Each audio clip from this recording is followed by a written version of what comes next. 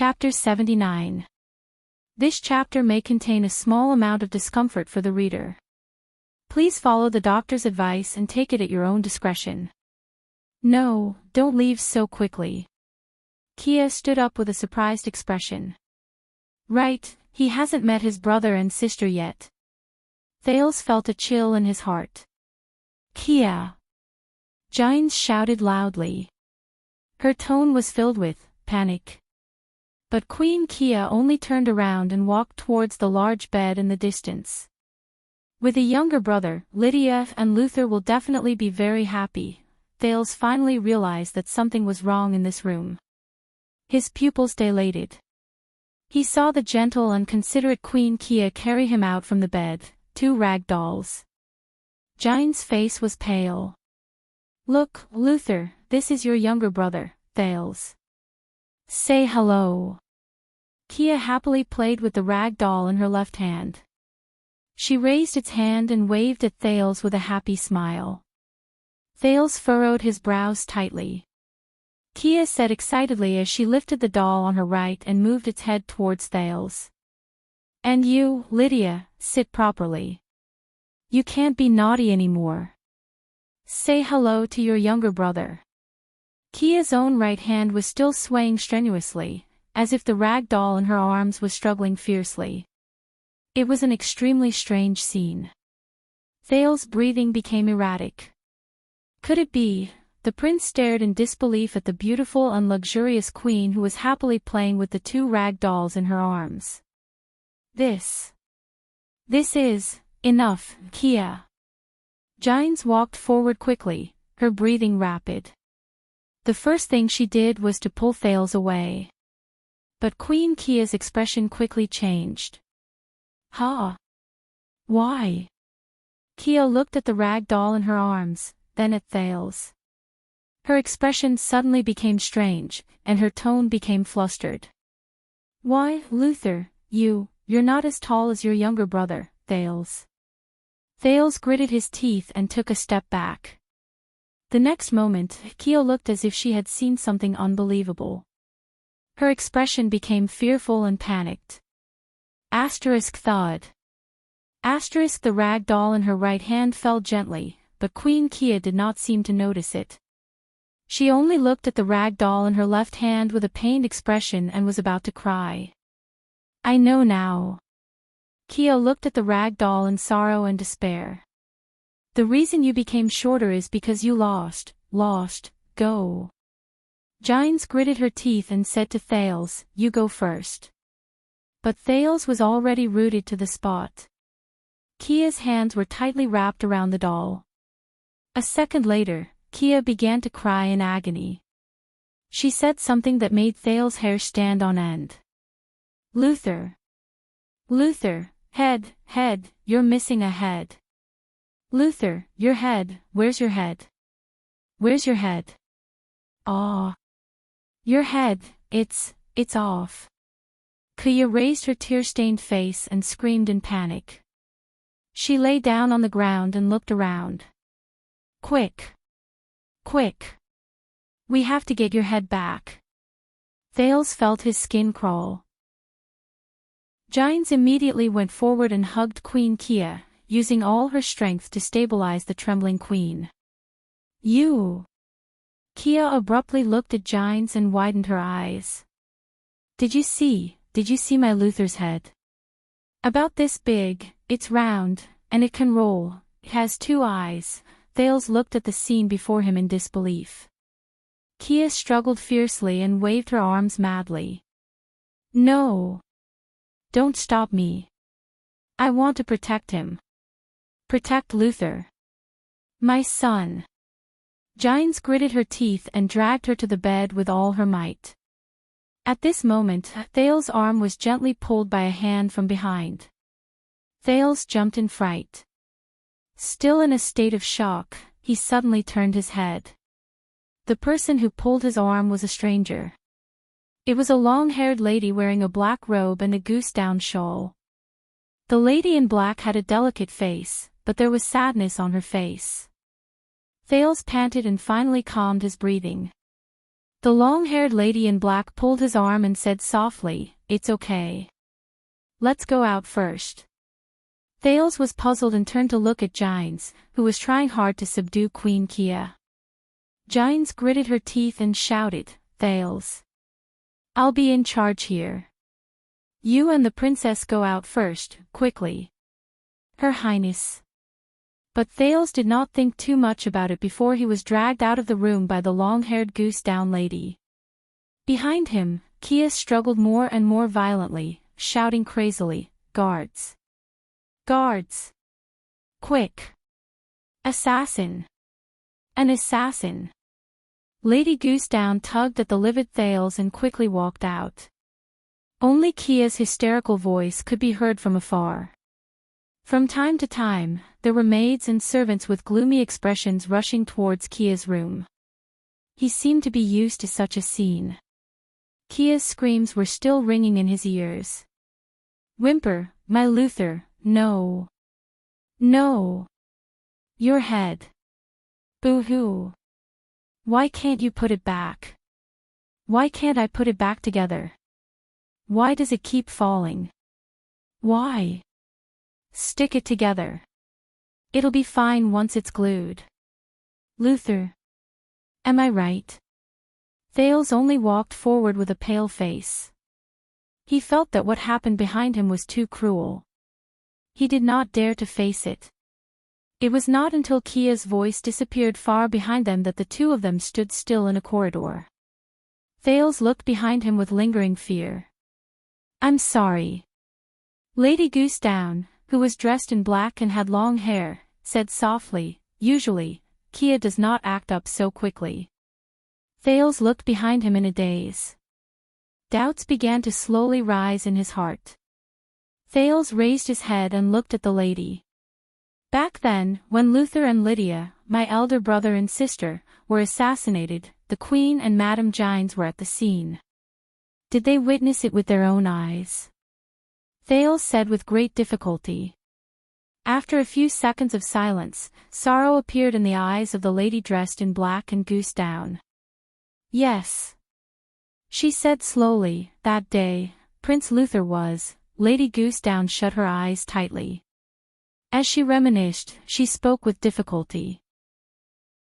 "Gines and I rushed over when we heard the noise, but we were too late. It was said that his head rolled under the bed. Princess Lydia was kidnapped. Gines snatched a horse and chased after her. I ran to inform the guards and left the terrified Kia alone in the room." Thales exhaled deeply. He suddenly had an answer in his mind. "I see. That day, I was assassinated on the way to Renaissance Palace." Gines' abnormal reaction. She even alerted the assassin who was not coming for me in advance. Is this the reason they experienced that kind of scene? "So, but you do not need to be afraid, Thales." Lady Goosedown, who was dressed in black and had long hair, smiled gently at him and said, "Queen Kia has been like this for many years. When she's awake, she's always hysterical and full of resentment," the Velvet Lady said with a sigh. "When she's acting up, she's quiet and peaceful. I only feel that Luther and Lydia are still by her side, jumping and playing." The lady's expression gradually became desolate and miserable. After the tragedy happened that year, the palace was in chaos. Even King Aedi and Prince Midir were. The guards were so nervous that they drew their swords whenever they saw anyone. So no one cared about this place. The servants all fled. Only Kia hugged the prince's body tightly and refused to let go. It was said that she locked herself in her room. I was forcibly isolated by the guards in a safe house. The panicked nobles sealed Renaissance Palace and locked Eternal Star City. By the time King Kessel took control of the kingdom and stabilized the situation, it was already 2 weeks later. The lady sighed and lowered her head. Thales sighed softly. During those 2 weeks, Kia guarded the room tightly. She hugged the dead Prince Luther and cried. She relied on the water in the vase to survive. You know, after 2 weeks, the prince's body had become, following the lady's description. Thales tried to imagine the scene at that time, and he immediately shuddered. 2 weeks later, when they broke open the door, we saw Kia, who was on the verge of fainting, and in her arms, the lady heaved a long sigh. Her face was full of fear. That scene was like a nightmare. Thales gulped. He did not dare to imagine it anymore. To the Jadestar royal family, the bloody year, is this what it was like? Is this the price of living for Constellation? Silence. Then, Thales suddenly reacted. He raised his head and looked at the velvet lady in front of him, puzzled. That's right. Just now, Gines called her, Your Highness. Judging by her age, she shouldn't be Kessel's daughter.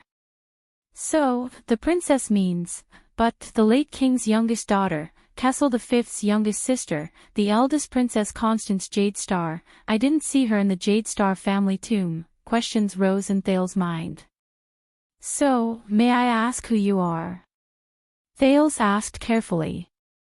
Oh, the title of princess must have confused you. The velvet lady considerately resolved Thales' awkwardness. She lowered her head slightly in embarrassment. My surname is not Jadestar. I am not a real princess. The princess shook her head gently. I am only the late king's adopted daughter. I can be considered as half an aunt to you. Thales opened his mouth wide in shock. I am Elise Sola. I am younger than Constance. Princess Elise smiled faintly. A charming dimple appeared on the side of her face. But I am not qualified to carry the Jadestar surname. Sola is my husband's surname. Half, aunt. Why didn't anyone mention it before? Excuse me, your husband is. Thales said mechanically. Count Sola, an honorary count during the late king's reign. Elise sighed when she heard that. He just passed away a month ago. Widow. No wonder she's in black. Is she still mourning? A month ago. An honorary count passed away. Thales was puzzled. Is it an illness? But Thales came to his senses.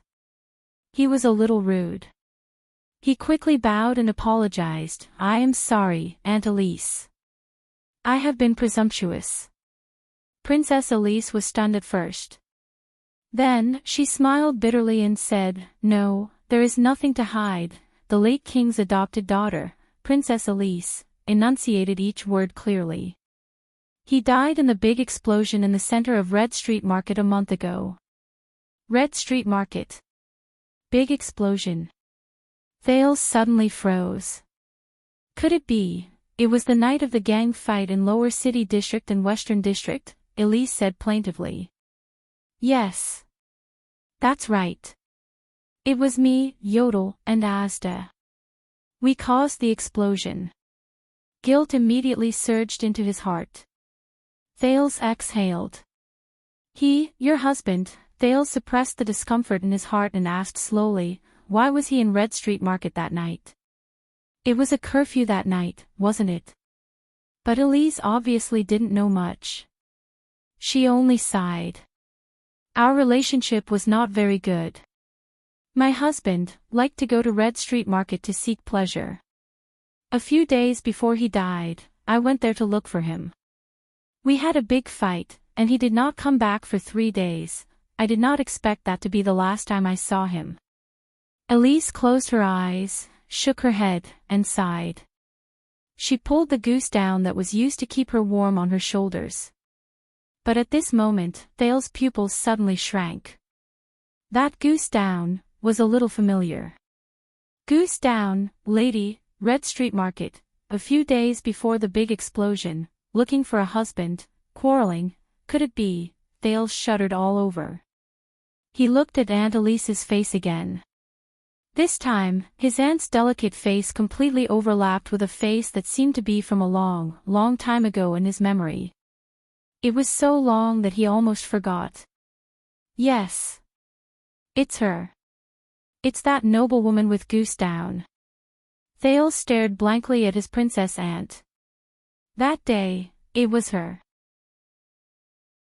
It was her, draped in goose down, and with 20 swordsmen of eradication, they met Thales, who risked his life to beg in Blood Bottle Gang's territory in Red Street Market. It was her, who gave the unkempt Thales 12 coppers and a silver coin on the street. However, Thales had changed so much that even she could not recognize that the second prince in front of her and the child beggar Thales from a month ago were actually the same person. Thales touched his chest. There was the scar that was burned by Quide with the silver coin. Because of that charity, Coria, who was seriously ill, was able to survive typhoid. Because of that charity, Ned told Quide about it. Because of that charity, himself, the child beggars. Quide. Jayla. Red Street Market, it was precisely because of that charity, that everything that happened after that, Thales heaved a deep sigh. What's wrong? Princess Elise looked at Thales, who had a complicated expression on his face. No, it's nothing. Thales raised his head and revealed a respectful smile. In his eyes, this aunt suddenly became much more amiable. I'm just a little emotional after seeing my family. Asda's Sakurn's smile reappeared in front of his eyes. Is this what you meant by coincidence? Or is it the lonely figure of the robust Kessel in the royal graveyard that appeared in front of Thales' eyes? Fate? Lower City District, Underground Street, Sunset Pub, chop it down. Just treat it as a piece of wood. Abandon useless feelings and principles, and become a real Charlton. Chop it down. No. No.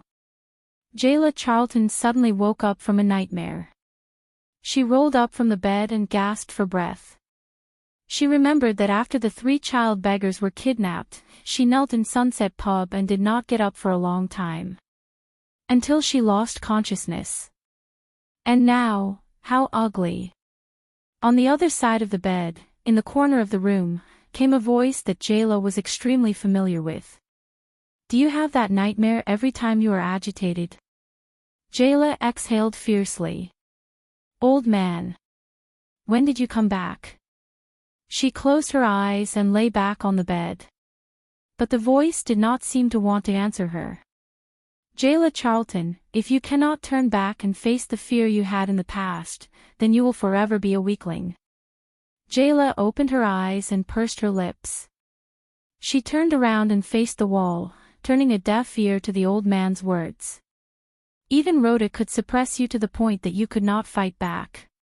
What a waste of those 2 good killing knives. Jayla remembered the 3 child beggars who were kidnapped, and Coria's heart-wrenching pleas.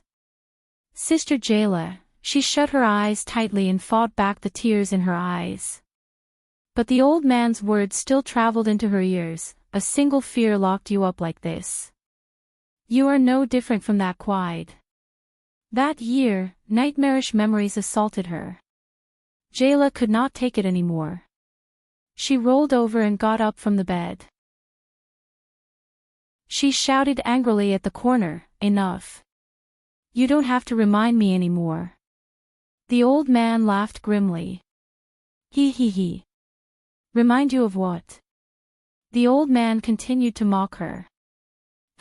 Look, you are so afraid that you do not even dare to mention it, ding.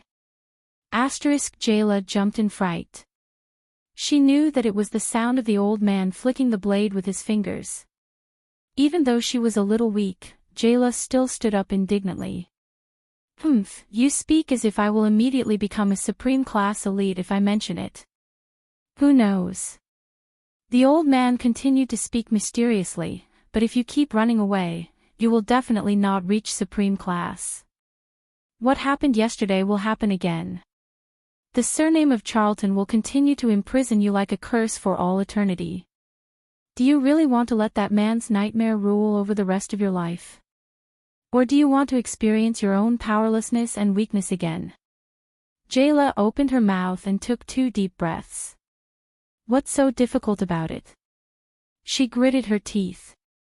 It's just that. Oh. The old man's voice fluctuated a little. What is it? Jayla's face contorted. The stone room appeared before her eyes. No, she began to tremble. No, darkness and blood spread before her eyes like a tide. No, her teeth began to chatter. No, she could barely breathe. No, can't remember, but in the next moment, a small back appeared before her eyes. It was a black-haired, gray-eyed brat with a body full of scars. He looked at her and said resolutely, "I'm not going to let you go." He said firmly, "I will go alone." Jayla opened her eyes and sucked in a breath of air. In her mind, she returned to the stone room. She trembled as she spoke. 12 years ago, in Renaissance Palace, cold sweat broke out on her forehead. *ting. The sound of the old man flicking the blade came from the air. The old man said coldly, "Continue." Jayla clenched her teeth. Her complexion became paler. My first mission," Jayla's entire body began to tremble uncontrollably. But the scene of Rhoda calmly grabbing her blade and taking away the 3 child beggars flashed before her eyes. That was Coria's pleading gaze. Jayla shuddered and felt nauseous. Jayla could feel some liquid flowing out of her eyes. Everything in front of me turned bright red. So scary, Jayla trembled. Her lips could not touch. At that moment, it was the old man's violent shout. "Speak!" Jayla's body trembled violently. What followed was a ray of silver light that shot towards her. Thawed.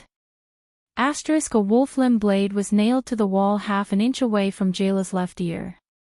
Jayla shuddered. All the scenes, people, sounds, and colors from that day appeared clearly before her eyes. That day, her eyes were lifeless. She could not help but shout loudly. "I cut off a baby's head while he was still alive." After shouting this, Jayla panted heavily. She felt as if all the strength in her body had left her. 12 years. She shouted. She finally shouted. Thawed. Jayla trembled and knelt on the ground. She covered her mouth and endured the nausea. She cried out loud. The old man's voice traveled faintly from the corner. "Now, pick up your blade. Your own blade." Chapter 80. 3 days later. It had just snowed in Eternal Star City this morning, and the roads were muddy and dirty. However, the road in front of Mindy's hall was swept clean. A few carriages arrived one after another. Time is a little tight. It is said that Archduke Lampard did not withdraw his army, but continued to deploy his troops at the border. I wonder if King Nuvan did not restrain him, or if he can no longer be restrained. Gilbert and the neatly dressed Thales stood in the study room on the 3rd floor and looked at the carriages that entered Mindy's hall through the window. Gilbert spoke with a solemn expression. "It seems that a tentative conflict cannot be avoided. Even though Baron Murch and Lady Cicere are guarding the fortress, and the Zamunto and Fries families have promised full support, I heard that the vassals of Cold Castle and Arund are in chaos after receiving the news of the Duke's imprisonment. It is best for us to arrive as soon as possible to avert the disaster of war." Thales nodded slightly and listened quietly to Gilbert's report. "According to tradition, as a Prince of Constellation, Your Highness, you will need 3 instructors to guide you in military affairs, politics, and etiquette. You will also need an attendant, who will usually be your assistant in the future, and 2 guards, but you are about to go on a diplomatic mission. We can only simplify everything and make up for it when you return to the kingdom. Considering that we are going to an unfamiliar place in Ekstedt, and the purpose of this trip is to apologize, we have no choice but to reduce the number of attendants. Other than the 30 Jade Star private soldiers led by Cora, there are 3 special candidates. An instructor. I will introduce a knowledgeable scholar to you later. He will be the vice diplomat for this trip. An attendant has already been selected and is currently in the carriage. As for a bodyguard, your safety is extremely important, so he must be an experienced supreme class elite. When Thales heard this, he could not help but be stunned. The candidate for instructor and protector. Gilbert, do you mean that you, Yodel, and even Gines, will not follow me on this trip? Gilbert revealed a helpless smile. He said flatly, I am the signatory of the Fortress Treaty, and I have a notorious reputation as a schemer in Extet. My appearance in Dragon Cloud City will only bring you unnecessary trouble. As for Yodel. Gilbert shook his head. In Northland, for the past 10 years, there have been 5 famous supreme class elites, commonly known as the 5 war generals. They are under King Nuvin and a few archdukes respectively. Their positions are equivalent to the 3 marshals in Constellation, who are in charge of the legendary anti-mystic equipment. Your Highness, if you meet any of them, please do not mention the elite with the dark purple mask, and the fact that he is now the secret protector of the Supreme King of Constellation. Thales was stunned. After a month of learning, he knew the 3 commanders of Constellation, but the 5 war generals of Extet, the former Foreign Affairs Minister, sighed. Yodel has a grudge with each of them. Thales took a second to understand this sentence. Then, his face twitched as he said, every single person. What kind of festival? Gilbert only stared at him silently. Thales sucked in a breath and flashed a resigned smile. All right. I guess it's the more troublesome kind. The prince had one more question in his heart. Yodel's past. What exactly did he do to provoke the 5 war generals at the same time? It was like a person going against the 3 marshals at the same time. It was practically unimaginable. As for Madame Gines. Gilbert watched as the carriage stopped outside the window and a few people came down one after another. Her identity is more sensitive. You know, her relationship with the king, Thales sighed. So, other than the Corleone family's allies, I probably won't see any familiar faces, right? This is exactly what I wanted to say. Gilbert's expression froze. Are you really going to bring the Corleone family's people? Thales said with a solemn expression, after all, I have made a promise to them. I don't like to go back on my word. Also, even though that old witch Serena is annoying, she did use the Blood Clan's voice transmission to help me at a critical moment. It would not be an exaggeration to say that she saved my life. Thales furrowed his brows. After all, they have a supreme class elite and 2 supra-class elites. Serena also hopes to rely on my identity to restore her position. This is a bargaining chip that can be used. On the way to Northland, they can disguise themselves and hide among the attendants. He paused for a moment and thought of that strong and muscular figure. Also, His Majesty allowed it, didn't he? Of course, that was a promise made by a Prince of Constellation, a promise made by Jade Star. Gilbert exhaled softly. However, in Constellation, with the king and our forces of power by our side, they would not dare to be too impudent. As for Extet, which is a foreign place to us, I hope that they will not bring us any trouble. After all, Yodel and I are not by your side. Gilbert furrowed his brows. You have to be careful of that old butler, Chris. I feel like I have heard his name somewhere before. Thales rolled his eyes at Gilbert.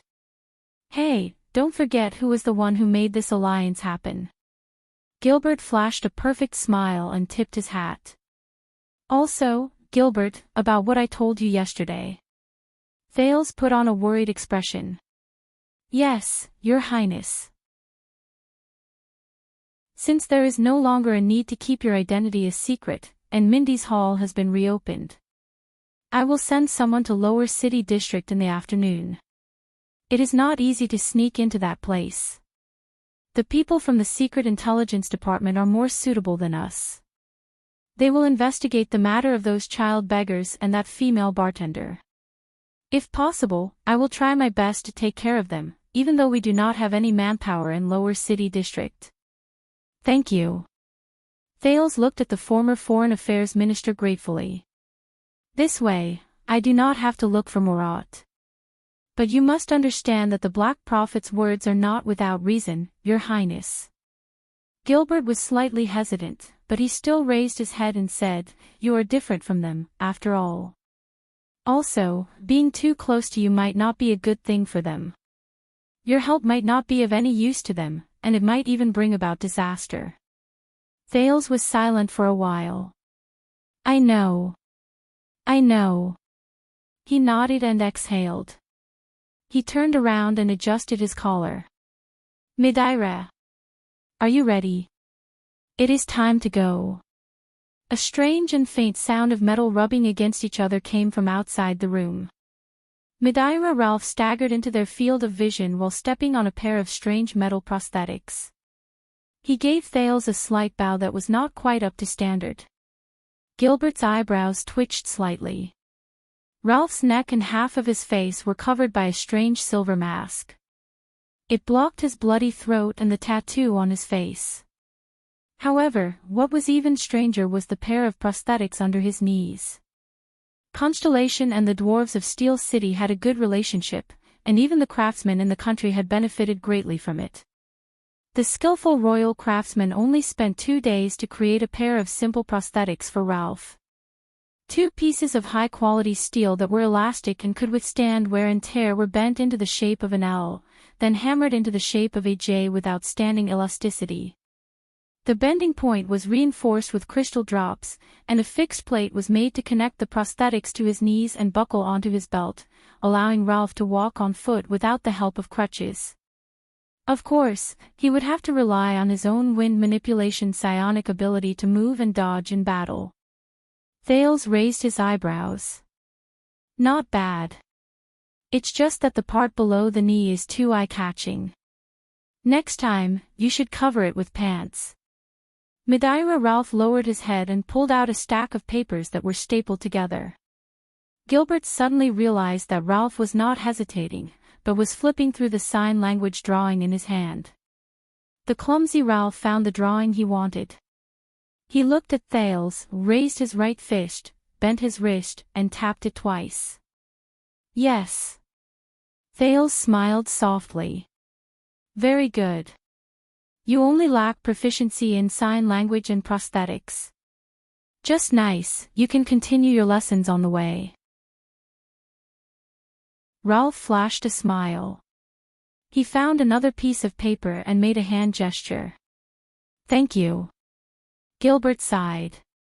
Since you have decided to follow His Highness to Northland, to Axstedt, I hope you can understand the difficulty of this trip and do your best to protect His Highness. Ralph lowered his head slightly. This time, he did not need to flip through the cheat sheet.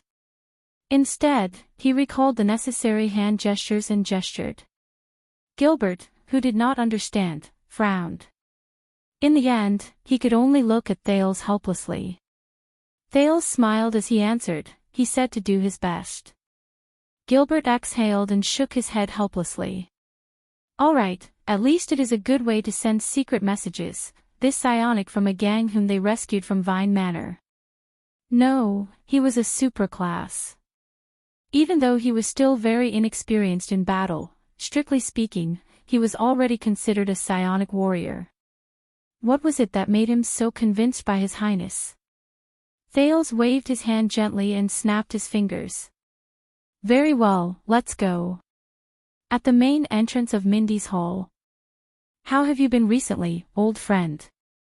In front of a few carriages, Gilbert extended his hand and shook hands with the skinny man who was leading the group. Very bad. The skinny man's expression was unpleasant. The administrative efficiency of Eternal Star City is far inferior to that of the frontline camp in Western Desert. I came to the capital for the documents in the Great Library, but I lost my high-grade pass a month ago, so I could only wait in the capital until now. In the end, they told me that it would take half a year to replace it. I guess you probably ran out of money for your journey, that's why you came to me.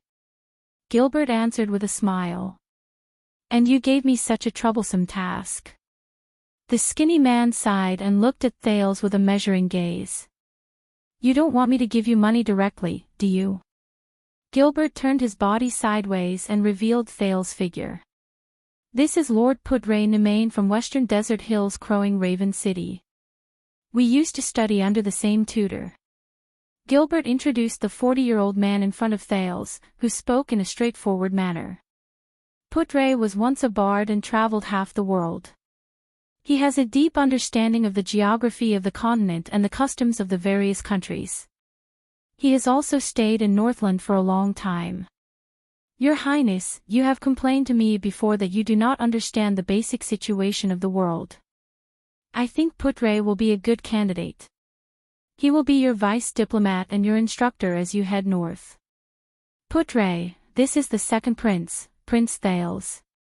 His intelligence will shock you. Pudray, the skinny man, looked displeased, but he still raised his right fist to his chest and saluted Thales. I am very happy to have the opportunity to ask for your help. Pudray, can I call you that? Thales smiled and returned the salute. Of course, you are the prince, you can call me whatever you want. Pudray shrugged indifferently. He did not show the slightest bit of excitement and respect when he saw the only prince of Constellation.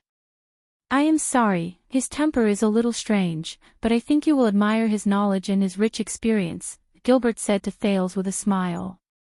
He was not worried that his old friend's disrespectful attitude would cause the second prince to feel bad about him.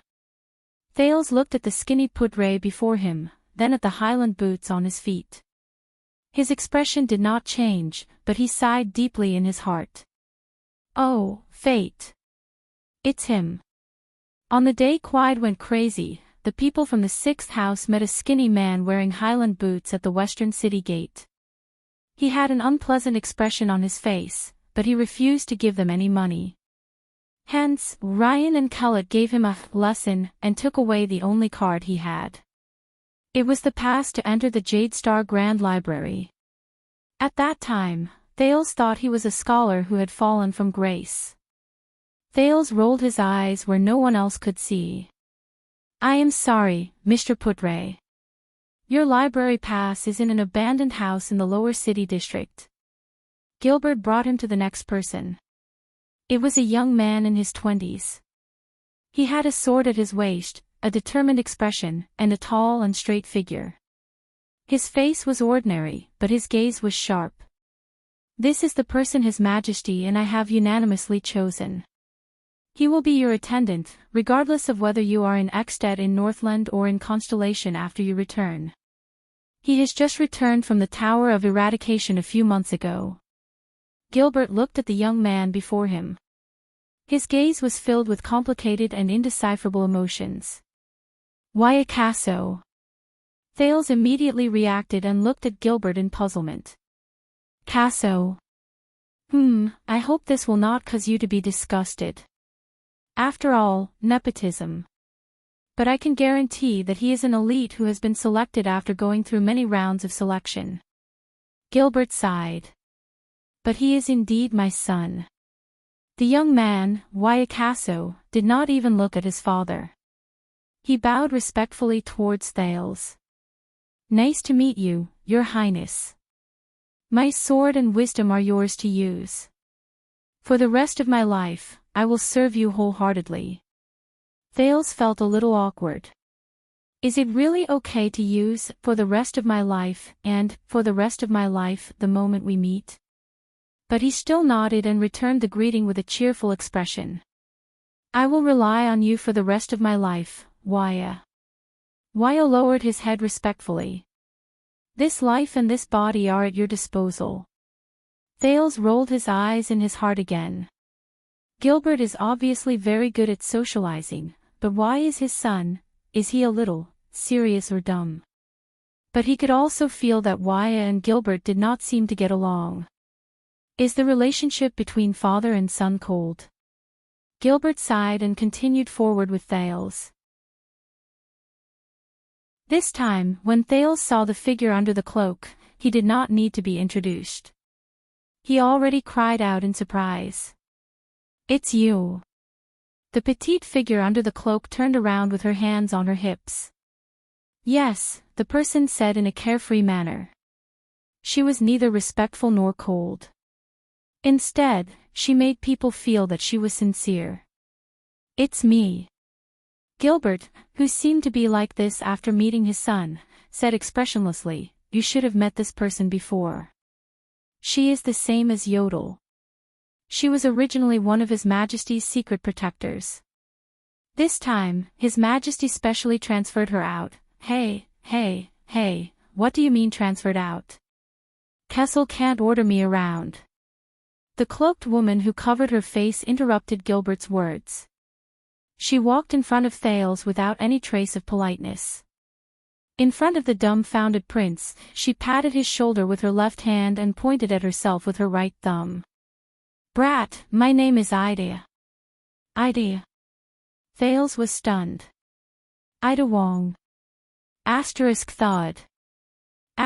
While Gilbert and the others had unpleasant expressions on their faces, Ida knocked on Thales' head fiercely. "What Wong? I'm not from the Far East." As Thales grimaced and touched his head, she whistled. "Listen up, my name is Ida Roricat Giselle." Ida seemed to have encountered some kind of obstacle. She scratched her head desperately for a few seconds. Finally, the cloaked woman put down her hand weakly and said dejectedly, "Hey, forget it. My name is too long. Sometimes, I can't remember it. You can just call me Ida." Thales stared at Ida, dumbfounded. He felt that his originally serious outlook on life had been refreshed once again. But, this feeling of being hit on the head, is really familiar. A few familiar figures appeared before his eyes. He did not know how Jayla and the children were doing. He had only received some vague information from Murat. "Madam Ida." Gilbert's face was ghastly pale. "Next time, please pay attention to your behavior towards His Highness." Thales touched his head, which was gradually no longer hurting.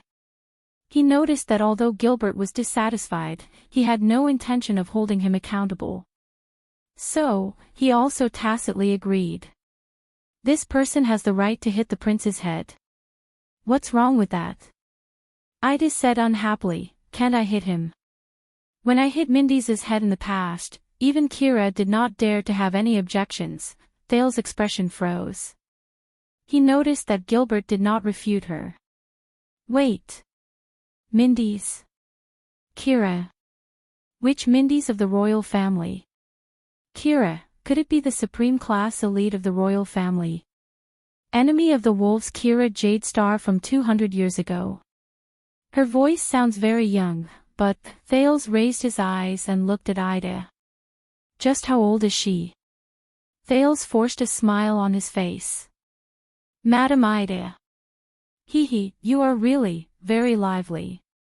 "Yes." Ida seemed very happy under the cloak.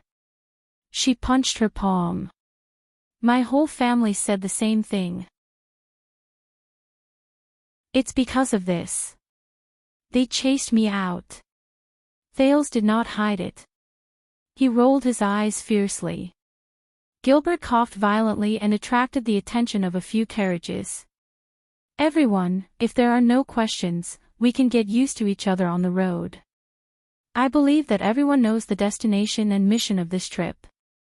But if there are no questions, let us get on the carriages," he said loudly. "His Majesty and the Dukes are waiting at the North City Gate to send the diplomat group off." Cora nodded. The 30 Jadestar private soldiers got busy. Gilbert nodded at Thales and sent him to the carriage. The prince's attendant, Wayakaso, stared at Ralph, who had a strange expression on his face. But under Thales' smiling face, he still followed the phantom wind follower and the second prince into the same carriage. "Putre!" Gilbert called out to the thin man who was about to get on the carriage. Putre turned around expressionlessly. The former Foreign Affairs Minister, Count Gilbert Cassos said with a solemn expression, "I am handing over the prince and the future of Constellation to you. You have traveled through half the world. From the naval battle of Crystal Jade City, the Bloody Year, the Desert War, the Civil War of the Alliance, the Steel and Tree Rebellion, to the Eastern Peninsula's Hanbol Succession War and the Night War, you have seen countless wars and chaos. You know how cruel they are, and your trip this time is to put an end to the war in Constellation. Enough." Putre interrupted his old friend. The thin man still had a displeased expression, but his eyes shone brightly. "I will accept it. It is the same as 12 years ago." Chapter 81. Early in the morning, on the road to the northern city gate in Eternal Star City, a team of soldiers from the city defense team tactfully avoided the people in the empty space in front of them and consciously prevented others from approaching. "Don't worry, I'm not stupid enough to openly kill the prince in the capital." The Guardian Duke of Land of Cliffs region, Coaster Nanchester, stood tall and straight in the middle of the road. He flicked the snow on his cloak, which was covered with the symbol of the great deer antler. He said coldly, "I just want to see him." He stood in front of the continuous line of carriages and looked at the vigilant Jade Star private soldiers, waiting for their master's reply. Gilbert got off the carriage and looked at the great deer antler carriage and a few guards from the Nanchester family, as well as another carriage with the symbol of the tricolor iris flower in the distance. He frowned. "Duke Nanchester, if you want to send the diplomat group off, you can wait at the northern city gate. Intercepting them halfway is not how a suzerain of a land should behave." Coaster's expression was unpleasant as he pointed at the carriage in the distance. "It's not just me. There's also the boy with the tricolor iris flower." Gilbert quickly thought about the situation at hand. We all know that even though he's only 7 or 8 years old, he's not an ordinary child. Coaster shook his cloak impatiently. "Send the news to the second prince and let him make the decision." A tender child's voice came from the third carriage. "It's okay, Gilbert. Let me handle it." Thales pushed open the car door. Accompanied by the nervous Waikaso and the vigilant Madeira Ralph, Thales walked to Coaster with a calm expression. Coaster looked at the child with a complicated gaze and gestured to the side of the road. Thales took a deep breath and nodded. He waved at the attendant and the phantom wind follower before following Coaster to the side of the road. "What kind of drama is this?" The vice diplomat of the diplomat group and the prince's instructor, the thin Lord Putre, got off the carriage impatiently, as if he had been disturbed from a beautiful morning. Gilbert shook his head. "A fight within the kingdom. So peaceful." Putre narrowed his eyes and looked at the Duke of Land of Cliffs and the second prince in the distance. "Peace?" Gilbert frowned and glanced at his old friend. "It's so peaceful that I'm about to cry." Putre curled his lips and said sarcastically, "You should go to the eastern continent, to the Kirin holy capital, and see the infighting between the Qin royal family, the eunuchs, and the nobles in the Mei Ni dynasty. Of course, you haven't been there before, so it's normal for you to have shallow knowledge." Gilbert exhaled discontentedly through his nose. He could not find any effective words to refute him. Damn bards. Thales looked at the hostile Duke of Great Deer Antler in front of him and pondered over the other's intentions. He must have come with a purpose. But we are destined to be enemies. Be vigilant. "I didn't expect that the first person to come would be you," Thales said quietly. Coaster snorted softly. "I don't want to see you in front of so many people." Fakenhas' sarcasm is too annoying. The one-eyed dragon stared at him coldly.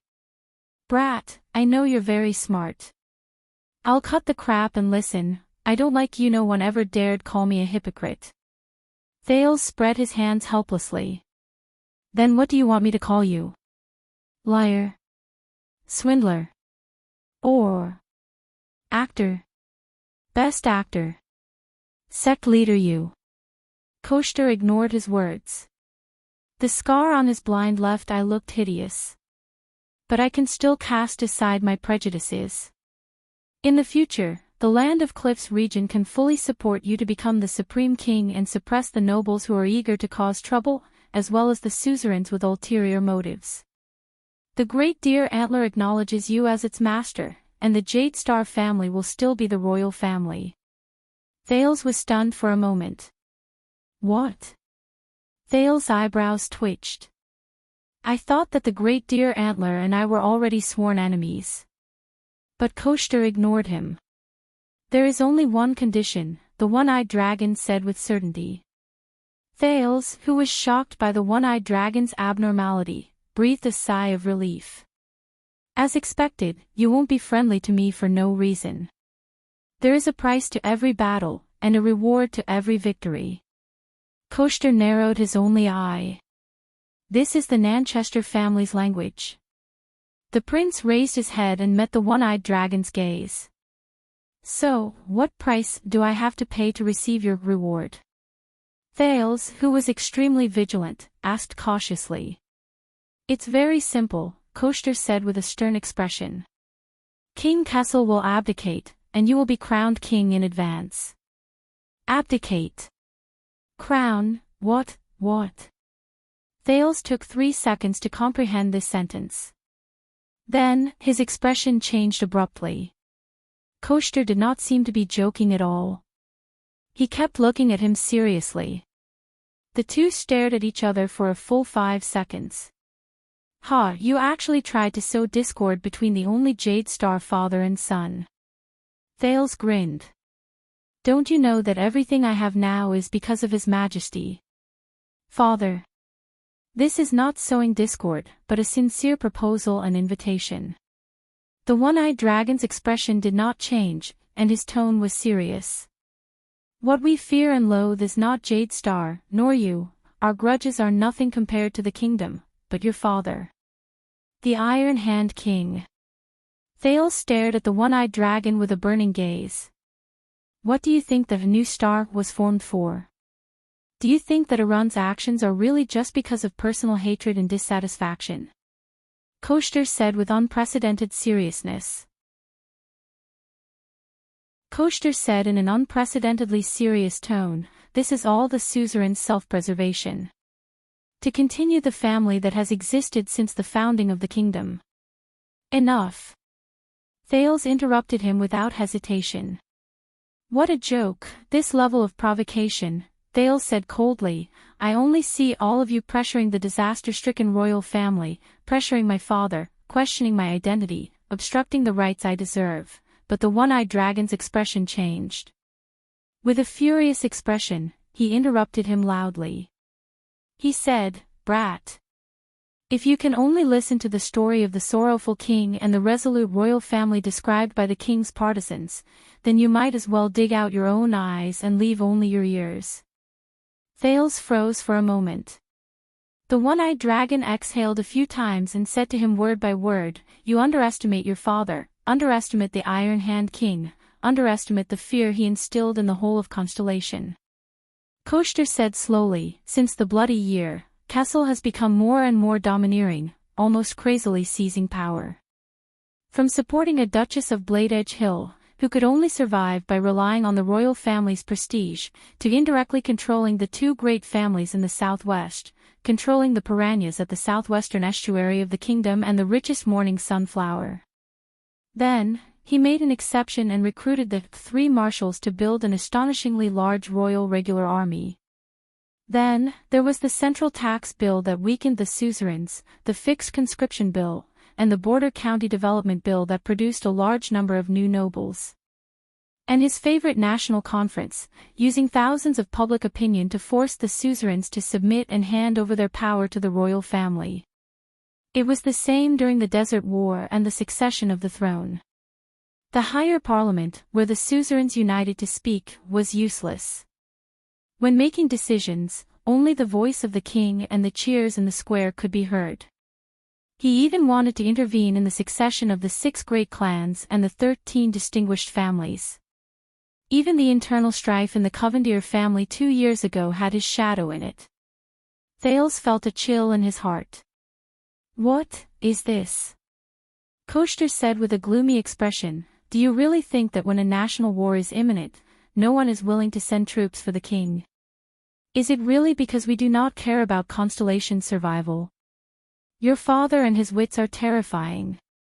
If we let him do as he pleases for 20 years, the 19 noble families, from their power, wealth, status, people, and territories, will all be devoured cleanly.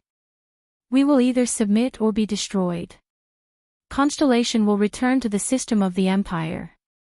With such a king around, how can we not panic? How can we not resist? How can we not do our best to protect ourselves?" Koster's single eye was ablaze. He took an oppressive step forward. "You saw it.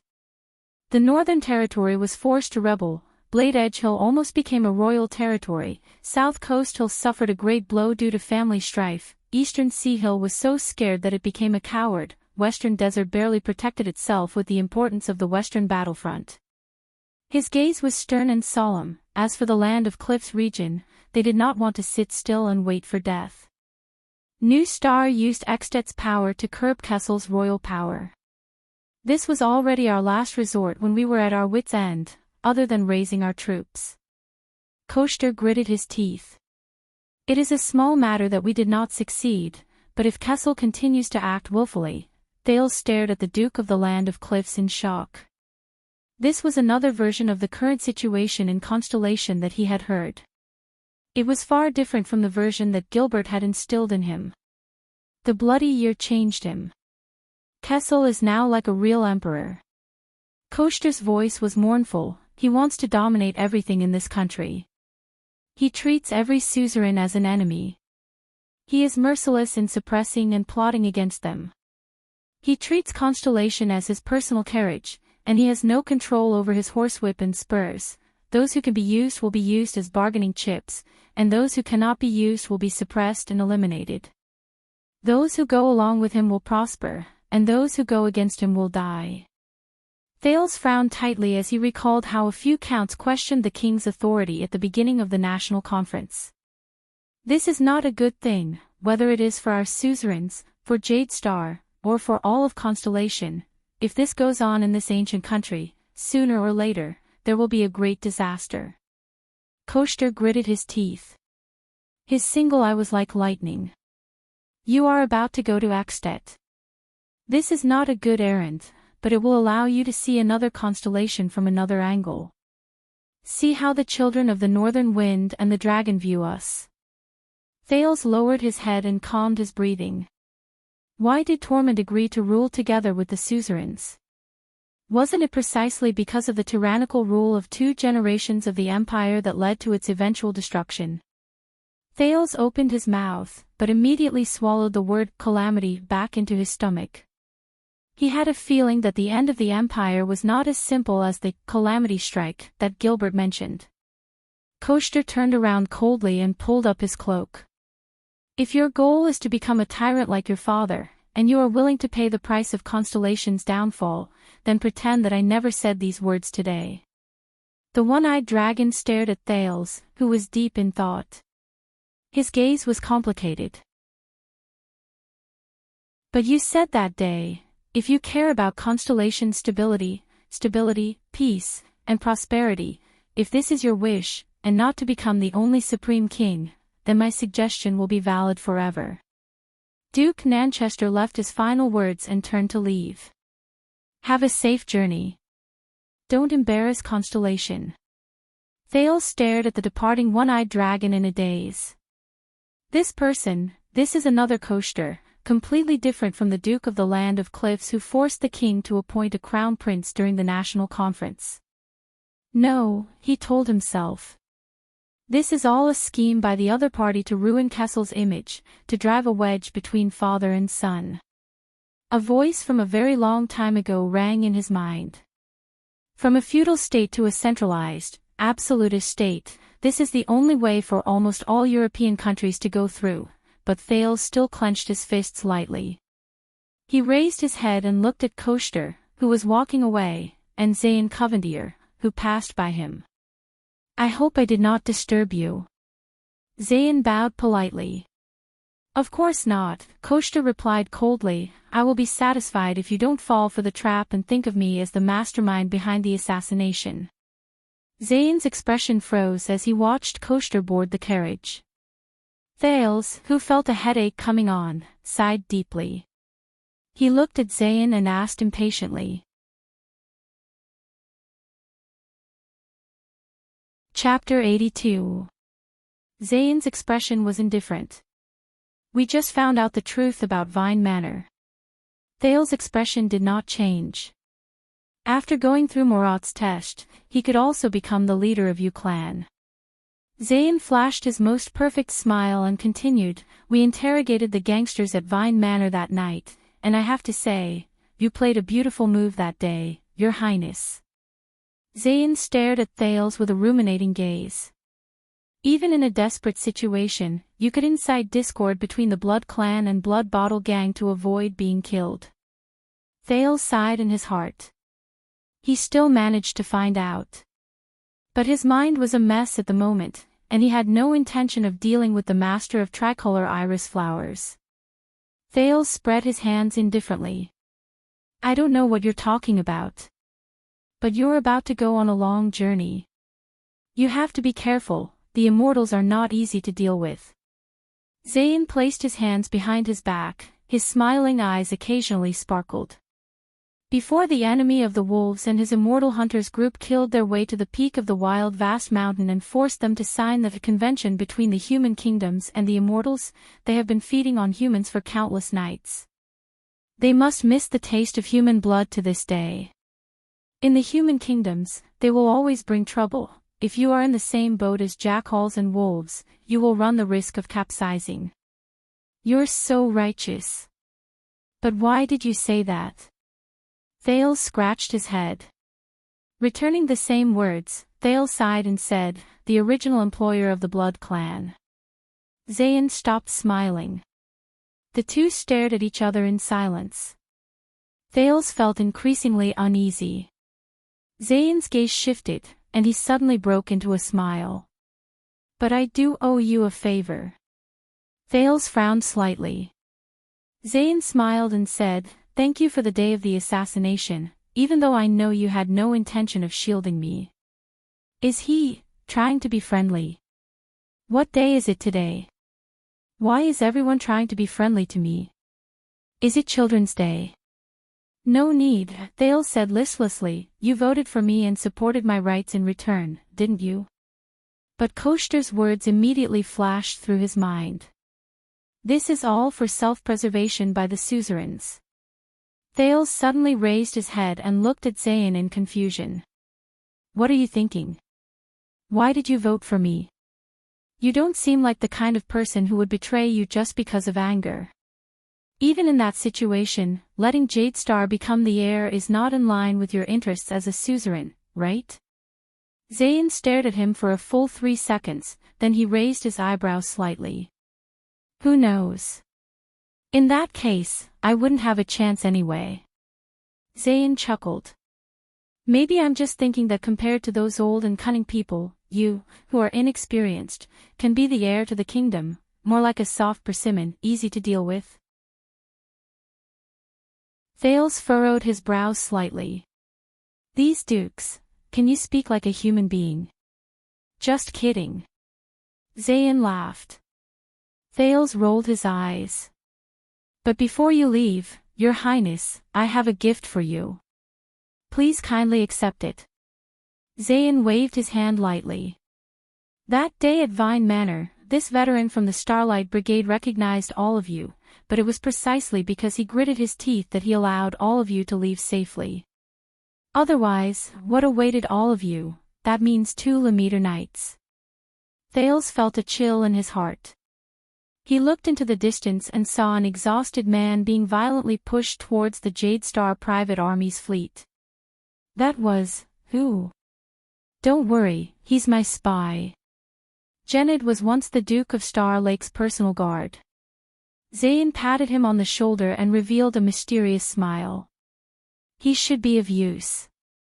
Thales' face was filled with suspicion. But he suddenly remembered Koshter's words. South Coast Hills suffered greatly due to family strife. Duke Zayn, Thales muttered, I heard that you've only been a duke for 2 years, right? Zayn frowned and nodded. My father unfortunately passed away 2 years ago. I returned from my travels in the Eastern Peninsula and inherited the title. Thales chose his words carefully. It may be presumptuous of me to ask this, but I heard that, the old Duke of Iris Flowers, because of the family strife. Zayn gently held his breath and maintained the most perfect expression. Yes, a few uncles coveted his position and used the excuse that my father was too oppressive towards them. In the end, faced with failure, they lost their minds and took a risk out of desperation. They bribed an assassin with a large sum of money to assassinate my father. Thales sighed. So, this is why you said that Eternal Star City does not welcome murder that day. Zayn gently inhaled and nodded slightly. That can be considered one of the reasons. Thales was slightly silent. Even the internal strife in the Covendier family 2 years ago had his shadow in it. Your Grace, your father's death. The prince recalled Kessel V's tactics and means, and asked doubtfully, was it really just because of the internal strife in the family? Or is there another inside story? Zayn's heart jolted. This brat, what do you mean? The young duke could no longer maintain his expression and asked in return with an unpleasant expression. Thales did not notice Zayn's expression. He lowered his head and continued to think about the possibility of the royal family interfering in the inheritance struggle. The 19 noble families will all be devoured, the prince muttered. Is there a deeper, more essential truth behind the duke's death, for the continuation of our family since the founding of the nation? For example, the duke unfortunately died in order to protect the continuation of the family, the future of the next generation, and not be harmed by the outside world. Thales raised his head. His gaze was sharp as he tried to discern something from Zayn's eyes. What do you think? At that moment, Zayn felt as if thunder had exploded in his heart. His heart raced, his breathing quickened, and his eyes widened as he stared at the second prince in front of him. But in his mind, a storm had already been set off. Why did he deliberately mention my father's death? The continuation of the family, the survival of Iris Flowers. He's a member of the royal family, so he must know. The first Duke Covendier was the first Chief of Secret Intelligence and Chief of Intelligence of Constellation more than 600 years ago, and also the person in charge of the project of world cleansing. So, the future of the next generation of Covendier. Is he talking about me, or Hilly? The weather was cold, but Duke Zayn Covendier, who had excellent self-restraint, was already drenched in cold sweat without realizing it. Damn it, about my father's death, about that matter, about, Zayn clenched his fists, Hilly's identity. What did he actually know? The young duke raised his head and looked at Thales' burning gaze. He's threatening me. Warning Iris Flowers. Damn it. Zayn's breathing became erratic. Thales then noticed Zayn's livid expression and suddenly came to a realization. Asking about someone else's father's death early in the morning. Am I being a little too much? Sorry, Thales smiled apologetically, I was being too presumptuous. In his eyes, Zayn took a deep breath and forced himself to squeeze out a submissive and ingratiating smile, which was a rare occurrence for him. Usually, this was a piece of cake for him. No. Zayn felt bitter in his heart, but he immediately closed his eyes, bowed deeply, and said with difficulty, Your Highness Thales, Tricolor Iris Flowers understands what you mean. From this moment onwards, South Coast Hill is willing to be at your beck and call without complaint. Why did he suddenly bow? Thales was shocked and took a step back. I didn't even say anything, why did he bow? And he understood what I meant just like that. His reaction is so fast. Thales narrowed his eyes in confusion. Sir Zayn, you really understand what I mean? Zayn clenched his teeth tightly. Are you forcing me to make a promise? What I meant just now was, if that family infighting wasn't that simple, yes. I understand now. Zayn raised his head abruptly, his gaze firm. The Covendier family motto is very clear: it is better to die for a friend than to die for an enemy. He looked at Thales seriously. I just thought it through.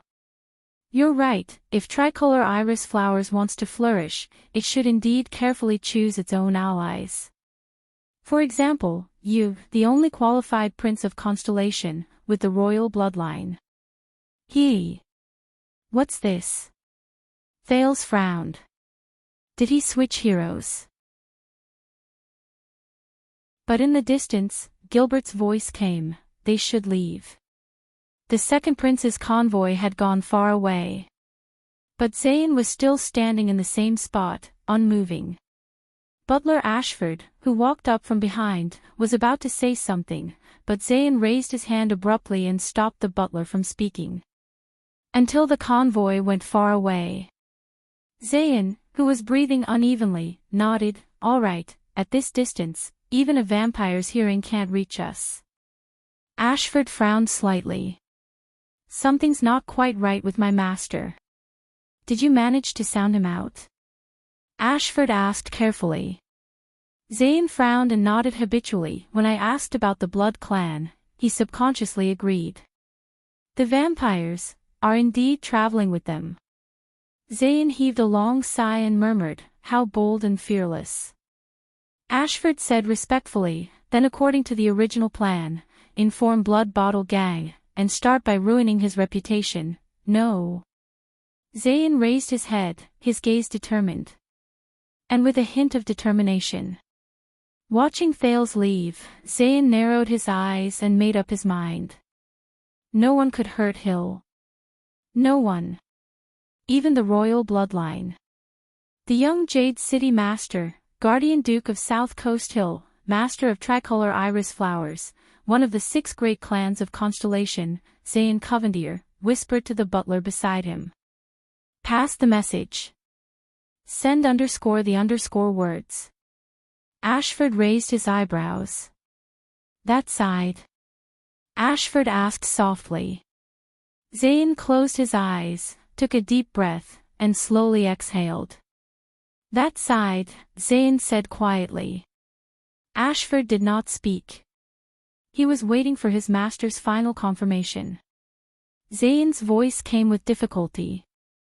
You know which part to pass. Although Ashford was puzzled, he was good at reading people's expressions and immediately understood his master's meaning. The old butler nodded, bowed, and left. After a while, Zayn opened his eyes. He muttered to himself, the Prince of Constellation who I voted for, carries the war and peace of 2 countries on his back. At least, within the country, there should not be any suzerains of Constellation who would dare to endanger your life, right? Everyone should be thinking the same thing. Then so be it. The second prince's carriage drove to the North City gate. From afar, Thales saw an empty space separated by the guards through the surging crowd that came to watch the show.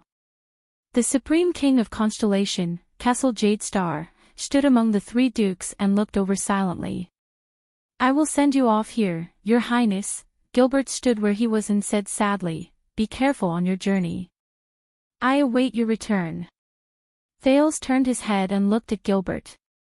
If you can only listen to the story of the tragic king and the resolute royal family described by the king's partisans, then you might as well dig out your own eyes and leave only your ears. Thales exhaled. Thank you, Gilbert. Then, Thales took a step back and bowed deeply. Thank you, teacher. Gilbert leaned on his cane, lowered his head, and sighed. In the end, he did not say anything. Thales exhaled.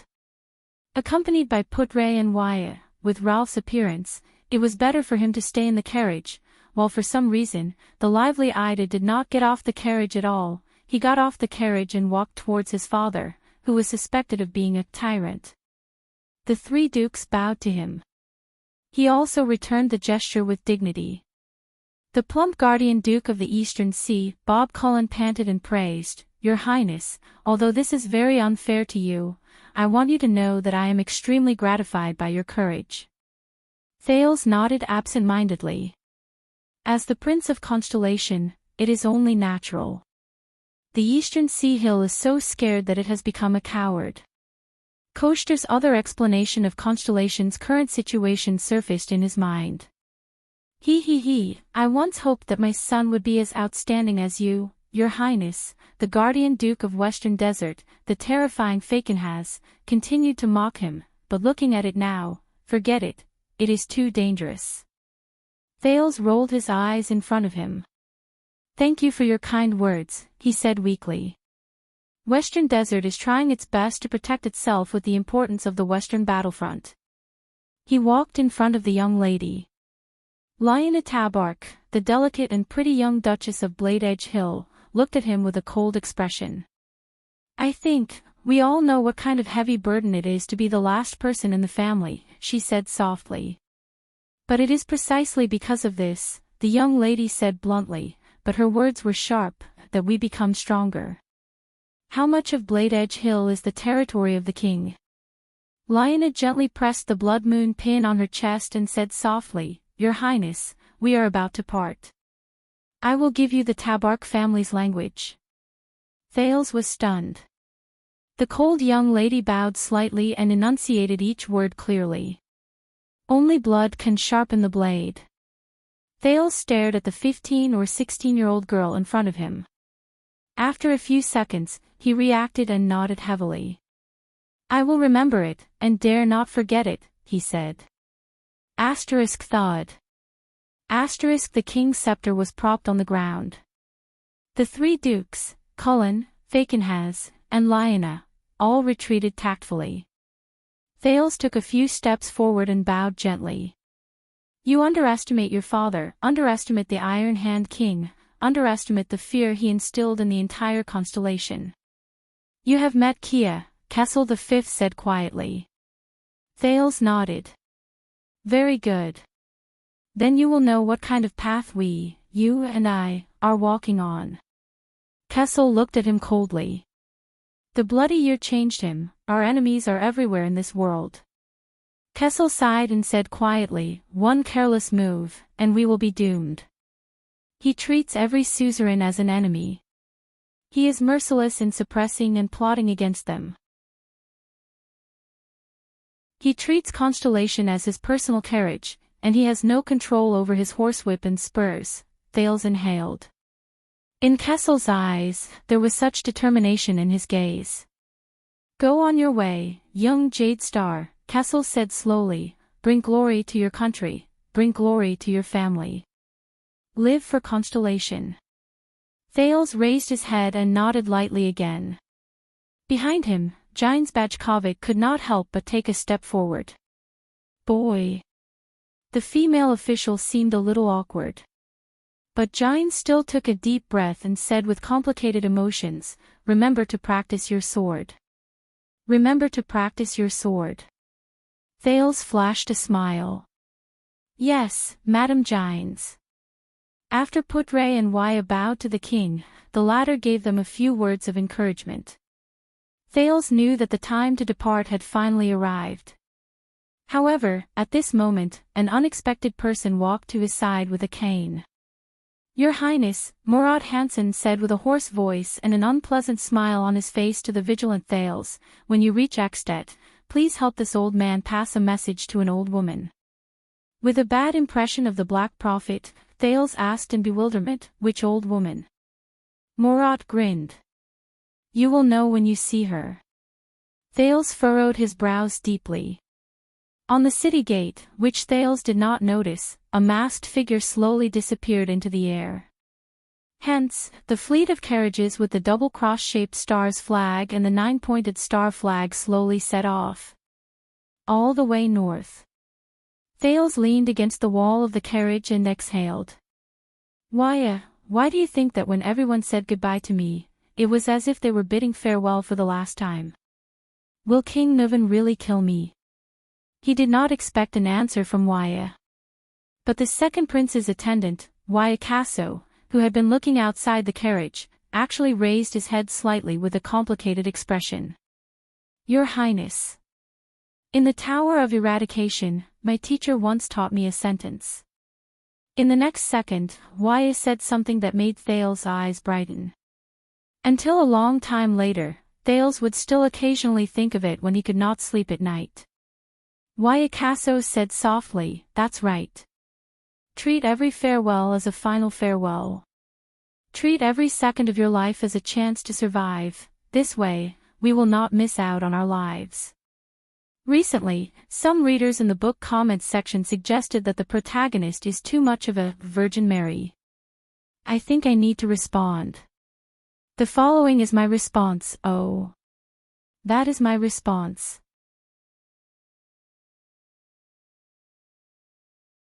Chapter 83. Your Highness. You are really well loved among them.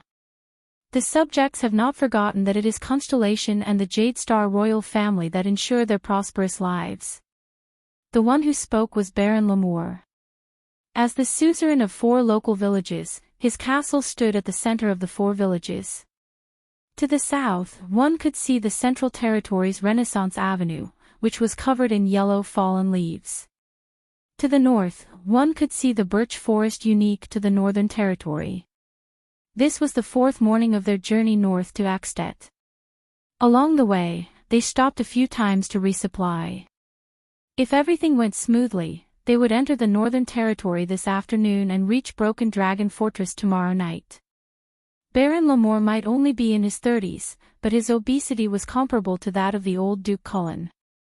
The Baron was smiling so widely that his eyes could not be seen. He spoke enthusiastically to the second Prince of Constellation, Prince Thales Jade Star, who was surrounded by his smiling subjects of various sizes. The subjects are looking forward to your arrival and feel honored. The continuation of the Jade Star royal family is really a great favor from the Sunset Goddess.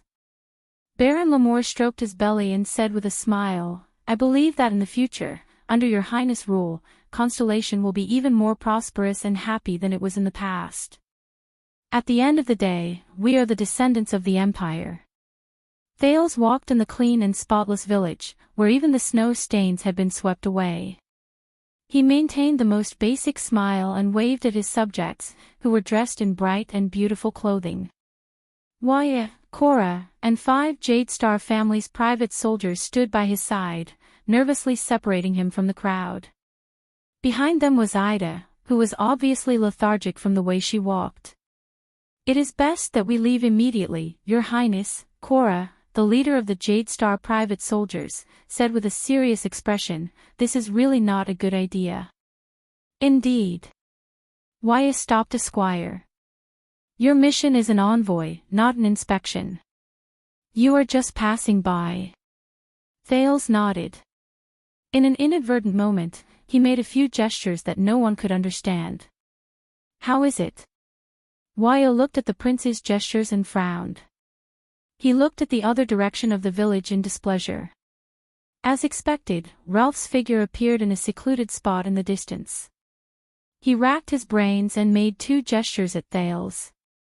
The ones behind are fake. Everything. Fake. Sigh. Thales' heart sank. He looked at the child who was 7 or 8 years old who was closest to him. She was about his age. The child's skin was dark and he was so thin that he was just skin and bones. He was wrapped in a set of thick clothes that clearly didn't fit him. His small hands were hidden in his sleeves and he couldn't take them out at all. His eyes were filled with fear and cowering, but he still forced himself to reveal a fake smile. The muscular man with numb eyes waved his rough and deformed hands strenuously. A timid woman with a headscarf wrapped around her head was wearing clothes that did not match at all. Her top was clearly closer to the style of the king's city. An old man in his 60s, wearing a funny cloak that seemed to be used by nobles to shelter themselves from the rain, was shivering in the cold in a corner where no one else could see. Also, a spotless village where all the citizens lined the streets to welcome them. Thales sighed and looked at Baron Lamore with a smile. Did they take him for a fool? So there was a Potemkin village in this world. The supplies should be complete. Thales then made a gesture that no one else could understand towards Ralph in the distance. He shook his head and said softly to Waya and Cora, "Let's go." Waya even glared fiercely at Ralph in the distance, who had a dark expression on his face. He then followed Thales with Cora. He was the second prince's attendant. Under Baron Lamore's reluctance to leave and endless thanks, the fleet of Constellation's diplomat group headed north to Ekstedt was ready to set off. I thought you enjoyed the feeling of being supported by thousands of people. The vice diplomat of the diplomat group, Lord Putray, took out a pipe out of nowhere and lit a thick cloud of smoke that did not look pleasant. He inhaled and exhaled and looked at the second prince in a mocking manner. No. I would prefer to enjoy that kind of sincere, unpretentious, but sincere support. Thales smiled as he took the water handed to him by the guard. I do not want to see them being forced by their suzerains to wear the clothes they prepared beforehand, to force the most deliberate smiles, to tell lies about their happy lives, and to unreasonably welcome a prince they actually do not like in a village that has already been cleaned long ago. Thales took the water the guard handed him with a smile. Thales sighed softly. Take a guess. How many of them have smiles on their faces, but are actually filled with hatred towards me, the prince who suddenly arrived? None. Unexpectedly, Putray denied his words. If I have to pick one, it's probably only that fat baron. Thales raised his eyebrows. Don't think too highly of yourself, future king. Putray exhaled a mouthful of smoke in disdain. In the eyes of many people, the weight of the nine-pointed star is not even as heavy as an ear of wheat. If an ear of wheat can feed them, what can the nine-pointed star do? Oh, there are still benefits. Putray chuckled.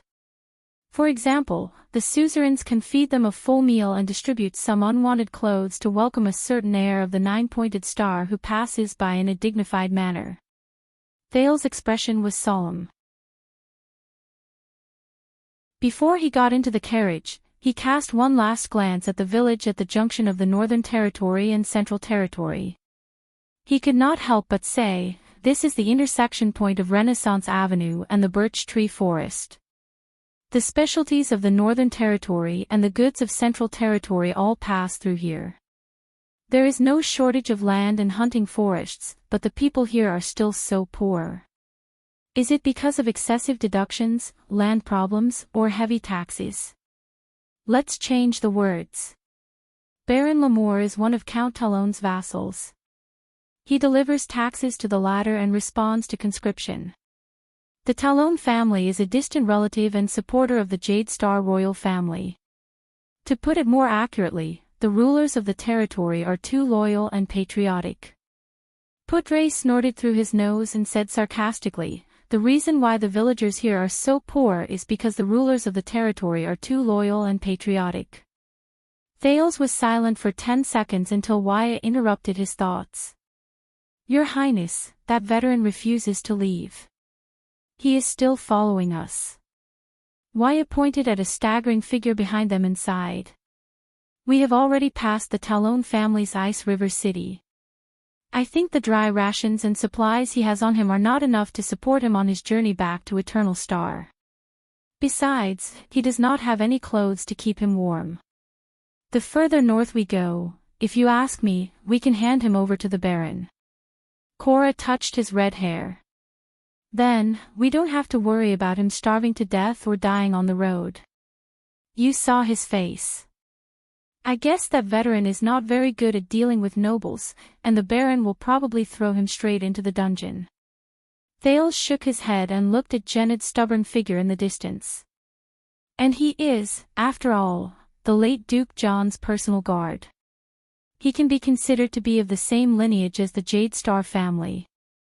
Thales' eyes sparkled. He thought of the late king's youngest brother in the tomb. Starlight God of War, Liberator of Zodra, Duke of Star Lake, John L. K. Jade Star, 613 to 660, then bring him along. Thales looked at his vice-diplomat, puzzled. Lord Putre was annoyed when he realized that his pipe had frozen out again. He fumbled for his pockets in a flurry. It was Waya who sighed, took out a flint, and walked forward. If you ask me, with such perseverance to follow us on foot for 3 days and 3 nights. Thank you, you have saved my life. If he is not the most loyal subordinate, then he is the most dangerous enemy. Putre lit his pipe and looked at the carriage at the back of the caravan, which contained a coffin. He said disdainfully, no matter which one it is, you have a reason to bring him in and place him under your observation and control. After all, you have everything in this filthy caravan, don't you? Thales frowned and pretended that he did not hear Putre complaining to him about the blood clansman's traveling companions. Loyal subordinate and dangerous enemy. I do not want to take the risk to bet on either possibility. It's hard to say. Putre took a deep breath of his pipe and closed his eyes in comfort. Sometimes, it is also possible for both to be true.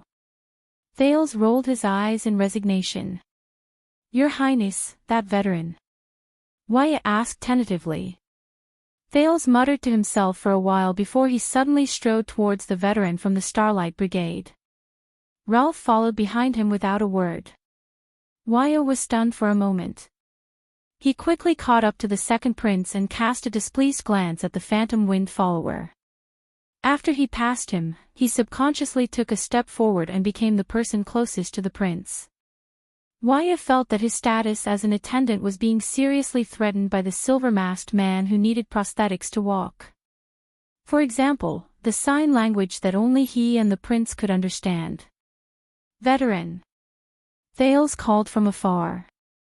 What is your name? Gened, who was shivering with his arms crossed in the cold, raised his head. When he saw the 9-pointed star embroidered on Thales' clothes, his eyes brightened. He remembered the time when the languid middle-aged Duke walked out of the barracks for the first time and bumped into him. Duke. Gened, he said while shivering. Still not willing to give up, is it? Thales narrowed his eyes. But you know, it is impossible for me to let you follow us. You were sent here by Zane Covendier, and I don't trust him. Gened was stunned for a moment before he quickly explained, I am not with them. I was captured by them. I don't know why they sent me here, but it has been 3 days. Why are you following me? Thales interrupted him and stared straight into Gened's face. Give me a reason to believe you. Gened stared at Thales in a daze. That's true.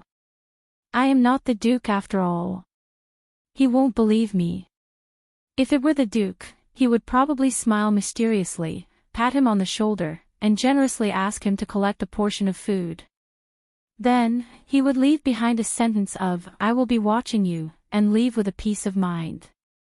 But it is precisely because of this personality of the Duke that, the veteran, who was in his 30s, gritted his teeth and raised his head. On the way here, I heard from those who imprisoned me that Your Highness, you are going to Axtet. To use your own life to quell the anger and hatred of the Northlanders. Thales stared at him without saying a word. Gened crossed his arms and trembled as he said, Please let me follow you, follow the 9-pointed star. Thales did not speak. While Gened was feeling uneasy, the second prince slowly opened his mouth. Thales exhaled. I heard that you were once a member of the Starlight Brigade. You were Duke John's personal guard, my father's uncle. Gened's gaze darkened. Yes. And I have failed him. Thales said coldly, If it is for the loyalty of your comrades in the Starlight Brigade, you can always return to the capital and serve my father and King Kessel. I have already served him for 12 years in the capital. The travel-worn Gened panted laboriously and looked at Thales. And now, I have nowhere else to go. Yes. When the Starlight Brigade was disbanded, most of them followed their captain to Broken Dragon Fortress and fought 3 bloody battles against the Extensions. After the peace treaty was signed, they continued to guard the borders of Constellation in the bitter cold. But he did not go. He wanted to stay and continue serving the Nine-Pointed Star and the Jade Star family in the capital, to atone for his sins. But, that castle, Jennard recalled his 12 years in the city defense team where he was apathetic, and he smiled forlornly. Thales looked at him and sighed deeply. Go look for Cora, the red-haired one. Under Jennard's surprised gaze, Thales pursed his lips. Since you are a veteran, ask him to arrange a post for you. The diplomat group cannot keep useless people. Jennard shuddered and looked at Thales. He shuddered, and 2 streams of hot tears flowed uncontrollably. Thales was shocked. He could not stand such a scene the most. He quickly turned around and left. This time, Wyatt followed him closely and did not forget to glance at Ralph. But Ralph was looking at the veteran whose eyes were brimming with tears. Another one who has lost his way. Just like me. Thales walked further and further away. If he was John's personal guard, if he participated in those wars. Thales thought, then he must have experienced the truth behind the bloody year with his own eyes. The truth that I want to know. The second prince boarded the carriage without saying a word. The convoy continued its journey out of Renaissance Avenue and entered the birch forest unique to the Northern Territory. On the evening of the second day, when the convoy with the double cross-shaped star flag finally reached the edge of the birch forest, snow began to fall continuously. Everything around them began to turn silvery white. When they stopped to rest, Wyatt lit a torch in the bonfire set up by the guards and approached Thales, who was so cold that he was rubbing his hands. Please pay attention to the temperature, Your Highness.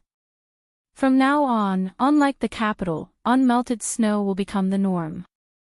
You've been here before.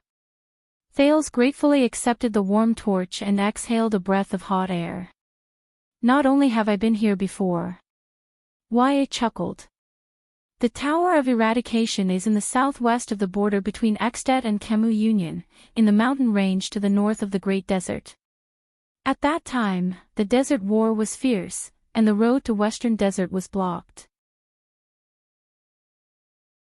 I could only take a detour from the Northern Territory to Extet and report to the Tower of Eradication. Thales, whose interest and curiosity had been piqued, was about to inquire further when Pudray walked over. It's a little colder than usual this year. Broken Dragon Fortress will only be colder than here. Lord Pudray picked up a handful of thin snow on the ground. His expression became solemn. This is both good and bad news. What do you mean? Thales, who did not know much about the Northern Territory and Extet, humbly asked the vice diplomat, who was obviously knowledgeable but had never pretended to speak to him. The good news is that the day before the bitter cold, which is unique to the north, will come earlier than usual. No matter how good the Extetians are at fighting in winter, it is impossible for them to mobilize a large number of troops to deploy into battle formations or besiege the fortress when the water is frozen. Their supply lines will collapse due to the bitter cold.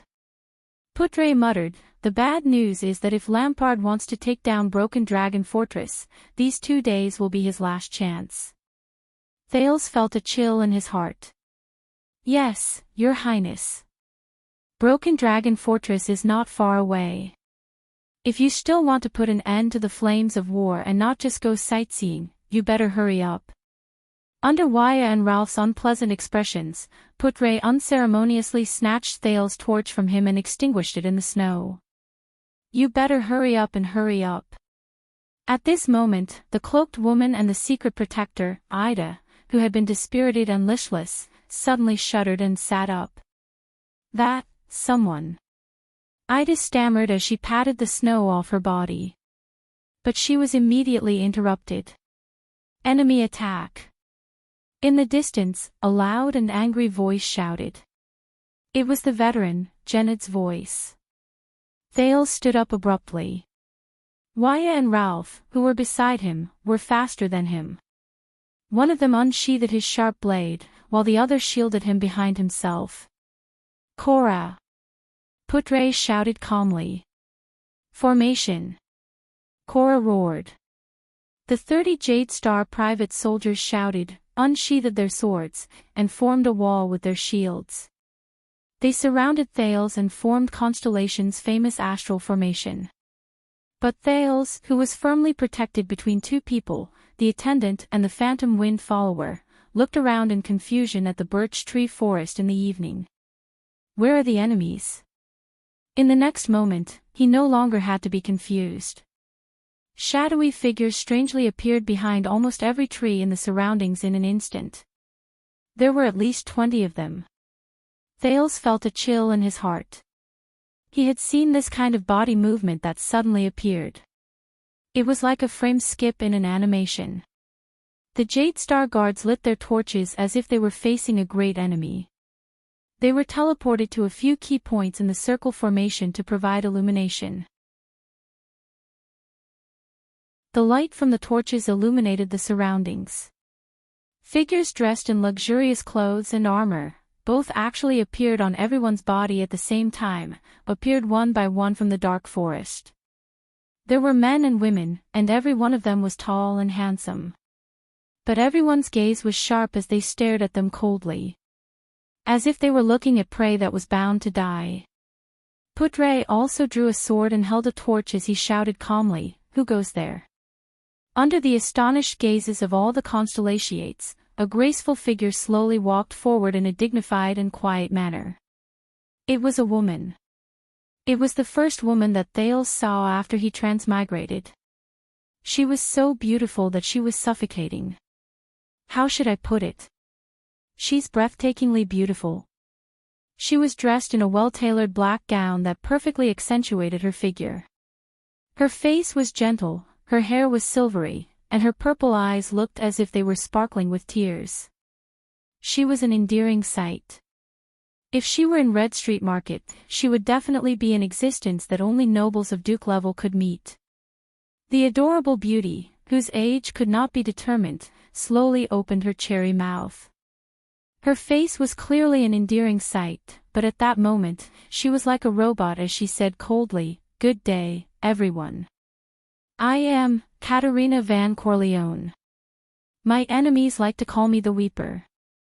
Everyone's breathing froze for a moment.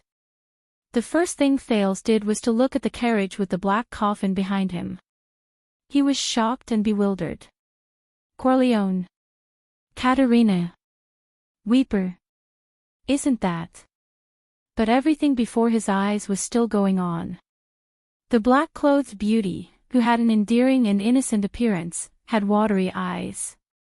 Her tone was like a bone-chilling wind as she spoke slowly. "I am now ordering all of you. Hand over my sister. Then, all of you." Her eyes were fierce as she pressed her hands on her upper abdomen.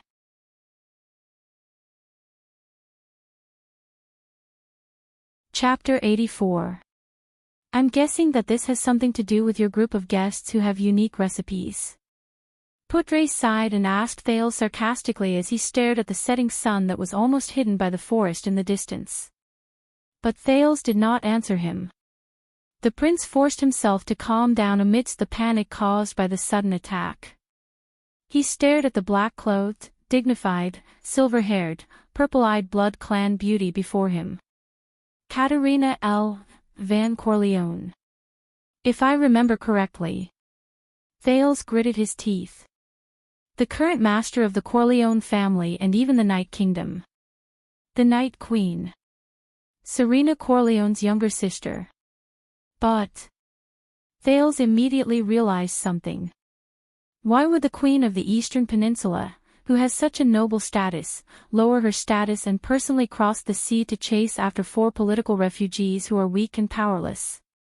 Even if they are her elder sisters.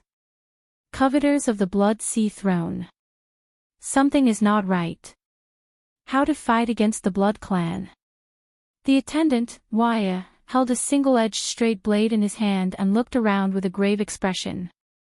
I have only heard about it from my teacher, but I have never practiced it. The young attendant tried his best to remain calm, but judging from the sudden increase in his speaking speed, he probably did not expect to encounter the situation before him after only being by the prince's side for a few days. Congratulations, then. Not everyone has such a good opportunity to practice it. Putre was rather calm. He carefully observed the blood clansmen around him who were staring at him with burning gazes. Beheading or piercing the heart, these are the few effective methods. Although some powerful blood clansmen can even recover from having their hearts destroyed. Silver or sunlight can also weaken or even harm them. In battle, you must first rely on steady footsteps, and second on your ability to predict your position, because you will never be faster than them. At the same time, you must maintain sufficient vigilance. Just like the power of eradication, every blood clansman above Supra class has their own unique ability that varies from person to person. When used in battle, it can often bring about unexpected results. Waya nodded with a pale face. Mortals of the Western Peninsula. Beside Katerina, a middle-aged male blood clansman who looked like a commander took a step forward. His appearance was firm and his expression was cold. Her Majesty the Noble Queen is waiting for your obedience. Hand over the traitors of the Night Kingdom. We will be more merciful when we act. 21, all Supra class and above, and at least 3 of them are Supreme class. Ida walked up from behind Thales. Her voice was no longer as lazy as it usually was. Instead, it was solemn and serious. The uncle who spoke, the young man on his left, and the queen dressed like a ball star. If you want to fight, the female secret guard extended her hand to her waist and said solemnly, be prepared for heavy casualties. If it really doesn't work, I can only protect you and escape first, boy. The moment she finished speaking, the young man on the left-hand side, whom Ida mentioned, the brown-haired young blood clansman dressed in luxurious red clothes and silver armor, flashed a mysterious smile and looked at her. She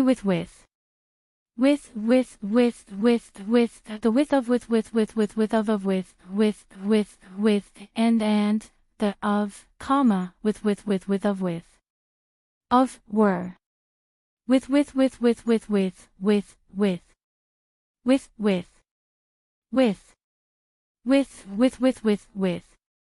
With, Simon, the middle-aged blood clansman said slowly. These are all soldiers. When they cooperate with each other and form a battle formation, their power cannot be compared to that of ordinary adventurers. Very humorous, Hestad. Simon chuckled. Soldiers. In this world, what soldiers can compare to our Sacred Blood Army? Sacred Blood Army. Thales clenched his fists in secret. The words of the golden-haired blood clansman, Ishtrone, surfaced in his mind. Even if your enemy is the Supreme King of Constellation, with the support and protection of our Sacred Blood Army, he will definitely not dare to make things difficult for you. Katerina did not move at all, letting her 2 commanders negotiate. Only her beautiful eyes swept over the crowd. Her gaze was filled with eerie coldness. The 30 swordsmen of eradication were all elite fighters. Even so, many of them could not help but look at their leader, Cora. Steady. Cora ordered sternly, but he was drenched in cold sweat as well. During the past 4 days, our scouts and sentries have never slacked off, ensuring that there are no threats within a few kilometers around us. Cora looked at the figures surrounding them in the thicket. He whispered in disbelief, vampires can only travel at night. How did they manage to keep up with us? Watch your words, mortal. I don't want to hear that title again, the middle-aged blood clansman commander said coldly. Thales furrowed his brows. They are here for Serena Corleone, who is in the convoy. That's right. At this juncture, whether it's Constellation or Extet, no one has a reason to take my life. Even the ambitious ones who are passionate about war would at least have to wait until I leave Constellation's borders and enter Extet. Only then would my death be able to better incite the atmosphere between the 2 countries to go to war. As for Serena, Thales glanced at the carriage with the black coffin from the corner of his eyes. Cora, you don't have to lower your voice anymore. Under the tense situation, Thales, who was wondering if he should send someone to check on Serena's carriage, could not help but let out a long sigh. I am certain that every single one of them can hear us. The moment he finished speaking, Katerina's gaze suddenly swept towards him. Thales was so shocked that his skin crawled. We have waited long enough. The middle-aged blood clansman, Hestad, exercised his wrist and said nonchalantly, Where are the traitors of Night Kingdom? Thales breathed rapidly, but there was already a huge storm raging in his mind. My dear and heartless sister, they still came. A familiar and childish voice rang. Under everyone's gaze, Serena Corleone, who looked to be only 6 or 7 years old, walked down the carriage with a cold expression, accompanied by Chris and Ishtrone. Katerina's purple eyes were fixed on her older sister. Following the appearance of the 3 blood clansmen, the blood clan warriors, who were originally standing like statues, moved as if they had come to life. Many of them seemed to be surprised by Serena's infant figure. When Hestad and Simon saw Serena's appearance, they both furrowed their brows. The former even glared fiercely at Chris. Beside Thales, Ralph, on the other hand, looked at Chris and Ishtrone warily. He had not forgotten the old grudge between them. It seems that your injuries are not light, Your Highness Serena. The seemingly young Simon smiled and said, You can't even maintain the basic figure of an adult. Serena ignored him. Step by step, she walked into the crowd and stood beside Thales. The middle-aged Hestad said coldly, Your Highness Serena, please return to the blood-forbidding prison and serve the rest of your sentence. A thought flashed in Thales' mind. A heinous crime. Sentence? What sentence? Isn't Serena a loser in the fight for the throne? He looked at the silver-haired lowly, who was about 6 or 7 years old. Oh, my dear Marquis Hestad Corleone. Serena raised her eyes and stared deeply at Hestad. May I know if there are any changes to my sentence? Your original sentence was eternal life. Hestad put on a stern face, as if he hated the little girl in front of him. Because of your atrocious escape from prison and theft, your sentence was increased by 10 years. So the current sentence is, it is eternal life plus 10 years, he said coldly. Escape from prison and theft. The doubts in Thales' mind grew deeper. Beside Serena, Ishtrone's eyes were burning with anger. He could not help but speak, Is there a difference? Katerina still stared at Serena with a burning gaze. Hestad, Simon, as well as Luke, Nye, Bruton, Isala, Caesar. Serena looked around and pouted. You have brought out almost half of the Corleone family's power in the Sacred Blood Army. Aren't you afraid that the situation in the country will become unbalanced? The archdukes from the other 6 families who are eager to make a move. If I can capture you and bring you back, Katerina spoke slowly. Disgust actually appeared on her alluring face at that moment. I will not be afraid. Thales sighed sadly. Why is my luck always so bad? Now that things had come to this, they could only negotiate. What they wanted the most was Serena. Their biggest disadvantage was that they were in an unfamiliar land, but just like in the past, Thales' terrible luck once again took effect before he could react to it. Humph, crybaby, Serena said scornfully, why don't you try? Katerina's pitiful expression suddenly turned cold. No. Thales furrowed his brows. He turned his head and looked at Serena. Is this old witch, recklessly provoking her opponent? This situation. Is she crazy? As you wish. A fierce look appeared in Katerina's eyes. Her voice deepened again. Ugly-faced woman. This time, it was Serena's turn to change her expression. In the next moment, the black-clothed beauty, Her Majesty Caterina Corleone, raised her dainty chin. Her purple eyes flickered with a terrifying color as she swept her gaze across the diplomat group. She opened her cherry lips slightly. "My knights and knights," Thales shuddered. He raised his hand abruptly and shouted, "Wait." However, a fierce look appeared in Caterina's eyes. That alluring voice containing a cold, murderous intent spread. "Kill them all." Thales' mouth had just widened. No, wait. The 3 Supreme Class Blood Clansmen opposite him were still standing in their original spots. The 18 Blood Clansmen around them instantly disappeared behind the trees. Astral formation, prepare for battle. This was Cora's furious roar. Before Thales could finish shouting the rest of his words, Ralph and Waya, whose expressions had changed drastically, pressed him down onto the snowy ground. In the next moment, Thales, whose face was buried in the snowy ground, immediately felt that the originally quiet birch tree forest was like a pot of boiling oil. Countless sounds of explosions rang out. Countless sounds of weapons slashing and shields colliding could be heard. Sounds of flesh being torn apart by sharp claws. Sounds of blood spurting out when arteries ruptured. Sounds of bodies falling heavily. Sounds of bodies being dragged on the snowy ground. Sounds of anxious shouts, nervous reminders, angry roars of indignation, and pained screams.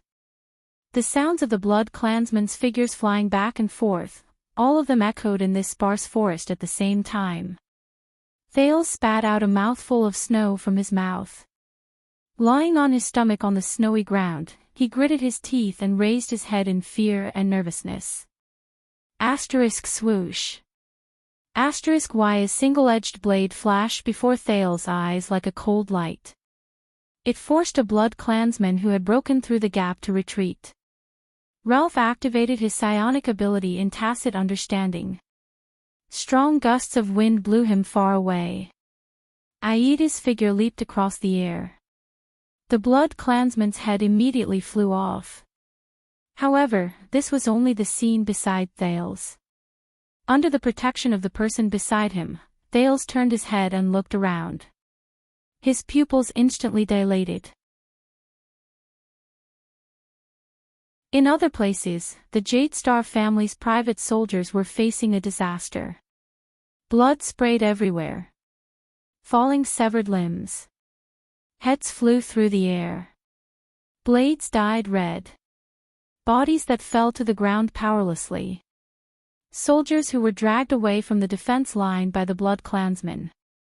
No, Thales widened his eyes. It was not that he had never seen a battle before. However, this was the quickest chaotic battle he had ever seen, where the situation was one-sided. In less than 10 seconds, 8 or 9 of the 30 Jadestar family's private soldiers had fallen. The Blood Clansmen's figures constantly disappeared and reappeared in the air. Every time they moved, it represented an extremely dangerous attack. It's too fast. Careful, steady. Asterisk rip, asterisk, aw. My hand. Asterisk clang. Asterisk above. Be careful above. Asterisk thud. Asterisk this is, straight ahead. Og. Asterisk ding. Clang. Asterisk they're on the left. Asterisk clang. Swoosh, asterisk damn it, drag him back. Asterisk bang. Asterisk he can't be saved. Be careful behind. Asterisk clang. Asterisk no. Don't you dare. Cora stood at the front line and formed a circular formation with his companions on both sides. He gritted his teeth and slashed at the Blood Clansman who suddenly appeared. However, the blade slashed at the air and did not have any effect at all. He shouted at the top of his lungs, "Hold your shields and hold the line of defense. Be careful of the attacks from above." But it was useless. A soldier beside Cora held his shield and blocked an attack for him. However, at the same time, another sharp claw appeared from the other side. It suddenly hooked and slashed the soldier's throat. Blood splattered. Cora could only roar in anger and resentment. The Jade Star family's private soldiers tried their best to maintain the astral formation. They originally wanted to use their well-practiced and seamless battle coordination to restrain the ghostly and astonishingly fast Blood Clansmen. But ironically, in this battle, the Blood Clansmen were the ones who had the most seamless cooperation. 18 Blood Clansmen, 18 figures of men and women, were orderly divided into 6 groups. They attacked the astral formation of the Jade Star family's private soldiers from 6 directions. One person feigned an attack, one person harassed, and the last person waited for an opportunity to deliver a fatal blow, to tear the throat or behead the enemy. If the first person was accidentally injured by a sword, he would immediately switch positions with the second person. The second person would also occasionally switch duties with the third person. They maintained a continuous offensive and did not let up. They exerted great pressure on the defense line at all times. None of the Blood Clansmen hesitated, spoke too much, retreated, or stopped. Compared to the irrational and uncooperative blood slaves they encountered before, these were. Thale's skin crawled as he thought, the true elite warriors of the Blood Clansmen. Sacred Blood Army. Only Supreme Class elites like Chris and Ida could not be at a disadvantage in this chaotic battle. They could even gain something from it. Another soldier's pained scream was heard. No, this cannot go on. Why? Why was her order to kill us all? And not hand over Serena? Thales turned to Serena and said angrily, we could have solved this through negotiation. But Serena only stared back at him coldly. She said, kill them all. The casualties of the soldiers were still increasing. Thale's skin crawled as he watched the Jade Star family's private soldiers fall one by one.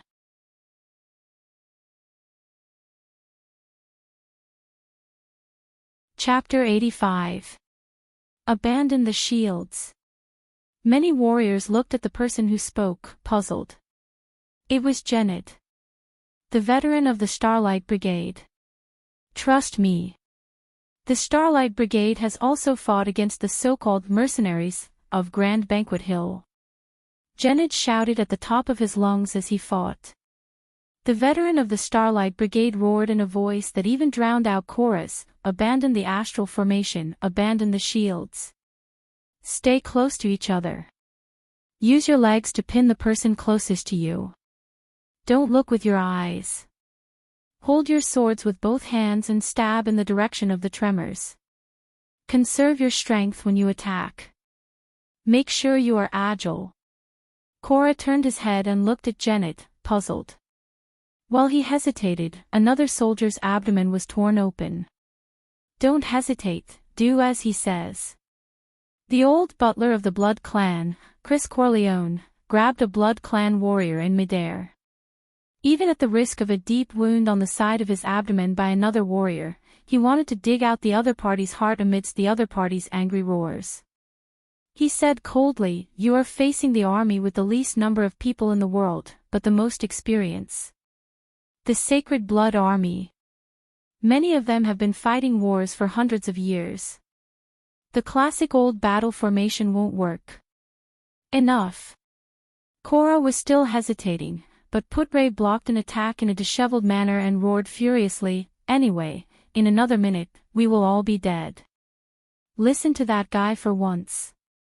Asterisk thud. Thud. Clang. Asterisk the Jade Star private soldiers threw down their shields and pinned each other's legs according to Janet's instructions. They held their swords with both hands, no longer believing in the scene before them, and formed their formation again. The effect was immediate. The number of casualties immediately decreased. The Blood Clansmen's ghostly and swift attacks in groups of 3 could no longer display their previous effects in the face of the nimble soldiers who threw down their shields and the extremely stable formation of their lower bodies. On the contrary, the Jade Star private soldiers, who counterattacked by relying on the tremors instead of sight, began to gain some results. In the distance, Simon frowned. Among them, there are veterans who have been through war. Hestad stared at Chris' figure. Also, don't forget Chris. That guy used to be a member of the Sacred Blood Army. It's time for us to act. Simon turned to Her Majesty the Queen. There are already 4 casualties. No, fighting is one thing, war is another. Katerina shook her head, still expressionless. Even Supreme Class elites cannot remain unscathed in a chaotic battle involving more than 50 people. We still have to deal with those 2 Lemeters. I'd rather be more conservative than waste your strength. After all, we are stepping on a foreign land. Besides, Katerina muttered, we still have to protect that thing back to the Eastern Peninsula. My relatives in Grand Banquet Hill have been drooling over it for a long time. Thales breathed a sigh of relief when he saw that the battle around him was no longer as brutal as before.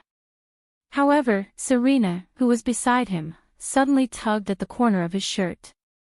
You want to stop this fight, don't you? Serena smiled mysteriously. Simple. Serena pointed at Katerina in the distance. Just ambush that crybaby. Chris can help too. He's very confident.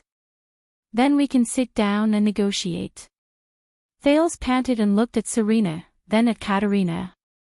Besiege way to rescue the besieged. Although he knew that this was a ruse that was mixed with personal grudges, Thales also understood that this was probably the only way. One of the soldiers collapsed, gasping for breath. He no longer hesitated. Idea! Thales roared furiously. He looked ahead at the cloaked figure who was fighting with ease. Take down that queen. Ida understood what Thales meant. My duty is to protect you. Ida replied coldly. Thales said angrily without hesitation, our men are dying. Stop them. Ida glanced at him, her mouth twitching under the cloak. I beg of you. Thales stared at his Supreme Class protector. Ida snorted softly. In the next second, the secret protector took out an exquisitely crafted machete from under the cloak. With the help of a birch tree beside him, he leaped into the air.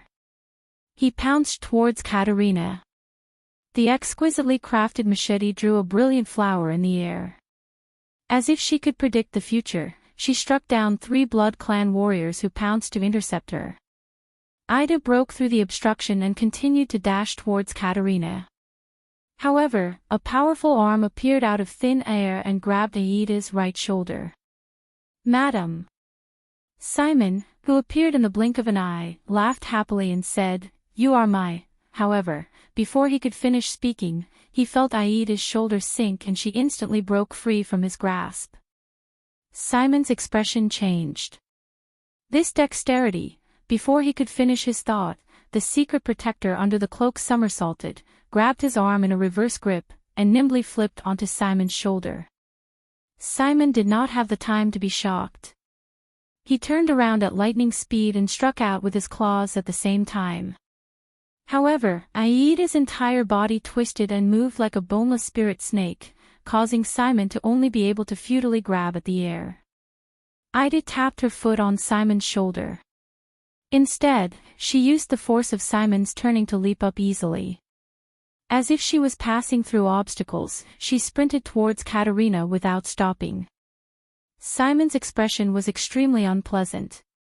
He was broken through and could not even stop her for a second. Even Katerina furrowed her brows as she watched Aida's movements and leaps. Her dexterity was simply extraordinary. The second Supreme Class elite, Hestad Corleone, appeared in front of Ida with a flash. His expression was solemn. This cloaked person is probably not an ordinary Supreme Class, he thought. However, no matter how dexterous he was, in front of the blood mist formed by the blood shadow dance, Hestad laughed hideously. his body started to turn invisible. However, his expression immediately changed. Because the blood shadow dance belonging to another blood clansman had also turned into blood mist and unknowingly wrapped around his entire body. Chris Corleone, Serena's old butler, appeared behind Hestad without a sound and grabbed his neck in a death grip. "Chris!" Hestad roared furiously. With a quick turn, he broke free from his opponent's grip and thrust his claws towards Chris' heart. The two Supreme-class blood clansmen suddenly disappeared from the ground as if they were teleporting. They then reappeared on a tree, in midair, and on the snowy ground. Every time they appeared, it was accompanied by an extremely dangerous exchange of blows. "Hestad, old friend." Chris replied expressionlessly, "What a nostalgic old time." The two blood clansmen instantly turned into mist at the same time. Like two entangled tornadoes, they swept up into the sky. In front of Ida, the path to Katarina was no longer obstructed. Thales thought of something. What's left, as long as Ida can subdue Katarina, or even gain the upper hand in the battle, then, there will be a chance. However, in the next moment, Thales felt Serena, who was beside him, gently hugging his waist like a lover. "This way, no one will come and disturb you and me," she said softly. Thales, who was fully focused, was about to impatiently shake off this senseless old witch. However, his brain suddenly thought of something. "Serena. You. Me. In. Me." Why did the words she said suddenly stop leaking? Thales turned his head in shock and looked at Serena in disbelief. The silver-haired, red-eyed Princess Serena Corleone was looking at him with a smile. "You found out the moment I exposed myself?" "As expected of my ally. I can finally speak normally. This past month, I've been working so hard to pretend." What an overly smart brat. Thales watched all of this with an empty mind. What happened? Before he could figure out the cause and effect, he sprawled on the snow-covered ground and lost consciousness. In the chaotic battle, Ralph stepped on his sore knees. He was still not very used to this pair of prosthetics. He used his hidden blade to parry a blood clansman. At this moment, he, who was unusually sensitive to wind, frowned. He turned his head and saw that one of the carriages in the convoy suddenly moved. The horse pulling the carriage started to run as if it was startled. It moved into the distance. Ralph frowned deeply. He recognized that it was Serena's carriage. What's going on? He turned his head, wanting to inform the others. However, he immediately realized that he was a mute. Ralph let out a helpless sigh. At this moment, in the chaotic battle, a strange ball suddenly fell from Istrone Corleone's sleeve. The ball was covered in strange patterns and runes, and it was still rolling around. The sharp-eyed Pudray noticed the orb. His expression became extremely unsightly. "Everyone, get down." Everyone was stunned for a moment. Pudray roared angrily, "It's a wizard's alchemy ball." Only Waya's expression changed drastically. He instinctively wanted to pounce on Thales. But when he turned his head, he did not see Thales' figure in the chaos. "Where's the prince?" Extreme uneasiness rose from the bottom of his heart. The next moment, a violent light and explosion spread from the center of the ball. When Thales woke up, he found himself on a speeding carriage. He immediately recognized that it was Serena's carriage, which carried the black coffin, because he was leaning against the folded black coffin. Thales struggled to raise his head, but found that his hands were tied behind his back. The prince looked at the front of the carriage in shock and bewilderment. There, Rolanda Corleone held a horsewhip and flashed him a sinister smile. "What's going on?" Thales questioned her in shock and anger. "Don't worry, ally." On the other side of the carriage, Serena, who had ulterior motives, looked at him with a smile. "The most exciting part is just about to begin." It's time to reverse the situation. The 6 or 7-year-old little girl said with a smile, my road to regaining my throne. Her expression suddenly changed, and she spat unhappily. They've caught up so quickly. As expected of a crybaby who holds a grudge. What? Thales was still sorting out everything in front of him. Thud. As if someone had smashed the roof of the carriage with a hammer, the carriage suddenly shook. Thales was shaken so much that he fell to the ground. But an even greater tremor followed. This is. Thales looked out of the carriage in shock and bewilderment. He saw that the horizon under the setting sun began to tilt. Bang. The carriage crashed into a birch tree and flipped over on the snow-covered ground. The dizzy Thales bumped into the carriage, and his face was swollen. He shook his head, gritted his teeth, and struggled to get his hands tied behind his back.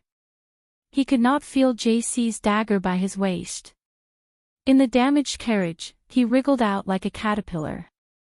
This is too much. What grudge do these 2 horses have against you? Serena's childish voice came from not far away. Thales struggled to flip out of the carriage and fell on the snow-covered ground. He was immediately grabbed by a strong hand. Thales raised his head and saw that Rolana was grabbing him. She stood beside Serena and looked at the other side as if she was facing a great enemy. There, the Night Queen, the Weeper, Her Majesty Katerina van Corleone, was looking at the 3 of them with a frosty expression. Even if you create chaos, you cannot escape. With your current strength that has yet to recover from your injuries, you are not my opponent at all. The farce is over. Hand over the dark night black coffin and follow me back. Katerina's gaze was sharp as she looked at her sister, who looked like she was only 6 or 7 years old. She showed hatred and disgust. Continue to atone for your ugly past. Ugly past. Thales looked at the adorable Serena, who was blinking her eyes. A chill ran down his spine. What ugly past? What past? Oh, I do not know what crime I have committed. Serena did not seem worried at all. She giggled and said, I have always done the right thing. The right thing. With an expressionless face, Katerina repeated Serena's words. However, Thales only felt that the Night Queen's mood was even worse. For the first time, the frosty Katerina's eyes shone with hatred and fury. Is that so? Is this what you feel after sitting in the blood prohibition prison for 200 years? Patricide.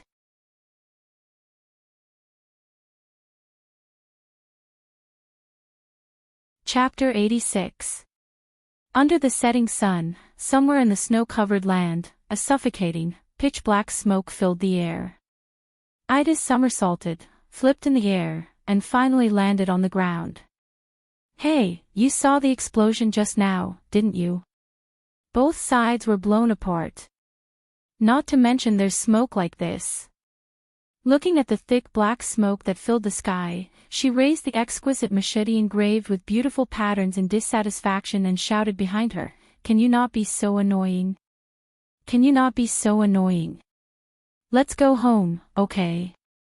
A figure suddenly appeared, stirring up the smoke around it. The Supreme-class Blood Klansman, Simon Corleone, appeared in the air with a cold expression. All right, he said in a deep voice, but before that, one of us has to fall first. The seemingly young Blood Klansman disappeared in an instant. Ida stomped her foot in annoyance and swung her machete like flowing water.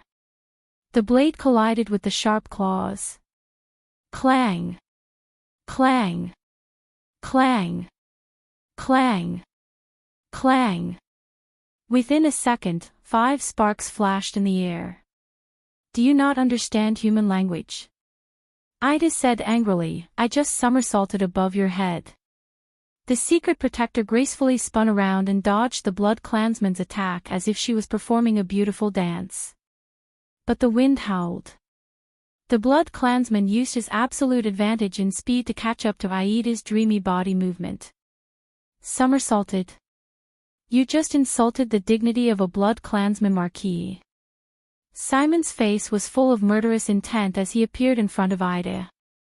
Please wash away this humiliation with your blood. Ida sighed. So you're another paranoid person who spouts a lot of nonsense for the sake of honor, dignity, and whatnot.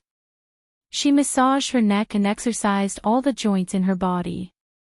She said helplessly, all right, based on my experience, I have to kill you first before I can leave. Simon's eyes shone with anger. Ah, it seems that you have a hard time understanding this kind of obsession, woman. Without the dignity of a powerhouse, without the pride of a powerhouse, let alone the obsession of a powerhouse. How did you become a supreme class? Cut the crap. Ida exhaled under the cloak and threw the machete into the sky. She nonchalantly caught it with her other hand. Show me your true form, little brat who lives on blood. Ida chuckled. Simon's expression changed. He ignored the little brat that the other party mentioned. You actually know the true form of vampires? The young-looking blood race count said coldly, it looks like you've met a Supreme Realm blood race member before. Not accurate. Ida raised her exquisite machete and smiled confidently. Tell me in detail. I've killed a Lamiter blood kindred. Simon's pupils shrank. Ida whistled and continued to laugh. It's still in its true form. 2. As soon as he finished speaking, Simon roared furiously. His claws instantly turned into countless afterimages as he blocked Aida's every direction. Die! In the exchange of blows that could not be seen with the naked eye, the sound of metal and sharp claws colliding could be heard. Then, they converged into a loud noise. Boom! A blinding light flashed. Ida let out a muffled groan while Simon howled in pain. The two figures separated in the air and landed on the ground. It's a blade blessed by the sunset goddess. Simon's expression was cold. He looked at his claws, which were sizzling with white smoke. It was as if they were burning. He clenched his fists tightly. All the blood in his body gathered in his hands. Old skin fell off and new flesh grew, rapidly healing his injuries.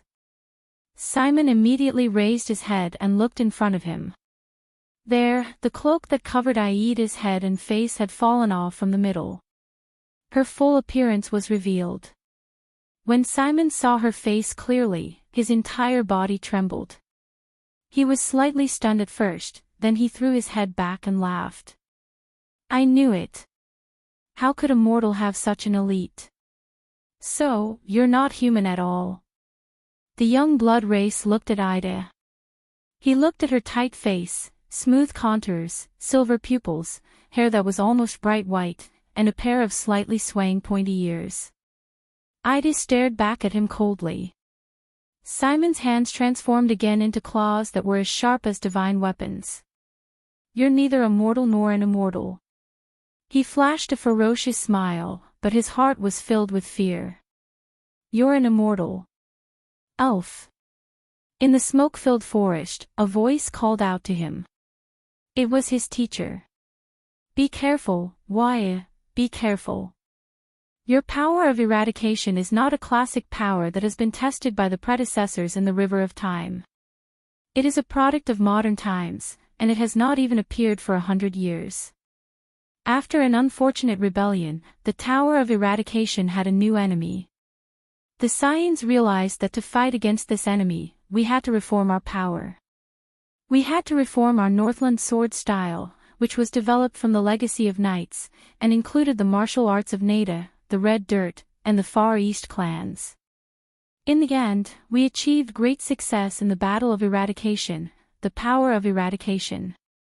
So, for 100 years, under the relentless research of generations of Scions, a new type of power of eradication came into being. The power you possess is the product of this reform, Compared to the thawing of glaciers, the death of sword cleansing, the glory of the stars, and the Pegasus music, these famous powers of eradication that have been passed down for thousands of years, it is still far from being perfected. But as the Saint of Swords Uniro from the Far East said 400 years ago, even if there are 10,000 changes, they are still inseparable from the origin of the sword. Your power is the same. Wyacasso suddenly opened his eyes. He instinctively struggled to get up from the snow. With blood flowing from his forehead, he looked at the smoke that filled the sky and the trees that he could not distinguish between. He shook his dizzy head hard. Not far from him, a figure climbed up from the snow and quickly pounced towards him. Wyatt subconsciously touched the single-edged sword beside him. He turned around and swung his sword, forcefully parrying a sharp claw. Asterisk clang. Asterisk the sword and the claw clashed, and sparks flew everywhere. Under the huge impact, Wyatt gritted his teeth and took a few steps back.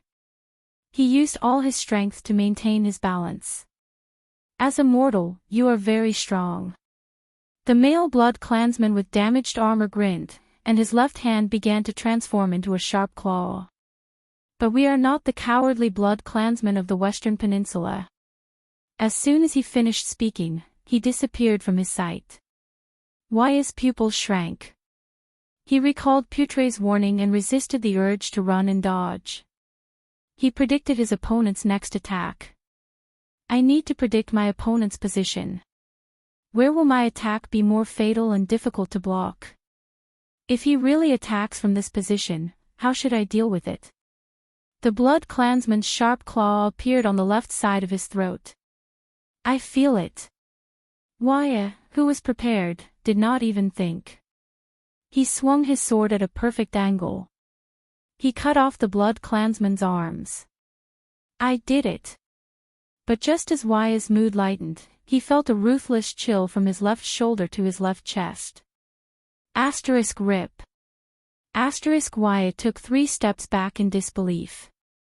A sharp pain came from the left side of his body. Impossible. Wyatt gritted his teeth and looked at the large amount of blood from his left shoulder to his left rib, as well as the bone-deep scratch. I clearly cut off his arms.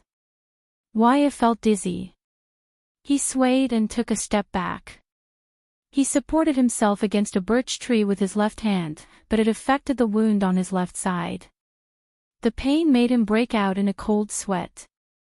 Not a bad response. But didn't the mortal beside you teach you? The blood clansman's figure reappeared in front of him. He licked the blood on his right claw and chuckled. All blood clansmen above supraclass have their own special abilities. Why? Are you not prepared? Special ability. Wyatt looked at the blood clansman's intact arms and sighed. Damned vampire.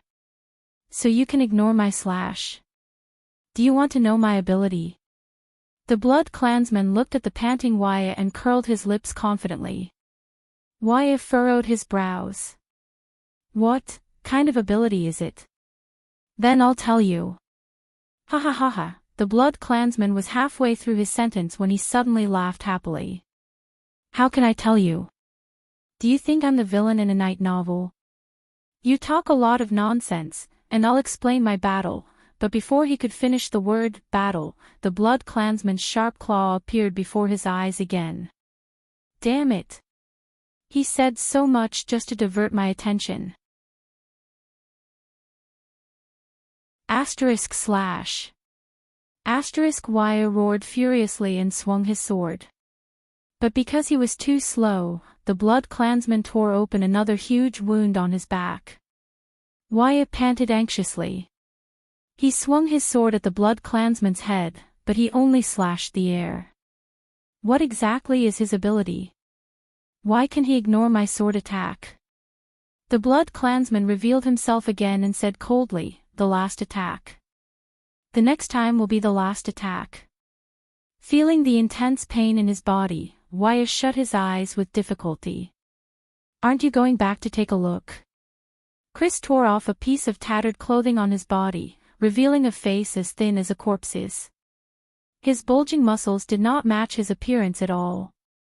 He looked at the smoke that filled the air and said coldly to Hestad, who was in front of him. "There's no need for that. The alchemy ball is mainly made up of smoke and light." Hestad took off the armor on his left shoulder that had been shattered in the battle just now. "It's obvious that your master is playing some trick again. But I am very confident in his majesty.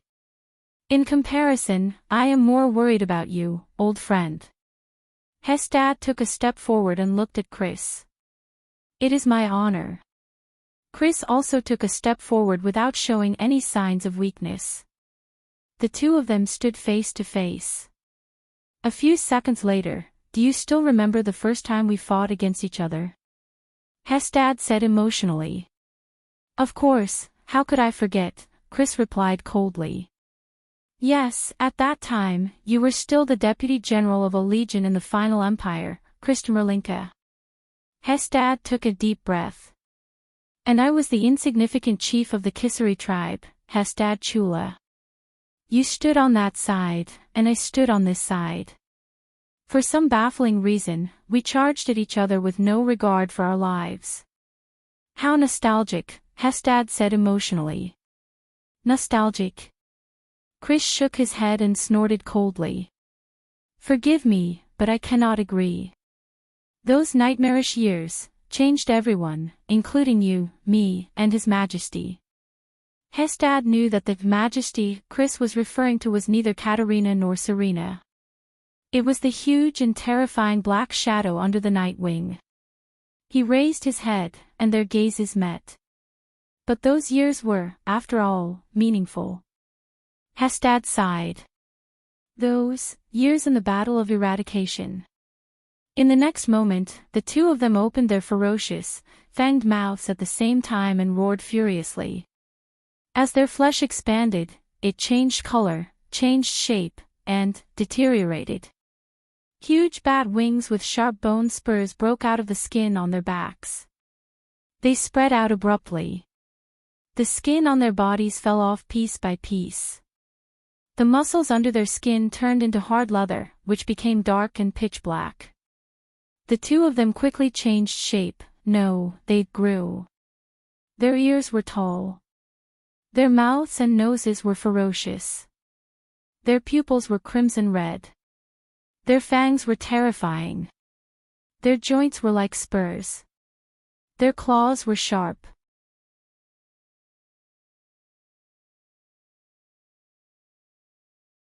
Chapter 87. The Blood Clansman was surprised to find that Waya had closed his eyes tightly. "Is he waiting for death?" The young attendant sighed silently. "It seems like there's no way to know his ability." There was only one solution left. "Don't always think about your opponent's weakness, Waya. That's what the commander of the army has to do." His teacher's words echoed in his ears. Waya endured the pain. He turned the single-edged sword in his right hand and held it in a reverse grip.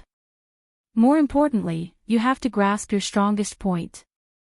Waya's breathing gradually steadied. Wisps of sharp, gossamer power gathered on his right arm. His pores were stimulated by this power of eradication, and they immediately stood up like sharp thorns. All the powerful swordsmen in history were self-centered and only had their own swords in their eyes.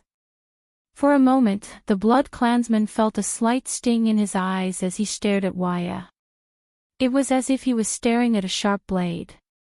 This is the power of eradication. The Blood Clansman's expression changed drastically. Before he forms his aura, kill him. Swing your strongest sword.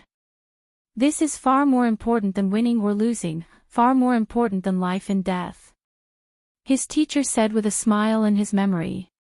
Waya took a deep breath. It was as if he had practiced thousands of times in the tower. The power of eradication scraped his body like a blade. He saw it. Amidst the unbearable pain, he saw the sharp sword intent radiating back to him in this part of the world. It was the enemy's killing intent. It was like a beam of light in the darkness. It was so dazzling. He saw it. The blood clansman roared and pounced. His sharp claws grew. Die, mortal sword-wielding creature. You have no chance to use your power of eradication. Why, understand your power of eradication. No matter what the other party does. No matter how strong the enemy is. No matter what the outcome is. It's a power that walks on the edge of madness. His teacher sighed at that time. I only need to ensure my strongest attack. That's enough. And an inauspicious name. She picked up the sword and carved a few words. The blood clansman smiled ferociously and instantly attacked him. It was over. The edge of no return, his teacher said desolately. Waya opened his eyes suddenly. He had already swung the sword in his hand. The sword was unstoppable. It was incomparably sharp. Pfft. Blood spurted. Waya fell to his knees in pain. The vampire tore the clothes on Waya's right shoulder and fell to the ground. The vampire looked at his claws in confusion. He actually didn't kill him. Why did it deviate? However, he soon found out the answer. The vampire shuddered as he carefully looked at his arms. A bloody line had appeared there. No. This was impossible. With my abilities, it's impossible for him to hit me. Plop. His arms, from his upper arms down, fell to the ground. The blood clansman gaped in shock. This degree of sharpness. He raised his head and looked at the single-edged sword. It was clearly just an ordinary sword. Why? Then, at the same level as the vampire's upper arm, a bloody line appeared on his chest. Boom! A dull sound. His upper body left his torso and fell away. The incision was smooth. Why, the vampire thought desperately. He wanted to exhale and roar. But he could no longer make a sound. A black heart, unique to the blood clansman, was divided into two parts. One was in his upper body, the other was in his lower body. Then, the two parts of his torso, together with the blood clansman's expression, turned black, shrunk, and withered. Wayakaso, who had just survived the disaster, panted. That was close. It's actually the ability to distort the refraction of light. Waya sighed. No wonder I couldn't hit him. Because the parts one aimed at were all illusions that he refracted. He was like a newbie who could not stab a fish in the river even though he had his fork in the right place. Footsteps came from behind him. Waya gritted his teeth and turned around warily with his sword in hand. Putre supported Cora, who was covered in blood. Behind him were 3 Jade Star private soldiers. They staggered out of the thicket. Have you seen His Highness? Putre asked with a frown. I have the same question. Waya heaved a sigh of relief and slowly sat down. Enduring the intense pain, he used the wilderness survival method he learned in the tower to stop the bleeding. He said with difficulty, we have to find him immediately. We have to be prepared for the worst. A few private soldiers took Cora. Putre patted away the snow water on his body and straightened his collar. He pondered for a while and looked at the setting sun. He said, the prince is in danger, and we only have these people in front of us. It's dusk now.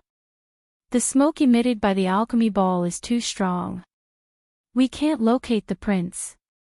Cora struggled and said, My lord, put me down and go find His Highness. I have a sister who works as a secretary in the Western City Police Station. If I die, you won't die. At least not here. Putre interrupted him rudely. The experienced vice diplomat in the diplomat group pondered for a while and made a decision. Right now, we can't do anything when we face an enemy like that. But fortunately, Broken Dragon Fortress is not far from here. Our carriages were startled by the explosion just now and got separated. Poutre raised his head and looked at the three private soldiers. His gaze was firm. The three of you, go in 3 different directions and follow the ruts to find the carriages. After you find them, don't hesitate. If you have a messenger crow, send it to Broken Dragon Fortress and use the most urgent, 7th class emergency signal. Then, untie the reins of the horses and gallop to the fortress at the fastest speed to ask for help. For the prince's safety, the mission is number 1. If you encounter a vampire, avoid him if you can. Are you finally ready to show your trump card? Ida smiled nonchalantly and shook her pointy ears. Simon gritted his teeth and took off his luxurious coat. Underestimating the enemy is the first step to death, he said coldly. What's more, he's facing an eternal being like you. Look at your skin color. The shape of blood vessels suddenly appeared on Simon's face. Are you a holy elf or a white elf? Or a high elf from the eastern continent? The blood vessels on his face became denser, redder, and darker. Immediately after, Simon's entire body began to swell and change shape. He grew 7 to 8 inches taller. His fair skin turned to ash, revealing the hard, grayish-black keratin. Simon roared in pain, as if he was going through torture. Bone spurs grew from his shoulders. Dark gray bone wings pierced through his back and extended into a pair of giant wings. His hair became thicker, harder, and whiter. Compared to Hestad and Chris, Simon's face did not become too hideous and terrifying. Instead, his pair of bat ears gave him a strange sense of beauty. Simon, who had transformed into his true form, coldly spread his wings and claws. His grayish-white eyes looked at Ida. The temporary true form activated by lifeblood can greatly increase a blood clansman's physical attributes, including endurance, recovery, regeneration, agility, senses, strength, and even instinctive understanding of battle, as well as the unique abilities of every blood clansman. Ida sighed. I just didn't expect it to make you more handsome. It can be seen how ugly you were before. The moment Ida finished speaking, Simon's wings trembled in his true form. He instantly appeared in front of the elf at a speed that surpassed all senses. Boom. First, there was a sound of air being torn apart that almost burst the eardrums. Clang. A loud, sharp sound appeared out of nowhere. A thick and powerful dark gray claw tore at Aida's blade, creating violent sparks. Aida's figure was sent flying by his claw. Due to Simon's rapid movement, the howling of the wind that was stirred up came a little late. The elf landed on the snowy ground more than 10 meters away. She rolled a few times before crashing into a tree and stopping. Nonsense won't make you stronger. True form Simon spoke with an even thicker and hoarser voice. He coldly stared at the elf on the ground, whose life or death was unknown. In the next moment, Simon once again took rapid steps that caused sonic booms, and in an instant, he appeared above Ida. With a swipe of his claw, he pierced through Aida's body. Speed, speed, and speed, true form Simon said expressionlessly. This is all I have, and it's also my only ability. Before Astrone Corleone advanced to supreme class and transformed into his true form, no one in the entire Night Kingdom could rival his speed that surpassed the speed of sound. Even the former King Laurie could not do it. However, Simon's expression immediately changed. With an unpleasant expression, he raised his huge claw and lifted Aida's cloak, as well as a section of tree branch inside. He seemed to have realized something. In an instant, he turned around, and with a burst of speed, there was a loud sound of wind. But the moment he turned around, an exquisite elf scimitar pierced straight into the left side of his chest. It looked as if Simon himself had delivered his chest to the edge of the blade. Simon stared in disbelief at the scimitar that pierced through his heart, and the pretty and small elf in front of him, who revealed a lot of her skin and was only wearing an exquisite crystal drop armor. I don't understand. True form, Simon sighed. There is only one thing that can defeat speed. Ida coldly pulled out her scimitar and turned around in a dashing manner. That is impeccable prediction. Simon knelt on both knees. No. Simon's body returned to normal. His face was ashen. Impossible. There is no such thing as a perfect prediction in this world. Simon stared at her. Ida also stared back at him for a long time. Finally, as they stared at each other, the elf sighed and admitted defeat. It's not easy for me to act cool. Don't expose me so quickly. Yes, I don't know how to predict at all. Including my dodging just now. It's not because I'm agile, Ida pouted and said in dissatisfaction. It's because I am 100% certain about your next operation. Simon was shocked. Next operation, 100%, how did I do it? But he could only open his mouth and fall to the ground powerlessly. Ida pulled up her cloak. Suddenly, her expression changed drastically. She slapped her head, as if she had remembered something. With a long face, she frowned and muttered, "Do I still have to protect that brat?" Patricide. His mind was blank. He stared at Serena. The traveler recalled the first time they met, and what she had said. My crybaby sister illegally seized the benefits I inherited from my father, King Nightwing, and stole the Blood Ocean throne. No, if that's the case. Thales sighed and looked at the pair of Blood Clan sisters in front of him. Is there anyone who can explain the cause and effect to me? I knew it, he said bitterly. Her Majesty, the Queen of a country, would not personally risk her life to chase after a few political refugees for no reason. More importantly, the so-called allies, here. Serena smiled faintly and interrupted his thoughts. She waved at Rolana. Rolana casually flung Thales onto the black coffin. Thales fell headfirst into the stone coffin in agony. It's not just that, my dear Thales, Serena said gently. In front of her, the Night Queen, Katarina's expression changed abruptly. Serena smiled and enunciated each word clearly. She came here personally for this coffin. This is the only weapon that can fight against mystics. Thales trembled violently. Serena laughed and said, legendary anti-mystic equipment. Dark Night Black Coffin. Thales was shocked and looked at the black coffin under his butt. This coffin. I once climbed into it. It's actually the only weapon that can fight against mystics. Legendary anti-mystic equipment. But Serena had not finished speaking. Staring at Katarina's murderous gaze, she enunciated each word clearly and said, in here, in those seemingly seamless black stone slabs, there is a 1,000 years ago. Thales' pupils began to shrink and his breathing quickened. Then, Serena uttered the last word.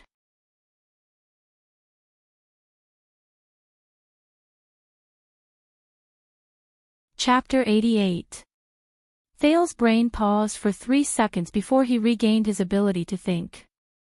Inside, a mystic. What a joke.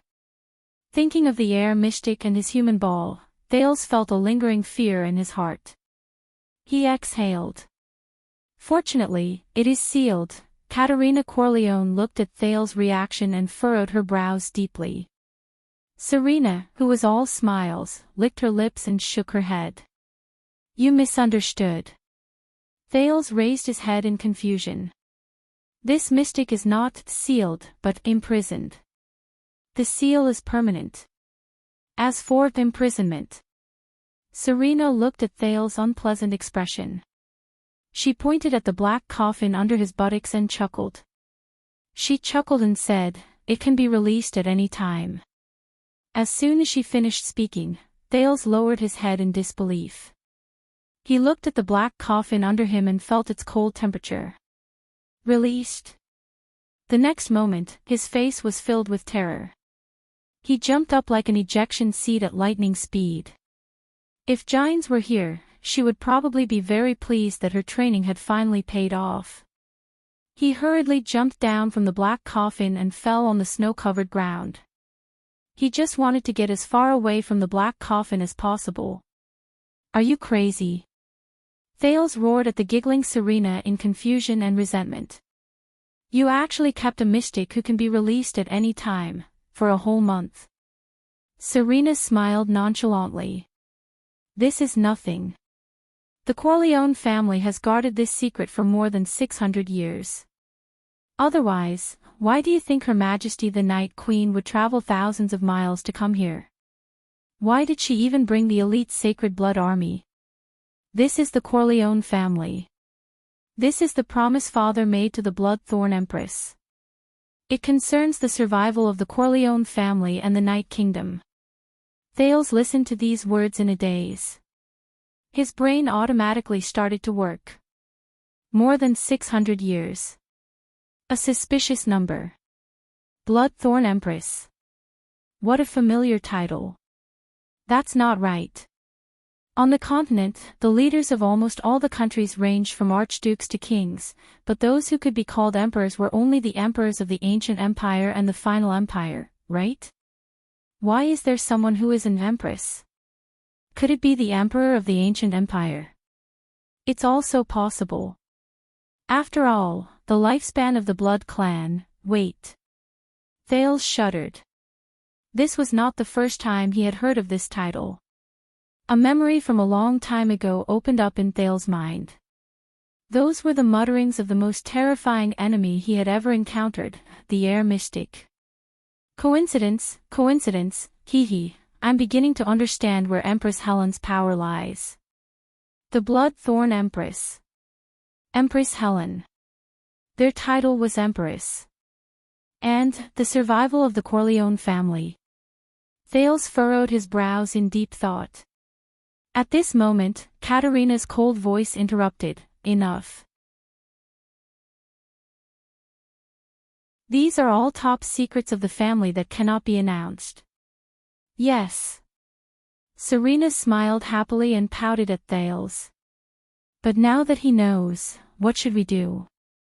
Thales felt his skin crawl as he watched Katerina's purple eyes turn towards him. Her eyes were pure, sparkling, moving, and overflowing with killing intent. You seem to know what mystics are, the Queen said coldly. How unfortunate. Thales shuddered. Wait. Thales looked anxiously at the smiling Serena, then at Katerina, whose face was filled with killing intent. **T. It can't be. The secret must be kept, Katerina said slowly. Thales' brain began to operate at a speed that was several times faster than usual. The Night Queen looked at him quietly. Her right hand began to transform into a pure white claw. Wait. The anxious Thales struggled with his hands that were tied behind his back. In the next moment, Katerina's figure disappeared from his field of vision. Thales was instantly scared out of his wits. Two pitch-black, gigantic winged monsters collided head-on in the air without any buffering. Bang. At that moment, even the air seemed to have been shaken. The smaller monster shuddered abruptly. With a muffled groan and tremble, it flew backwards. The larger monster had the upper hand. It used its fist, which was full of bone spurs and sharp claws, to strike its opponent's left chest with a tremendous force. Blood splattered. Do you want to compete with me in strength? Are you from the Empire? Hestad said fiercely with a changed voice. Chris roared furiously. Clutching the wound on his left chest, he flapped his gigantic wings and quickly retreated. However, Hestad had no intention of letting him go. Hestad's true form leaned towards brownish-black. Compared to his opponent, he was even more ferocious and gigantic. His bone spurs and sharp claws were also sharper. His pitch-black skin was covered with a hard shell. From afar, He looked like a black warrior in heavy armor. His thick and heavy wings stirred up strong winds as he pounced towards Chris. The true form Chris gritted his fangs and raised his arm to block. Asterisk rip. Asterisk the sharp claws tore open Chris' black right arm. Blood splattered violently again. We know each other too well. We both know how this battle will end. Hestad bared his teeth and roared. He did not stop his attacks. Every time we fight before the throne, it always ends with my victory. He pierced Chris' right shoulder with one claw. Chris roared in pain. Black blood flowed out and soaked Hestad's palm. Hestad flapped his wings and clamped down on the immobile Chris. With a shocking momentum, they descended towards the ground. Immediately after, he clenched his right claw into a fist and mercilessly punched down. Asterisk boom. Asterisk his fist, which carried great force, punched Chris to the ground. Under the terrifying force, huge cracks appeared on the snow-covered ground. The snow and dust all dissipated, revealing the two ferocious blood clansmen's true form figures. The gigantic figure pinned the smaller one to the ground. Hestad pressed his fist against Chris and said coldly, "See, this is the ending. No one can block my power, no one can break my armor, the perfect balance between offense and defense. How could you possibly have a chance?" Chris seemed to be severely injured. His chest had caved in from Hestad's punch. However, even though he was on the brink of death, he actually moved his face and laughed bitterly. "Yes, I still remember that the Night Wing King praised your ability. Strength, speed, toughness.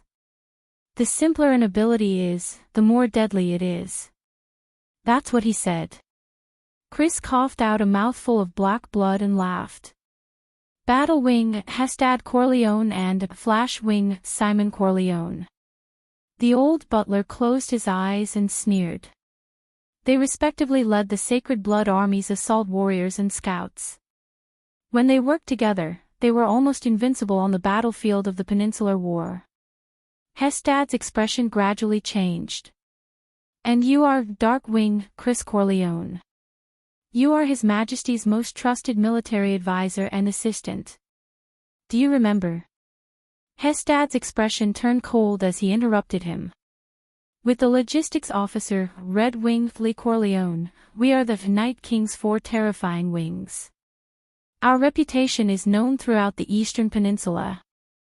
Hestad gritted his teeth and trembled as he looked at Chris. His eyes were filled with hatred.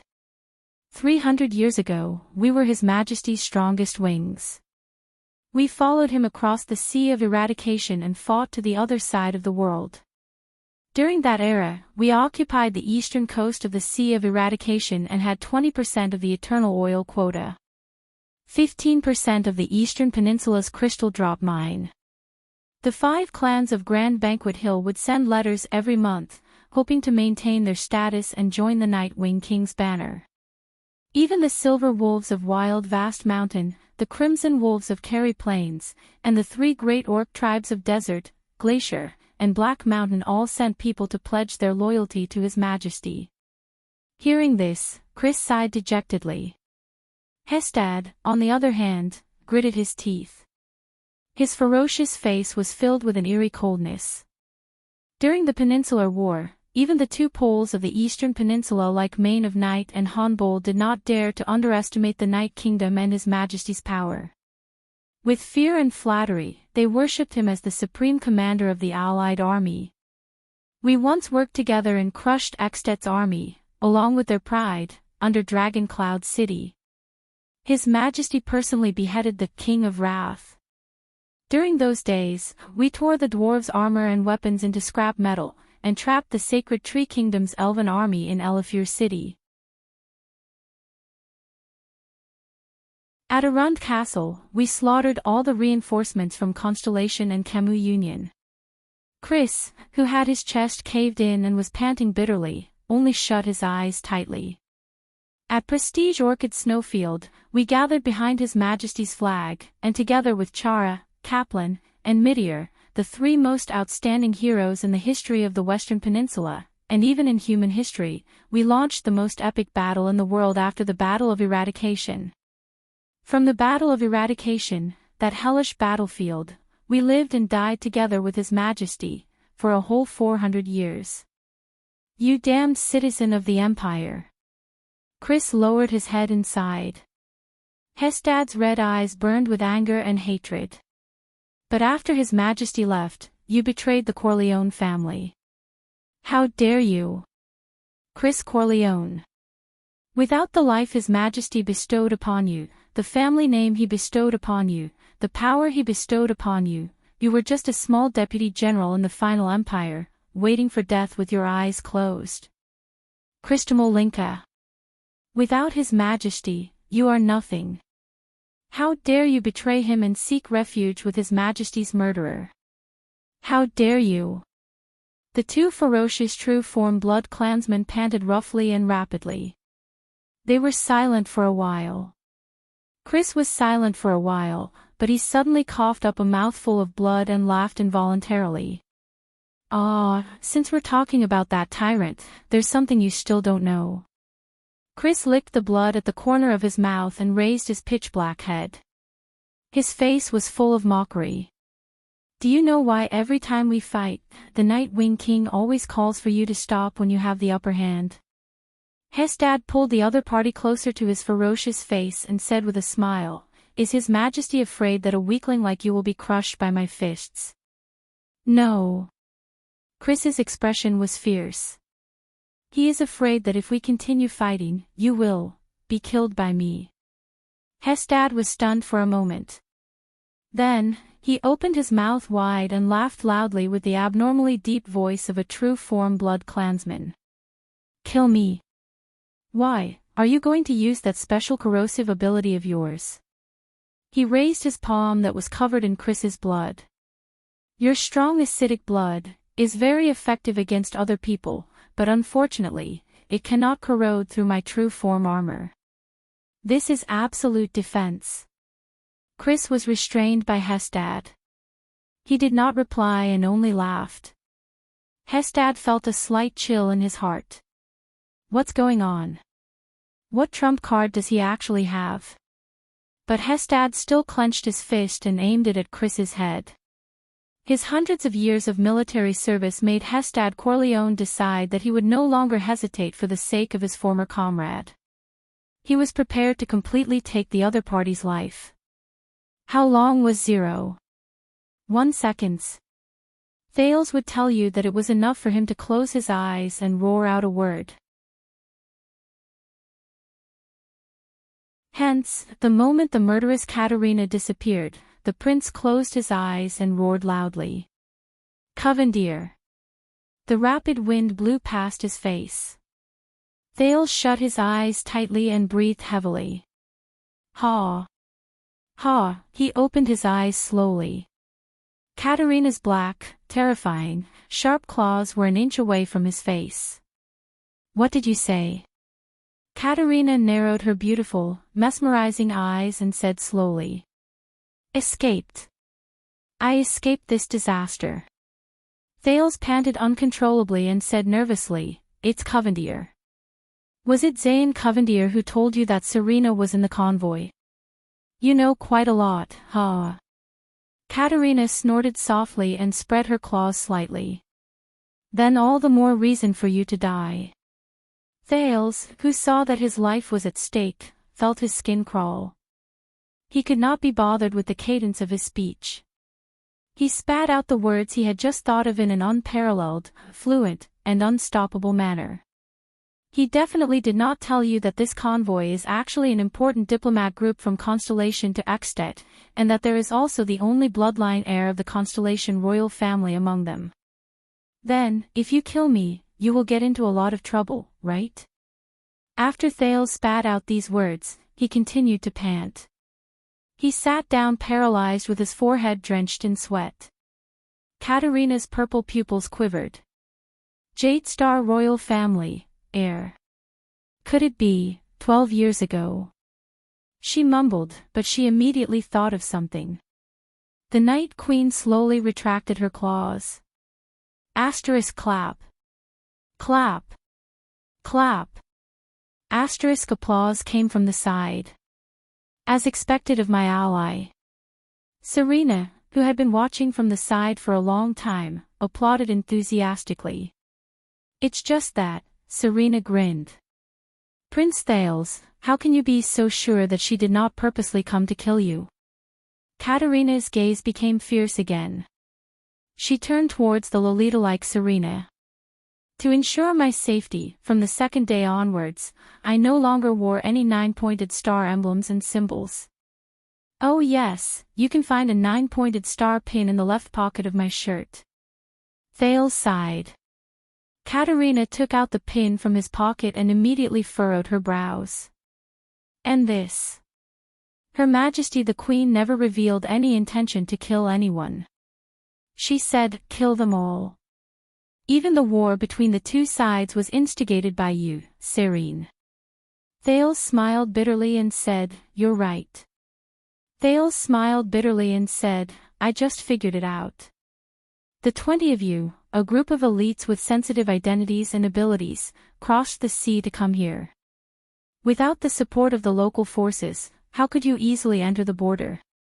As for the Constellation nobles who are connected to the Corleone family and can even provide their family's ships, only Covendier is left. Hearing this, Katerina exhaled slowly. Looking at the 9-pointed star pin in her hand, her gaze turned cold. Damn Covendier. The friendship between the Corleone family and the Covendier family, the Blood Fong family and the tricolor iris flower has come to an end, she said slowly. Thales finally breathed a sigh of relief. It seemed that in front of this powerful queen, his life was temporarily saved. Katerina held the pin tightly in her palm and muttered, Covendier's people only told us that the Corleone family's trader was in the convoy heading north. They only said that it was a supply convoy from Constellation to the Northern Territory, but they didn't say that it was the Second Prince's diplomat group. It looks like they did it on purpose. After we got off the ship, we stayed in their base. We didn't even know that Constellation had a new heir. Thales' expression changed, and he said angrily, it's such a big thing, and the whole of Constellation knows about it. Don't you want to confirm it yourself? But Katerina did not answer. She only turned her head and no longer looked at him. She seems a little embarrassed. They can't confirm it. Serena chuckled from the side. Katerina's forces and supporters are all in the Sacred Blood Army. She is 100% the queen of the army. Chris has always been in charge of the Corleone family's contact with Covendier, the spies in the Western Peninsula, and the communication channels. But when he suddenly turned against us and stood on my side, under Katerina's unpleasant expression, Serena spread her hands happily. Katerina became blind and deaf to all news about Constellation. Thales came to a sudden realization. That's why you chose to come to Constellation to seek refuge. But he suddenly thought of something and turned towards Katerina. Your Majesty Katerina, he used honorifics, Duke Covendier, when did he reveal Serena's whereabouts to you? Katerina stared at him coldly. After a while, she still spoke, we just arrived at the Western Peninsula a week ago and entered Eternal Star City 6 days ago. And 4 days ago at noon, Covendier informed us that he found the traces of the Corleone traders. Katerina's expression was gloomy, but her lovable appearance made her look like a sulking, adorable beauty. Their condition was that in order to prevent the news from being leaked and thus harm Iris Flower's reputation, we must kill all of Serena's companions. From the children to the elderly, leave no one alive. Serena's entire body trembled. Ah, if I knew you had such an agreement, I would not have to go through so much trouble. But she immediately came to a realization. But that's right. If that supreme class woman was around, I believe that you would not have been able to kill him. Thales lowered his head and sighed. When did the Duke of Iris Flowers have the intention to kill? Even if I could sever all ties with the Corleone family and draw a clear line with them after this, I would definitely leave some traces and cause endless trouble in the future, would I not? Zayn. Why did he do such an obviously unwise act? That morning, when Zayn met me, after testing me with a few words, now that I look at it, it was to find out Serena's whereabouts. His attitude suddenly became extremely strange. Also, he brought, Thales' eyes brightened. It's that veteran, isn't it? Thales raised his head and asked slowly.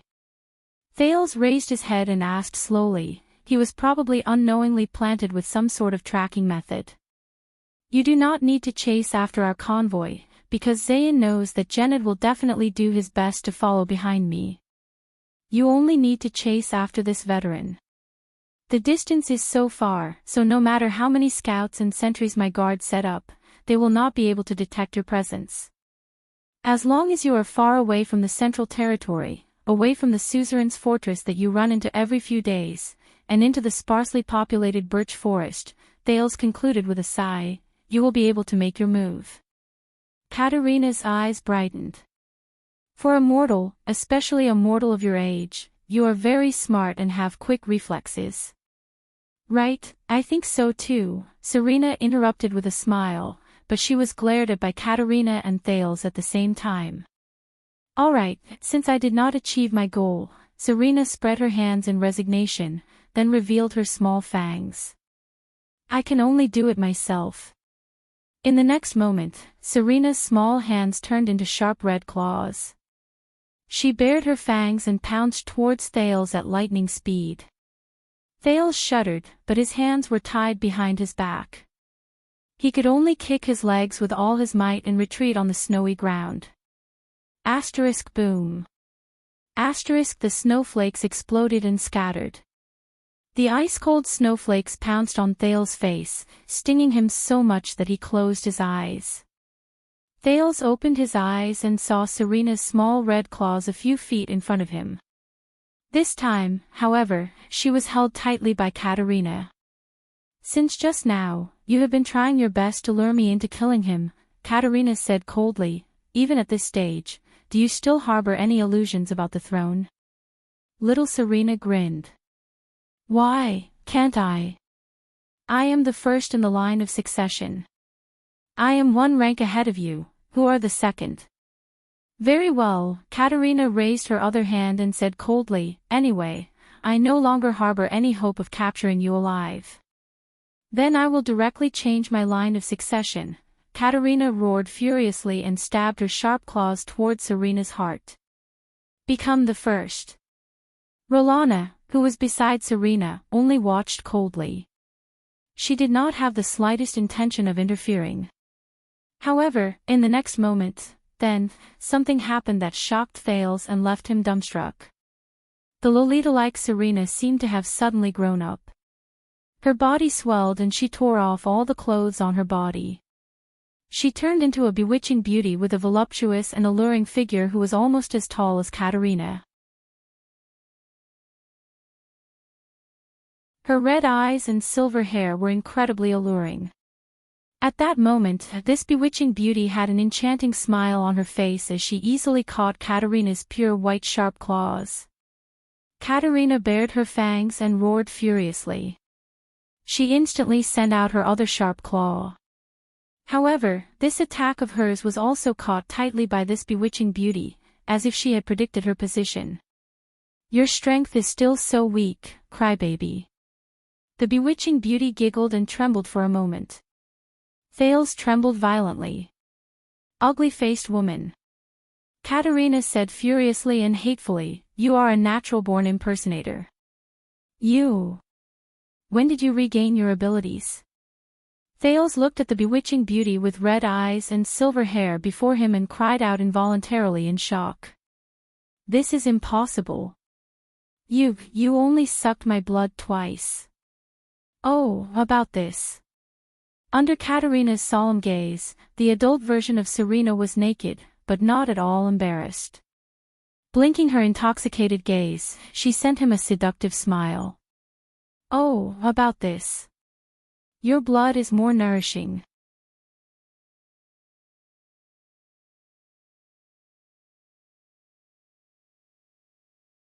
Chapter 89. Battles between Supreme Class fighters were not like those between Superclass fighters and Ordinary Class fighters, where the rhythm was slow and the power was scattered. The scene was often frightening, but it was actually a waste of power and stamina. On the contrary, almost every Supreme Class fighter was a terrifying existence who could control their power to the finest detail. They could release and retract their power at will. Hence, the battles between them were usually just right. They were simple and direct. They saved energy and time, but they were highly effective and deadly. To them, as long as one side made a slight mistake in their control, the other side's instant reversal was a common occurrence. Like now. Hestad pressed Chris onto the ground expressionlessly. He clenched his right claw tightly into a fist. His power slowly increased as his terrifying muscles contracted in his true form state. He aimed his fist at Chris' hideous head. Chris chuckled. "Old friend, it is my honor to fight alongside you, or to be your enemy," Hestad said plainly. The next moment, he threw a punch. The force was boundless. It was so great that it was difficult to block it. Only 0.5 seconds had passed since his fist fell from the air and touched the tip of Chris' nose. In this 0.5 seconds, Chris suddenly bared his fangs and roared furiously. The bone wings on his back pierced through the snow-covered ground.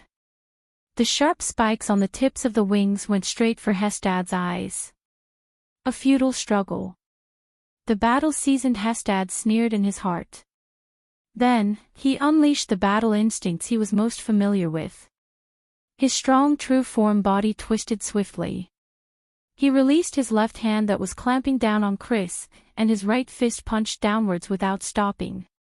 Chris seized the moment Hestad released his left hand and punched the ground with both fists. His heavily injured body rose violently and charged towards Hestad. Hestad's terrifying right fist brushed past Chris' hideous left cheek and left ear. The strong wind mercilessly scraped away his skin and flesh, bringing with it a frightening patch of black flesh. Thud. Hestad's fist landed on the ground. Snow flew everywhere. Half of the heavily injured Chris' face was scraped off. He roared and used the recoil force to bend his arms into elbows and hit Hestad's armored chest with all his might. Hestad watched his old friend's counterattack calmly. His chest pushed against Chris' arms. The muscles on his waist and legs contracted, and his bone wings spread out to maintain his balance. He absorbed part of the impact and diverted part of it. He only slid 2 inches backwards on the snow-covered ground, and Chris' attack was neutralized. Chris frantically flapped his skeletal wings, but he could no longer make Hestad retreat. "The struggles of a trapped beast," the gigantic Hestad said coldly. Before Chris could react, Hestad roared furiously and clenched his claws into fists. His arms exerted force toward the center. Hestad's pair of heavy punches, which had an astonishing momentum, came from the left and the right, heading straight for Chris' head, which was pressed against his chest. Chris' reaction was extremely fast. He swung his elbows backward in an instant and hit Hestad's upper arms. Before Hestad's fists could land on his head, he exerted his strength. Under Chris' interference, Hestad's fists missed the latter's head by a hair's breadth. A pair of fists covered in bone spurs smashed together 2 inches behind Chris's head. Bang! The huge explosion even caused Chris to lose his hearing for a second. Fortunately, he had the powerful recovery ability of a vampire's true form. His body immediately mobilized the blood in his body and gathered it at his brain to heal his damaged ears. But the battle was not over yet. Hestad did not care that he had missed an opportunity to kill. He abruptly tightened his arms and trapped Chris in his embrace. Do you prefer this way of dying? Hestad said coldly. The muscles in his arms instantly tightened with great force. His terrifying arms strangled Chris' upper body and tightened even more. After I crush all the bones in your body, I will mercifully dig out your heart. Asterisk crack, crack, asterisk the sound of bones cracking could be heard inch by inch. Chris hissed in pain, but he could not break free from Hestad's embrace of death. Hestad laughed loudly and hugged Chris tightly as if he was hugging a comrade. Just like when they were young, they would hug each other without any ill feelings after winning a difficult battle. However, the glorious past had forever disappeared in the wind. Crack. Chris's bones were still shattering. Before you die, repent to His Majesty. Hestad's arms tightened even more. At this moment, Chris, who was in extreme pain, revealed a smile with difficulty. Time, he said in pain, is up. Hestad was stunned. What time? He did not want to waste time. He prepared to continue exerting force in his arms and directly crush Chris in his embrace. But Hestad discovered to his surprise that the strength in his arms was actually becoming weaker and weaker. What's going on? Why is my strength disappearing? Hestad began to lose feeling in his arms. He furrowed his brows tightly and decisively let go of Chris. In the next moment, Hestad looked at his arms. His eyes were filled with disbelief and shock. Impossible. There was no other reason. Half of his arms had already been corroded by Chris's black blood without him realizing it. My true form armor, it's impossible for it to be corroded. Hestad clenched his teeth tightly, trying to understand this impossible scene. Hundreds of years of battles have proven this point, haven't they? Chris panted laboriously on the ground and laughed brokenly. Haha, unstoppable power and unbreakable defense. Have you heard of the story of the spear and shield in the Far East? Hestad took a step back in shock. What? When did he? His arms were still being corroded. Your fists are both sharp weapons for striking and hard armor for withstanding impacts. Chris swayed as he stood up. They are sharp and hard. Coupled with the increase in your strength, which is comparable to that of the great dragon, your terrifying battle instincts, and your unparalleled control over your strength, they are indeed. But what happens when they stand against each other? With an unpleasant expression, Hestad headbutted Chris back to the ground. No. No. But Chris swayed as he stood up again. He smiled and said, the fists you hit the back of my head. When they collided, fine cracks that even you did not expect to appear. Perhaps after this battle, they will repair themselves. But for my blood, these fine cracks are already enough for it to seep into your so-called unbreakable true form armor, and corrode the flesh and tissues that are completely unprotected. Chris placed his hands on Hestad's arms with difficulty. The black blood on half of Hestad's arm immediately flowed faster, and quickly seeped into his body from Hestad's wound. Hestad gritted his teeth. His body swayed. The black blood had already corroded deep into his body. This is our end, tribesmen. Chris coughed out a mouthful of blood and laughed bitterly. Fighting with you is indeed an honor. Hestad could no longer support his body. He fell to the ground and roared furiously at the sky in grief and indignation. Can't you see? Katerina said coldly, there has never been any nourishing human blood. I am afraid that she has been in perfect condition since the beginning. This woman is a natural performer. You have been deceived by her from the beginning to the end. Just like how she deceived everyone in the Corleone family. Thale stared at the adult version of Serena in a daze. Could it be that she was not seriously injured at all? So her little girl form, her so-called alliance with me. When did she start, her first time in Mindy's Hall? Murat's visit? Vine Manor? No, then our alliance, However, the fatal battle between the Blood Clan sisters, who would resort to any means necessary, had already begun. Don't even think about transforming into your true form. Serena, who was obviously stronger, ignored her younger sister's hands that were clamping down on her wrists. She abruptly grabbed Katarina's neck and pierced her neck with her claws. She laughed and said, "Just like in the past, you have no chance." "Ugly-faced woman," Katarina said in disgust. Serena's expression changed. She whistled behind her. The contest of strength between Katarina and Serena finally came to an end. Because the super-class Blood Clansman, Rolana, who was watching the battle from the side, instantly appeared behind Katarina and struck out with her claws. Katarina screamed and tilted her head to dodge, but her shoulder was still pierced by the claws. Serena tightly grabbed onto the injured Katarina. The two of them disappeared from the spot at the same time, then appeared in midair not far away and violently crashed into and broke two birch trees. Bang. The snow and dust dispersed, revealing Serena's naked figure. She laughed softly and said, "How does it feel to be continuously attacked and not be able to transform into your true form?" Rolana's expression was cold as she appeared beside the two sisters and held Katarina in a tight grip. Serena laughed maniacally. Facing Katarina, who was obviously being suppressed, she punched her younger sister's face with the speed of the wind. Thud. Katarina spat out a mouthful of blood and leaned to the side weakly. Oh no. It was obvious that Serena's side's attitude towards him was no longer that of an ally like before. As of now, the Night Queen was his only hope.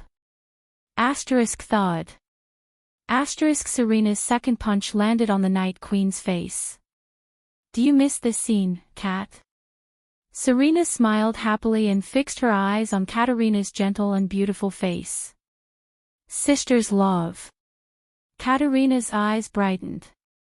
With a turn of her body, she easily scraped Rolana, who was behind her, down with a speed that the naked eye could not follow and the angle of her sharp claws. She even left a deep scratch on Rolana's chest that revealed her bones. But she had no time to care about Serena, who was in front of her. The patricide's punch landed once again. Boom. This was the third punch with an even greater force. It blasted Katarina onto the snowy ground. Thales watched the battle anxiously. At the same time, he searched the remains of the carriage for something that could scrape off the rope. However, with his eyesight, he could not catch the Blood Clansman's terrifying extreme speed at all. He could only see the scene where the three of them skipped frames. It was not that he did not think of taking advantage of the chaos to escape. But he also knew that on the snowy ground at dusk, he could not escape the Blood Clansman's pursuit with just his short and small legs, no matter which side it was. Rolana crawled up from the ground and hissed. On the other hand, Serena smiled cunningly and walked forward. But in the next moment, a strange sound came from where Katarina was. Ugh! Ah! Serena's expression changed drastically. Ugh! Ah! When Thales heard that sound, he suddenly felt his entire body tremble. He could not help but feel as if the entire world was spinning. Ah! Ugh! He could not even maintain his balance while sitting on the ground. He swayed and fell. He could not stand up anymore. Thales was extremely flustered. What's going on? Ugh! Ugh! Thales struggled, but his consciousness was blurry. It was as if he had lost all sense of direction. When he stretched his hand to the left, it would reach to the right. When he raised his head towards the sky, he would drill deeper into the snowy ground instead. After twisting about randomly, he finally shifted his gaze to the battlefield. He shifted it to Katarina. Her purple eyes had now turned pure black, and an ominous black liquid seeped out continuously. Rolana, who was beside her, was also like Thales. As if drunk, she fell to the ground, gritting her teeth and cursing. Thales was shocked. Katerina is crying. He instantly remembered Katerina's nickname. The Weeper. So, is this her ability? Black liquid flowed from Katerina's eyes. She let out strange and mysterious whimpering sounds. She slowly stood up and looked at her older sister. Tears of the Bloody Night. Serena swayed her body and said furiously, "It can actually be used without a true form." Under the strange crying sounds, Serena struggled to hold on. She wanted to punch her younger sister's chest before she fell. Thud. Thales watched in astonishment as Serena's fist was firmly clamped down by a sharp white claw with bone spikes on it. Serena furrowed her brows. Katerina, who had been suppressed all this while, raised her rapidly changing head. Her ears were elongated, her fangs were sharp, and bone spikes protruded. Her entire face turned into a strange, pale white color. Thales watched in a daze as Katerina's entire body swelled and changed shape. She grew white bony wings and slowly turned into a huge white monster. It was the true form unique to Supreme Class Blood Clansmen. Bang. As Serena screamed in agony, her younger sister's fist pierced through her abdomen. Yes, sister, The white true form Katerina widened her pure black eyes and spoke in a hoarse voice.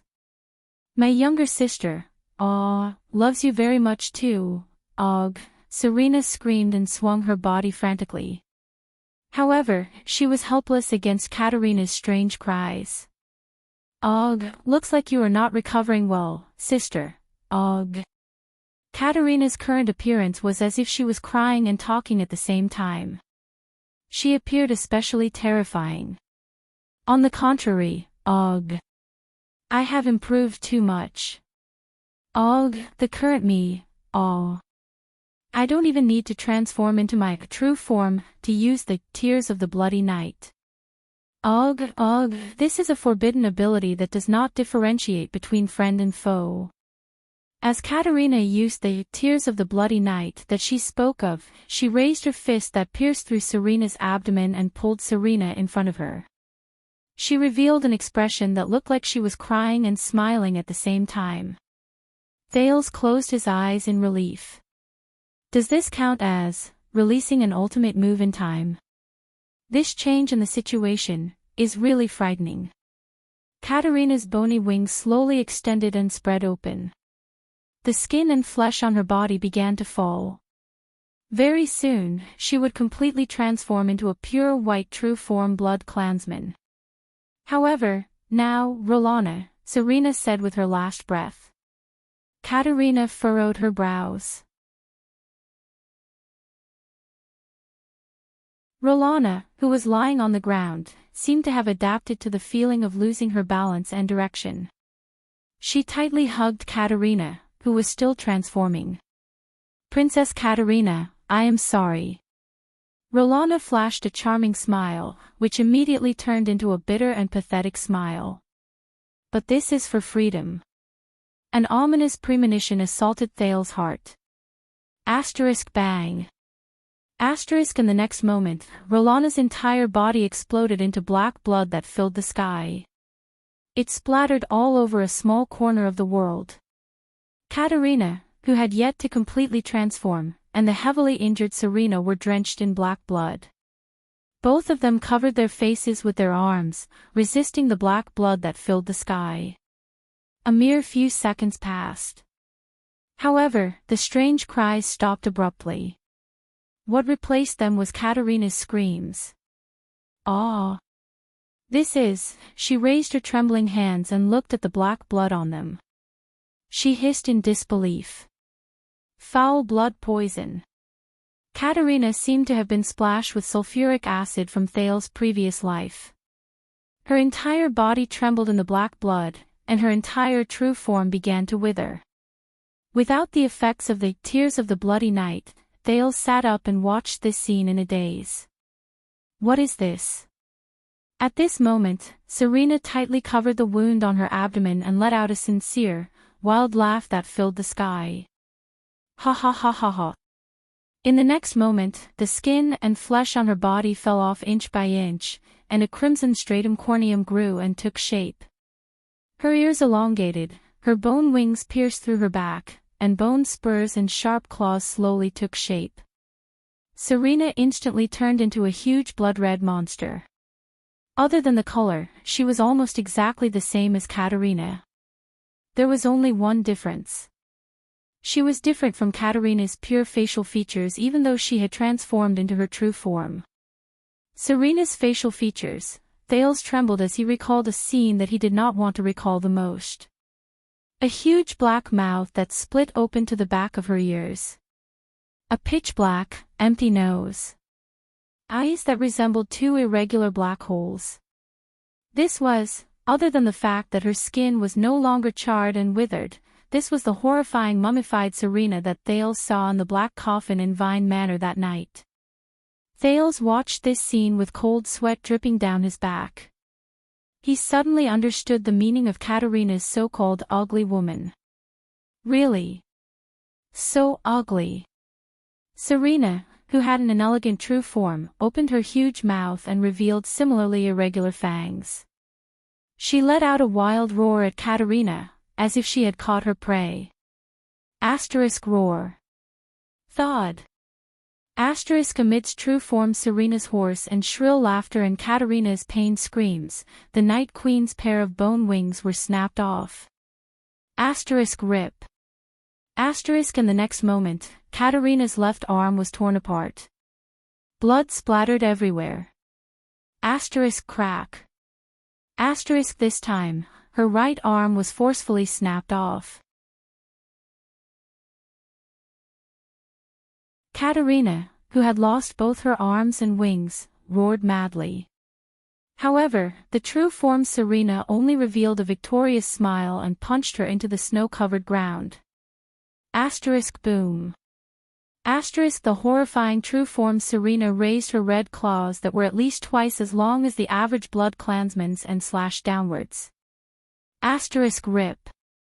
Asterisk she forcefully chopped off Katarina's legs. Katarina's true form appearance finally disappeared completely, and she returned to the adorable queen in black. However, she was already powerless to reverse the situation. Thales watched this reversal in a daze. Not good. He said in his heart. Not good at all. Katarina, whose limbs were all severed and her wings shattered, spat out a mouthful of blood indignantly. She watched as the true form Serena slowly returned to her normal appearance. The true form of a supreme-class blood clansman is very terrifying, Serena said happily and enchantingly to her younger sister, who was lying on the ground, looking extremely miserable. However, very few people know that the process of transforming from a normal state into a true form is a process of changing the tissues in our body and undergoing blood transfusion and rebirth. Serena pulled up the cape left behind by Rolana after she sacrificed herself and wrapped it around her body. She sat down next to her younger sister and pretended to sigh. At this stage, the blood clansman's immunity towards special poisons is at its weakest. Especially when there are blood clansmen of the same clan and origin who willingly assimilate the tainted blood poison into their bodies, and then let you absorb it when you transform. Isn't this a very genius idea? You know, I've always had a headache over that so-called forbidden ability of yours. Thales found a sharp wooden fragment and desperately cut the rope that tied him behind his back. However, this was not as easy as it was portrayed in the movies in his past life. He could not see the situation behind him and did not know the most effective way to cut. He could not even use much strength. He had to be faster. Otherwise, after Katarina, it would be his turn. What should I do? Thales gritted his teeth and thought frantically. Katarina, who was powerless to retaliate, said furiously, "You crazy B***tch. You actually used the lives of your subordinates. Do you know how painful it is to implant the tainted blood poison into your body? Ha ha ha, I love seeing you like this the most. The cute look when the tables are turned at a crucial moment and you can only use foolish words to criticize me. Serena clapped and laughed happily. The Nightwing King will probably be very pleased to see how powerful I am, right? Shut up. The Night Queen, who had lost all her advantages, Katarina hissed in indignation and resentment. You are not fit to mention him. You killed our father. Patricide. Father. Serena suddenly turned her head and was enveloped in an endless chill. You called him father. Just because he bit you on the neck. Katarina, who was on the ground, seemed to have been hit in the soft spot. She was momentarily stunned. She then frantically retorted, he saved us and raised us. Katarina, whose limbs were all broken, struggled to raise her head with a heart full of hatred and met her sister's gaze. He bestowed his noblest lifeblood upon us. He allowed us to possess his bloodline, share his glory, and even inherit his title. He's like a father, loving us. Otherwise, we, the pair of orphans, would have died a violent death in the chaotic world of the Battle of Eradication. Thales shuddered. The Battle of Eradication. Serena's figure flashed in an instant. She grabbed the ladder's neck and lifted her up. Filled with disgust and ridicule, the patricide coldly said to her sister, ignorant sister, you do not know anything. You only remember the doll he gave you. You only remember the love he gave you. Right, Cat? You will always be a crybaby who hides behind me. Do you think that I do not know what you think? What I think about him? Katarina's gaze seemed to have been frozen by something. She looked at her sister with a face full of suspicion. Serena spoke coldly. Every time that man returns to the castle, you are the first fool to pounce on him and act coquettishly.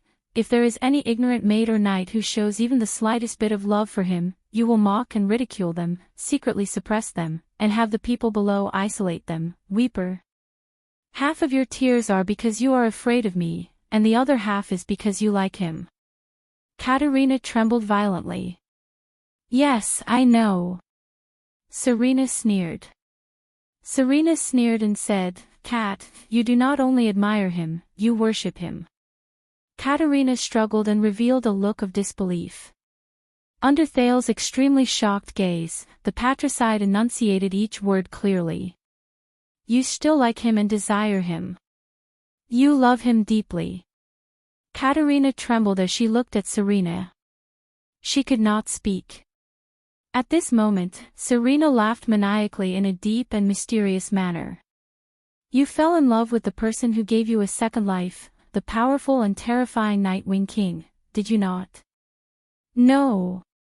Katarina's brows struggled, as if she was immersed in an unbelievable pain. Is that not the case? Serena said coldly, you wish that you were his wife, his lover, and not his daughter. Watching this scene, Thales was stunned. This is, serious, Oedipus complex. Thales lowered his head and sighed. Unfortunately, his life and death were still in the hands of this queen. He struggled to stand up. Really? Why? Every time, in the end. It's always me alone. To save the world.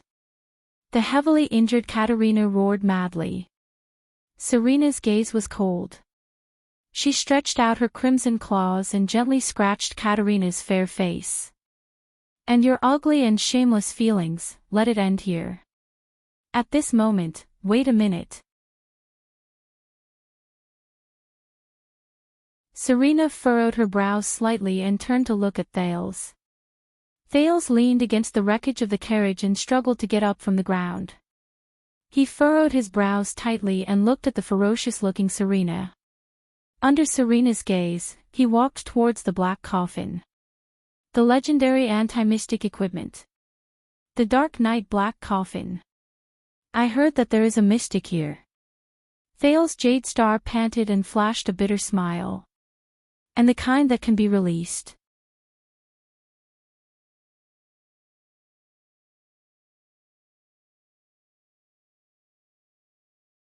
Chapter 90. The Tower of Eradication, the House of Legacy, the Truth Library. This was a huge warehouse. The red light of sunset penetrated through the original crystal drop glass roof and shone on the rows of giant bookshelves. The books and records made of all kinds of materials were illuminated, making them look dazzling. Can you be more serious? A thin, handsome, middle-aged man with short gray hair was holding an everlasting lamp. He stood behind a row of huge bookshelves and looked at the other side of the bookshelves with dissatisfaction. There was a sickly blonde young man leaning against a bookshelf. Eternal Star City's Level 2 police officer, Cohen Caribbean, raised his head with a tired expression and looked at his teacher, Zadie Tafner. The police officer raised his hand with his last breath. Hey! I asked someone to apply for a month's leave, and it took me 7 days to rush to the Tower of Eradication. I didn't even catch up on my sleep before you dragged me here. I only ate 2 pieces of bread in between. Cohen slapped his stomach and protested weakly, "What's wrong with you? Can't you at least show some concern for the students?" His teacher, the middle-aged man, Zadie Tafner, snorted. He put down the everlasting lamp and picked up another book without a care. "You were the one who suggested to look at the Inheritor's ancient book. You knew Shao would not agree to it, you stubborn Far Easterner. I can only hurry up and come with you while he's not here." Thinking about Master Shao, who was one of the Inheritors, and his temper, Cohen leaned against the bookshelf behind him, feeling that he really could not bring himself to look for books. He said helplessly, "Shao, didn't he give up the right to inherit the Far East's #1 sword sect to come to the Tower of Eradication? I thought he wouldn't be so conservative after doing such a thing." "How would I know? Shao's inheritance has all sorts of strange rules. In any case, I still haven't figured out the operating rules of those sects. If we're from the Far East Sword Sect, then as a student, you should kowtow to me respectfully the moment you enter. If you disrespect me, like now," Zadie stared at Cohen fiercely, "I can cripple your swordsmanship." Cohen rolled his eyes. "Did you find any connection between the Disaster Swords and Blood Bottle Gang?" the police officer asked listlessly. "No, it's still the things that you and I both know." Zadie unhappily stuffed the ancient sheepskin book back into his hands. "Because my efficiency is very low. There's another student who refuses to get up to help." Cohen pretended that he did not hear the last sentence. He said in a low voice, "Then why don't you tell me about the current attitude of the tower towards the Disaster Swords? How much do you know? Maybe I can combine it with the information I saw at the police station." Jedi stopped what he was doing and looked at his own student. He was silent for a while. In the end, he sighed and said, "All right, but if you want to know, you have to join our secret team." "Secret team?" Cohen turned around curiously. "Simply put, it's a small group of people in the Tower of Eradication who have been given a special mission. Their goal is to fight against the legacy of the Sword of Eradication outside the tower, which is also known as the Disaster Sword." "I'm in." Cohen's eyes lit up. He had to join. He had to understand more about the Disaster Swords and the violent power of eradication. Even if, for Raphael and Miranda. He secretly clenched his fists. "So straightforward," Jedi said in surprise. Then, he smiled happily. "All right, this team has Chartier and me. Now, there's one more." Cohen opened his mouth wide. "You guys. There are only 3 of us. A team of 3, to fight against the Disaster Swords." Cohen looked as if he had been tricked. He looked at his teacher in disbelief.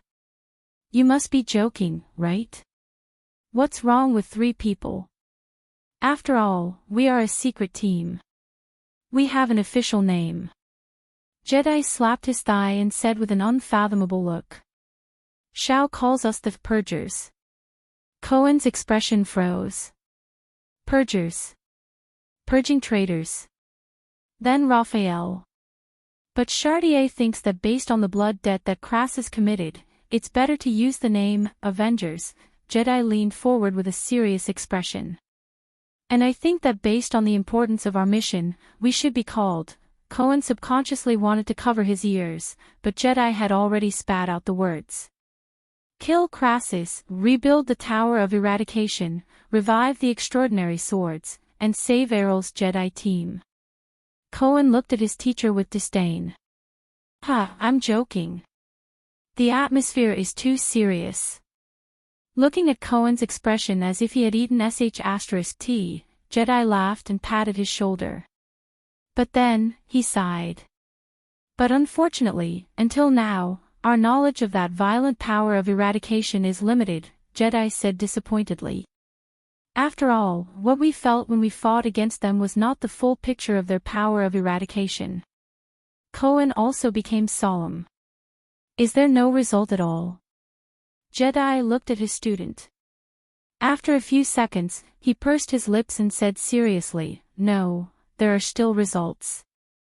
At least we know that the violent and crazy power of eradication that originated from the disaster swords Crassus, actually, it's to imitate a mysterious and terrifying power from ancient times. Look, Serena, why don't we sit down and have a good talk? Thales smiled as he looked at the despairing Katerina and the smug Serena. He said, There's no need to be so violent. Oh, Serena raised her eyebrows and threw Katerina away. Bang. The latter crashed into a nearby tree and struggled to raise her head. Serena gracefully walked towards Thales. Let it out. Serena looked at the black coffin and flashed a seductive smile. How? Kick it with your legs. Thales' heart started beating uncontrollably. Calm down. At least she let go of Katerina. This is my only chance. I must seize it. The Dark Knight black coffin can only be opened with the key that the king carries with him and the blood of a direct member of the Corleone family. Serena giggled. In other words, my blood and Katerina's blood. In the distance, Katerina raised her head strenuously and looked in his direction indignantly. Her limbs were healing, but it was extremely slow. Not to mention being reborn. This battle between sisters. She thought in despair, there's no hope of turning the tables. Is that so? Thales took a deep breath. Rolana and the others must have told you how Ralph and I escaped from the dungeon in Vine Manor, right? Serena narrowed her eyes. I have a special psionic ability. Thales trembled as he tried his best to weave his own story to make it seem more believable. It can break all shackles. Why don't I try it on this coffin? Thales touched the sharp wooden shard in his hand behind his back, feeling anxious. He did not manage to cut the rope, but it should not be a problem for him to cut himself. Although the side effects of that power might be a little big. However, without the assistance of his hands, would his losing control still work? Thales laughed bitterly in his heart. I can only try to kill you with my gaze. Serena's steps got closer and closer. So it's your psionic ability. But why do you think I tied your hands? Serena lowered her head and laughed coldly. I asked Rolana everything. Your psionic ability can only be activated when you cut yourself with fresh blood. This is a condom for you, Your Highness, she said softly. Thales' heart trembled. Did she notice this a long time ago? Serena continued to walk closer. That's far enough. Thales shouted. Don't come any closer. He had calculated that even if Serena flashed over from this distance, she would need at least a second or more. It was enough time for him to use that on the coffin. I have a wooden shard in my hand. Thales turned his body sideways and revealed a wooden shard. Then, he carefully and quickly turned back. Panting slightly, he said, It's enough for me to cut my own hand. Do you really want to meet that mystic? He kicked the black coffin behind him. Do you want me to knock on the door for you first? Serena's eyes were cold. This brat. Is she betting on whether I dare to take the risk? My dear Thales. In Thales' vision, Serena stood still on the spot. She suddenly smiled brightly and spread her hands. You must have misunderstood. I don't plan to hurt you at all. To me, a living heir of Constellation is more useful than a dead heir of Constellation, isn't it? We have an agreement. With each other's help, you will one day be crowned king, and I will be restored to the throne. Have you forgotten? I am still engaged. Thales frowned. This old witch. The ugly-faced witch. Let's work together. The navy of Eastern Sea Hill and South Coast Hill, together with our natural geographical advantage at Sea Viewing Cliff, can turn the Southern Sea of Eradication, which is rich in eternal oil, into Starry Night Alliance's inland sea. Serena extended her right hand and slowly clenched it into a fist. Constellation and Night Alliance, sharing benefits, helping each other, and deterring opponents on their respective continents. Your Extet and Camus union, our main of Night and Honbol. Serena looked straight at Thales. This was my initial idea. Don't believe her. In the distance, Katerina spat out a mouthful of blood and said hatefully, only the craziest demon would dare to form an alliance with this bitch whose heart is as vicious as a snake and scorpion. Asterisk thawed. Asterisk Serena smiled coldly. She casually threw a snowball at an extremely fast speed, knocking Katerina out.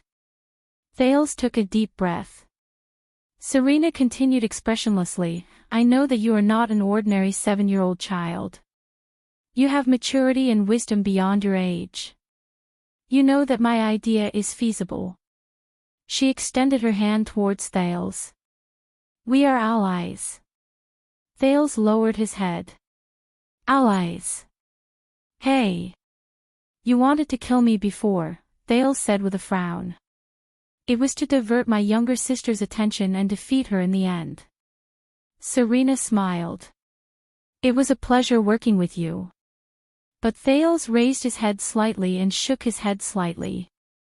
Serena, this is the last time I call you that. Serena's expression changed.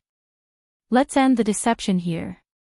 Thales sighed and said, You have never treated me as an ally at all, ugly-faced woman. Serena's gaze turned cold. When we first met, your words were filled with lies. You said that you are the true heir of the Corleone family, the legitimate ruler of the Hill of Pain. Regarding this, I did not lie. Serena blinked her large, bewitching eyes. But Thales, who had a deep impression of her other side, was not swayed in the slightest. I am indeed the Night-Wing King, King Laurie Corleone's first heir.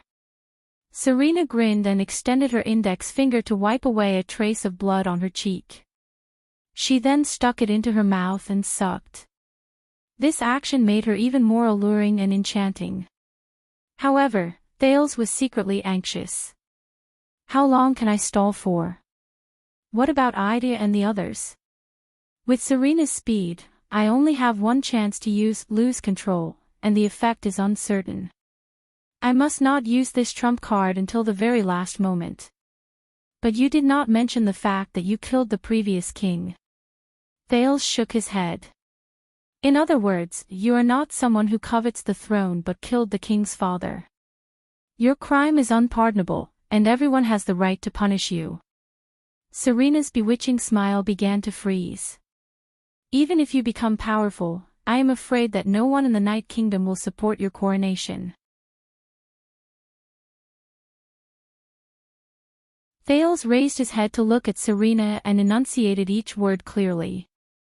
It is impossible for you to return to the throne. The sun was about to set. There was silence on the snow-covered ground. Serena stared at him and did not shift her gaze for a long, long time. I have had enough of you. Serena's smile disappeared. Her voice was extremely cold. Self-righteous mortal. You are right. Even if I kill Katarina here, the Sacred Blood Army that is loyal to her, as well as the clans behind the warriors, such as Castigan, Sullivan, Loraloa, and those who covet the Blood Ocean throne, will not allow me to be crowned. So, your real enemies are the opposers who are practically everywhere in the entire Night Kingdom. Thales shut his eyes tightly and exhaled. So, you need the power of a country to destroy those opponents that you cannot defeat. Originally, I only wanted to borrow your power to intercept Katarina, but the assassination of the Exted diplomat group gave me a great revelation. Serena nodded with a frosty expression. The death of the heir triggered a war between countries. After all, the King of Constellation made a sacred oath in front of everyone. If you die, then the person who will avenge you will be the next king. Thales sighed. The next heir of Constellation died due to the Night Queen's shameless interception, and the latter disappeared without a trace. Serena shook her head and sighed. How many ambitious people do you think will attack the Night Kingdom at all costs, or at least make a related oath just for the throne of Constellation? After all, it will only take a week to cross the Sea of Eradication from Constellation's south coast hill to the Night Kingdom. War will cleanse the opposers of the Sacred Blood Army and give me a more obedient Night Kingdom. Serena took a step forward fervently. And the true heir of Corleone will turn the tide at the last moment. So, this is the purpose of the alliance. To use Constellation to cleanse your opposers. Thales looked at Serena's expression and said quietly, the Starry Night Alliance is a complete scam. You don't understand, childish brat. Serena sneered. The alliance is to fight against the enemy. Thales glanced at the unconscious Katarina. No, Serena said coldly, I mean, to ally with your enemy and betray him at a critical moment. Betrayal is the true meaning of an alliance. Thales furrowed his brows deeply. So that's how it is. This is her logic of survival. The Starry Night Alliance. Thales' first diplomatic attempt in his life had completely failed. In the days to come, Thales could not help but think of this scene when he sat at the negotiation table countless times. At the same time, he vigilantly thought of the true meaning of an alliance. Many historians were surprised at how the Starry Night Alliance could be so stable between two incompatible races during that era. However, only a few people knew that the first Starry Night Alliance only lasted for slightly more than a month before it ended in failure. As expected, a cute, capable, yet arrogant and childish lowly vampire who had lived for hundreds of years suddenly appeared. She had red eyes and silver hair, called me brother in a coquettish voice, and even fought to marry me. Thales sighed. This kind of trick. I was thinking too much.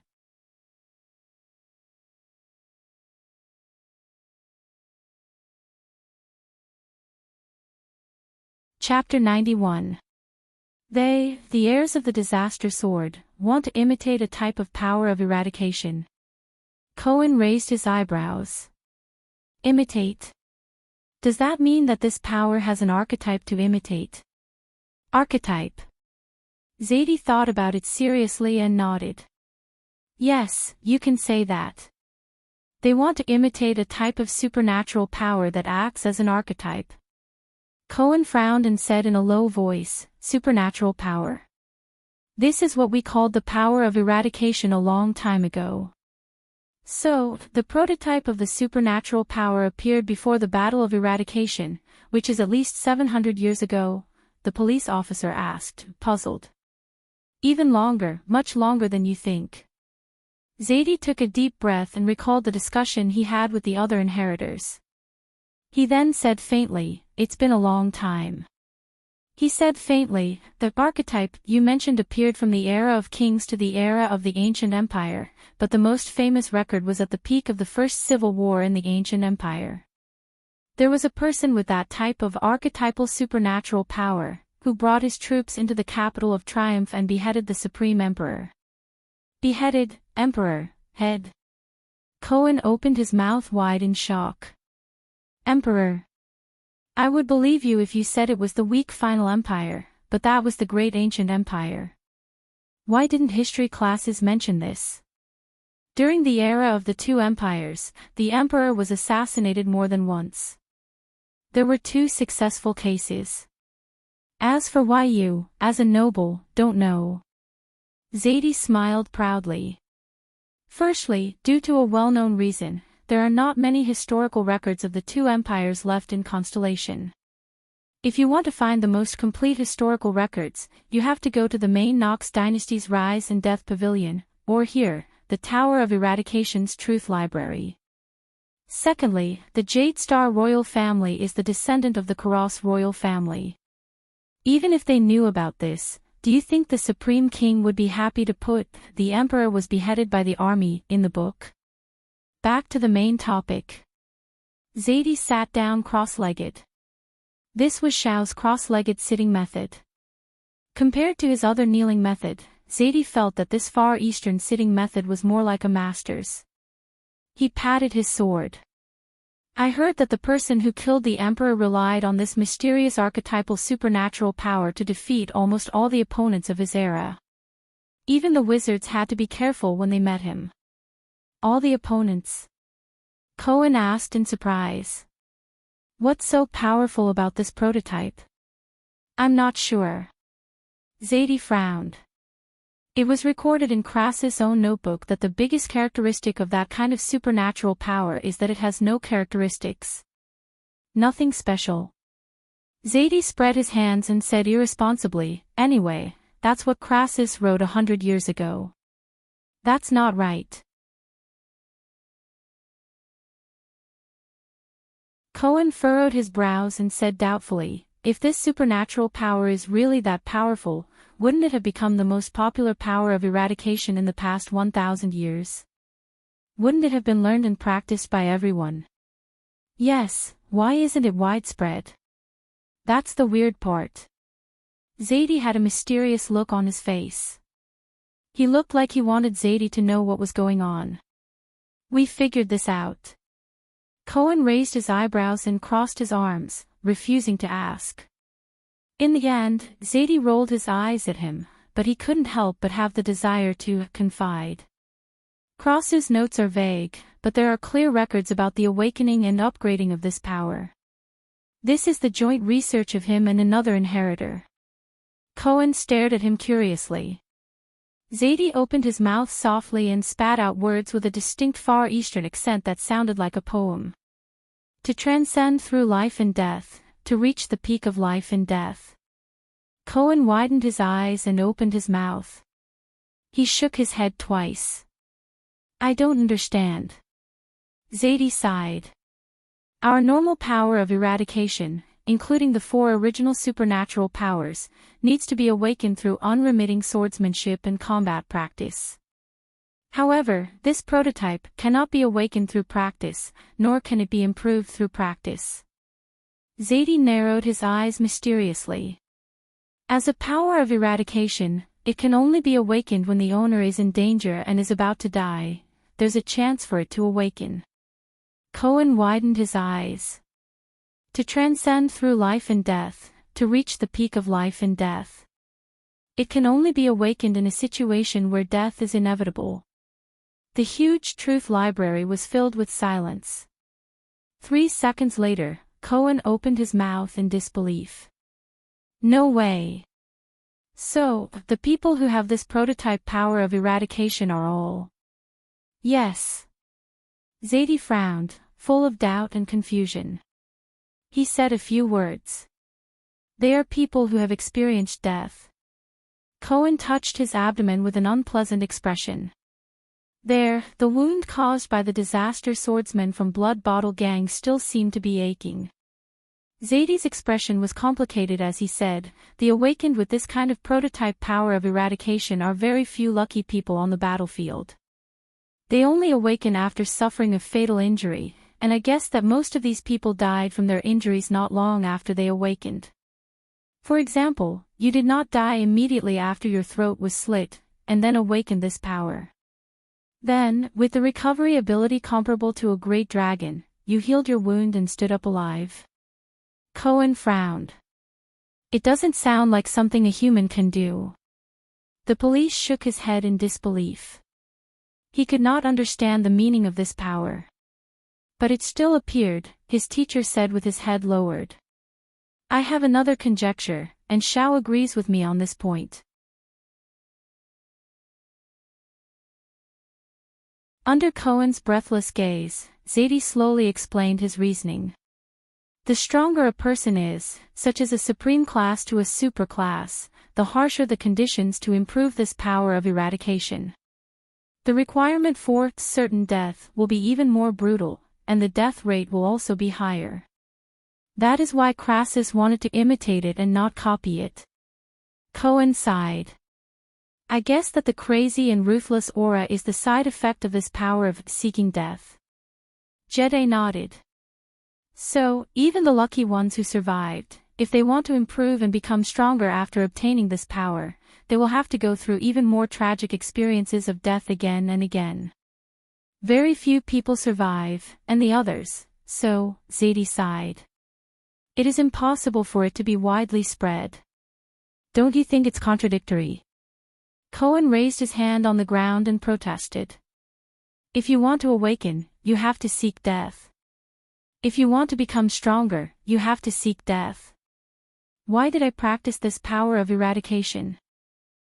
Becoming stronger is not necessarily for survival. Zadie Tafner, the supreme class inheritor of the Tower of Eradication, chuckled. Don't underestimate people's determination to pursue power and become strong. Isn't Disaster Sword of Crassus an example? Why do you think he imitated this dangerous power of eradication? Cohen furrowed his brows. Power. Become stronger. Raphael, why did you do it? Cohen touched his head and thought of a question. Other than that Emperor Slayer, are there any records of other awakened ones? Who was the first awakened in history? Didn't I tell you? Zadie scratched his head in an inelegant manner. If Director Lorbeck was here, he would have recognized this scratching gesture that was almost identical to Cohen's. We went through all the ancient books, and Shao even went to the Rise and Fall Pavilion of Main Nox. The first suspicious record of it appeared during the Age of Ignorance. At the Iron Blood King's famous human's last line of defense, a heavily injured 16-year-old soldier awakened a supernatural power that could not be upgraded, and became a joke. The second time it appeared was during the Age of Kings, on the eve of the Holiness Exorcism campaign. An ordinary 18-year-old infantryman came back alive from the orcs' encirclement. After that, he mastered supernatural power and became a superclass. I guess, other than experiencing death and their young age, you still didn't find anything, right? Cohen scratched his head. Zadie stared at him for a long time. No, we did find something, Zadie muttered. These people have one thing in common. What is it? Cohen immediately became spirited and widened his eyes. Remember the guy who chopped off the Emperor's head? We have the life of that Emperor Slayer. Zadie sighed. He was also a knight, and a Northlander. Cohen looked puzzled. Zadie narrowed his eyes. When he was still a page boy, the master of the knight he served died, and no one has ever taught that Emperor Slayer. Cohen shook his head.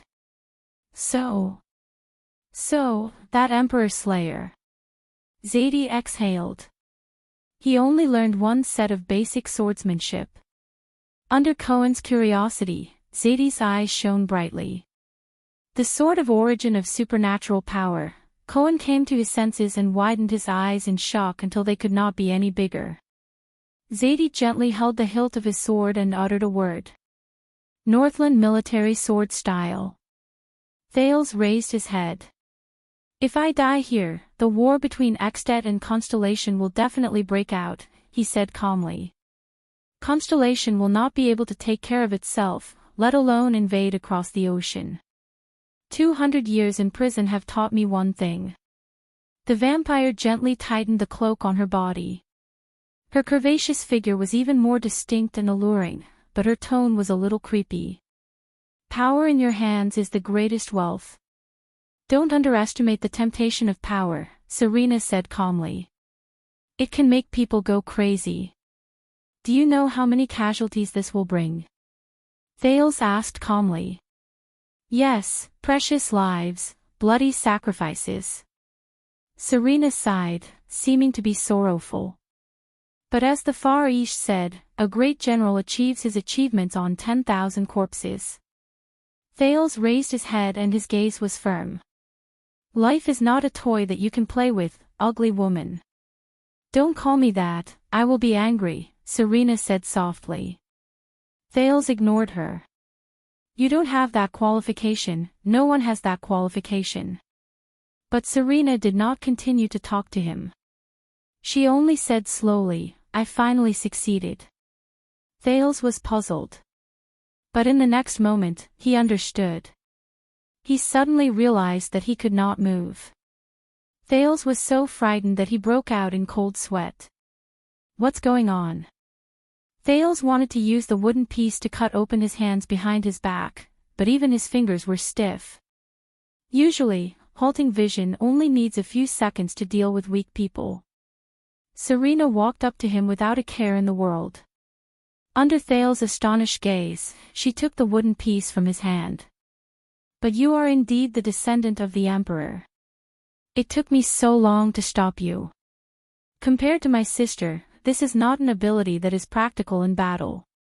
Serena sneered. Why do I have to talk so much nonsense? Do you think you are the only one who is stalling for time?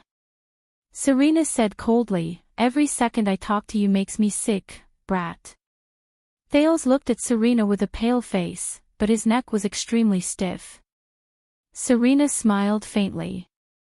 Are you ready to welcome your death, second prince?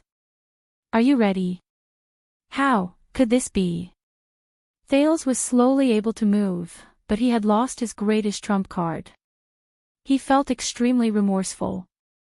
If I had just, no. He suddenly came to a realization. It's still not too late. Thales gritted his teeth and squeezed out a few words, ugly, woman. Serena no longer hid her expression. She revealed her hatred and disgust. Damn brat, I really want to suck you dry, Thales had a thought. Right. Come and suck my blood. If that's the case, Serena moved her face closer to him and took a deep breath as if she was smelling a delicacy. Her long eyelashes grazed his eyebrows. But Serena did not do as he wished. Don't worry, I won't let you bleed and use that psionic ability. What a pity. Serena caressed his face and blew gently into his ear. I still told you the truth, your blood is really nourishing. In the next moment, Thales was grabbed by the neck by Serena and lifted into the air. Why is she in this position again? Thales cursed in his heart. He could not breathe again. Serena sighed. Do you think I'm happy to pretend to be a little girl who can't speak properly and suppress my disgust to act coquettishly towards you? In the next moment, Serena's gaze turned cold. Or, do you think I'll really patiently wait for you to ascend to the throne, and then wait for you to become a white-haired old man to give me a mercenary troop that won't hurt me enough to restore my throne? Her grip tightened. Serena. Little girl. How dare you call me that? I've lived longer than all your ancestors combined. She said fiercely, almost crushing Thales' throat. For your rudeness. She said coldly, I'll let you taste the pain of being on the verge of death. Thales kicked and flailed in pain. But his hands were still tied behind his back, and he couldn't even make a useful struggle. I've gone too far, he thought in pain. A long time ago, Hestad told me that there was a great Khan from the Kisari tribe who was good at fighting. He once said this to his best ally, Serena said coldly as she looked at Thales struggle without a care in the world. She said coldly, I grant you death without shedding blood. Oh. That's silly, taking a beating sword style that has been in decline for thousands of years. Cohen hit his palms in realization. I thought that since Quaker's Holiness Exorcism campaign, during the Age of Kings 3,000 years ago, after we completely defeated the orcs, no one practiced it anymore. Show some respect.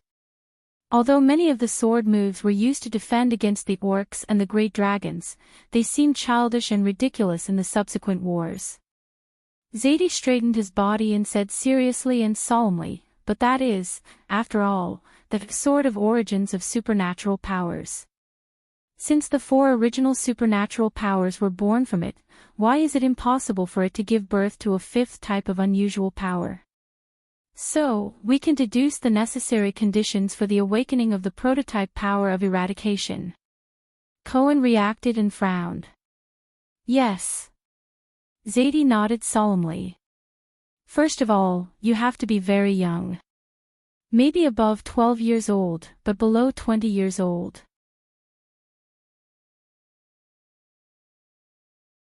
Also, you cannot practice any power of eradication. Secondly, you have to have a complete foundation of the Northland military sword style. Thirdly, and most importantly, you have to experience death, but you cannot die immediately.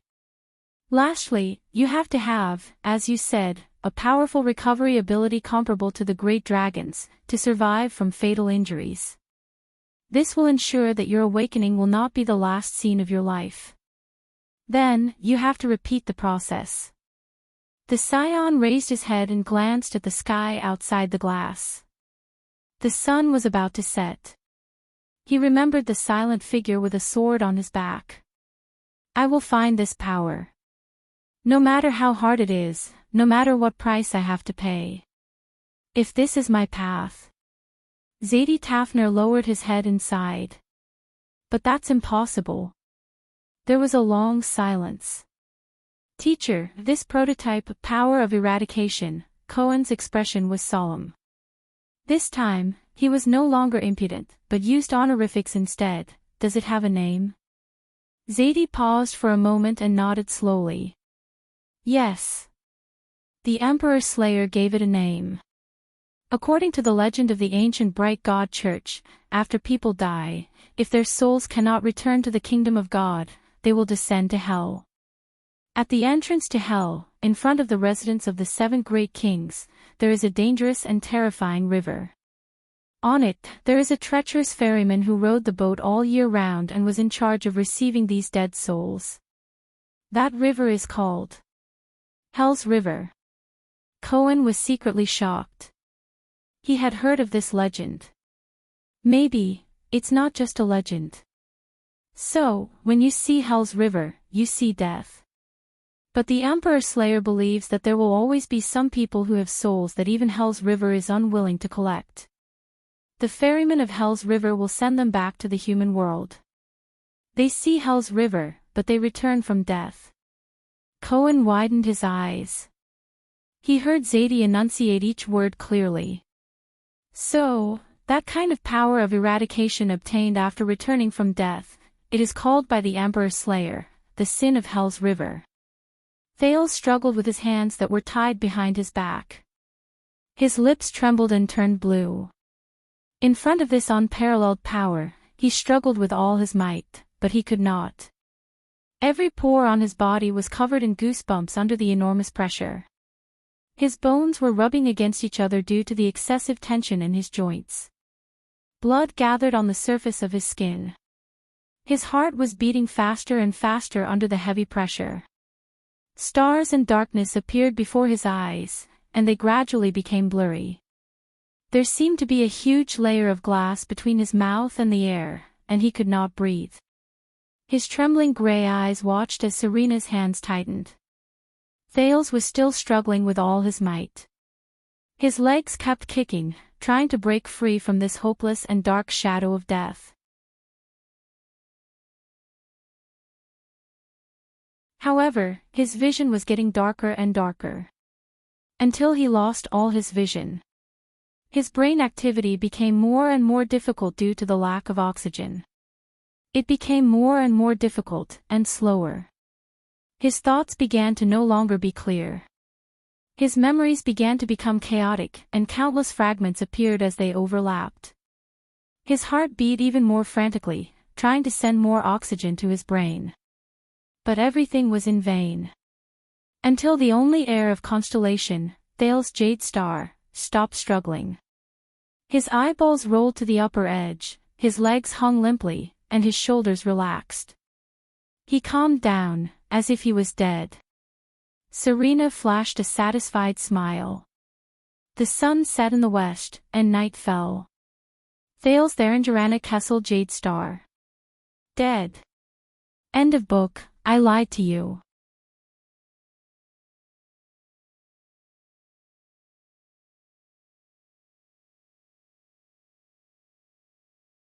Chapter 92. Under the rising moon, Ralph anxiously galloped through the birch forest after nightfall. In order to maintain his balance, the Phantom Wind follower's pair of J-shaped elastic steel sheet prosthetics had a large surface area on the ground. Walking on flat ground always felt strange, but to his surprise, the wide surface area made it easier for him to move forward in the snow, especially when he was riding on the wind. It was as if he was walking on flat ground. However, Ralph had no experience in tracking in the snow, nor had he lived in the north, which was filled with unmelted snow.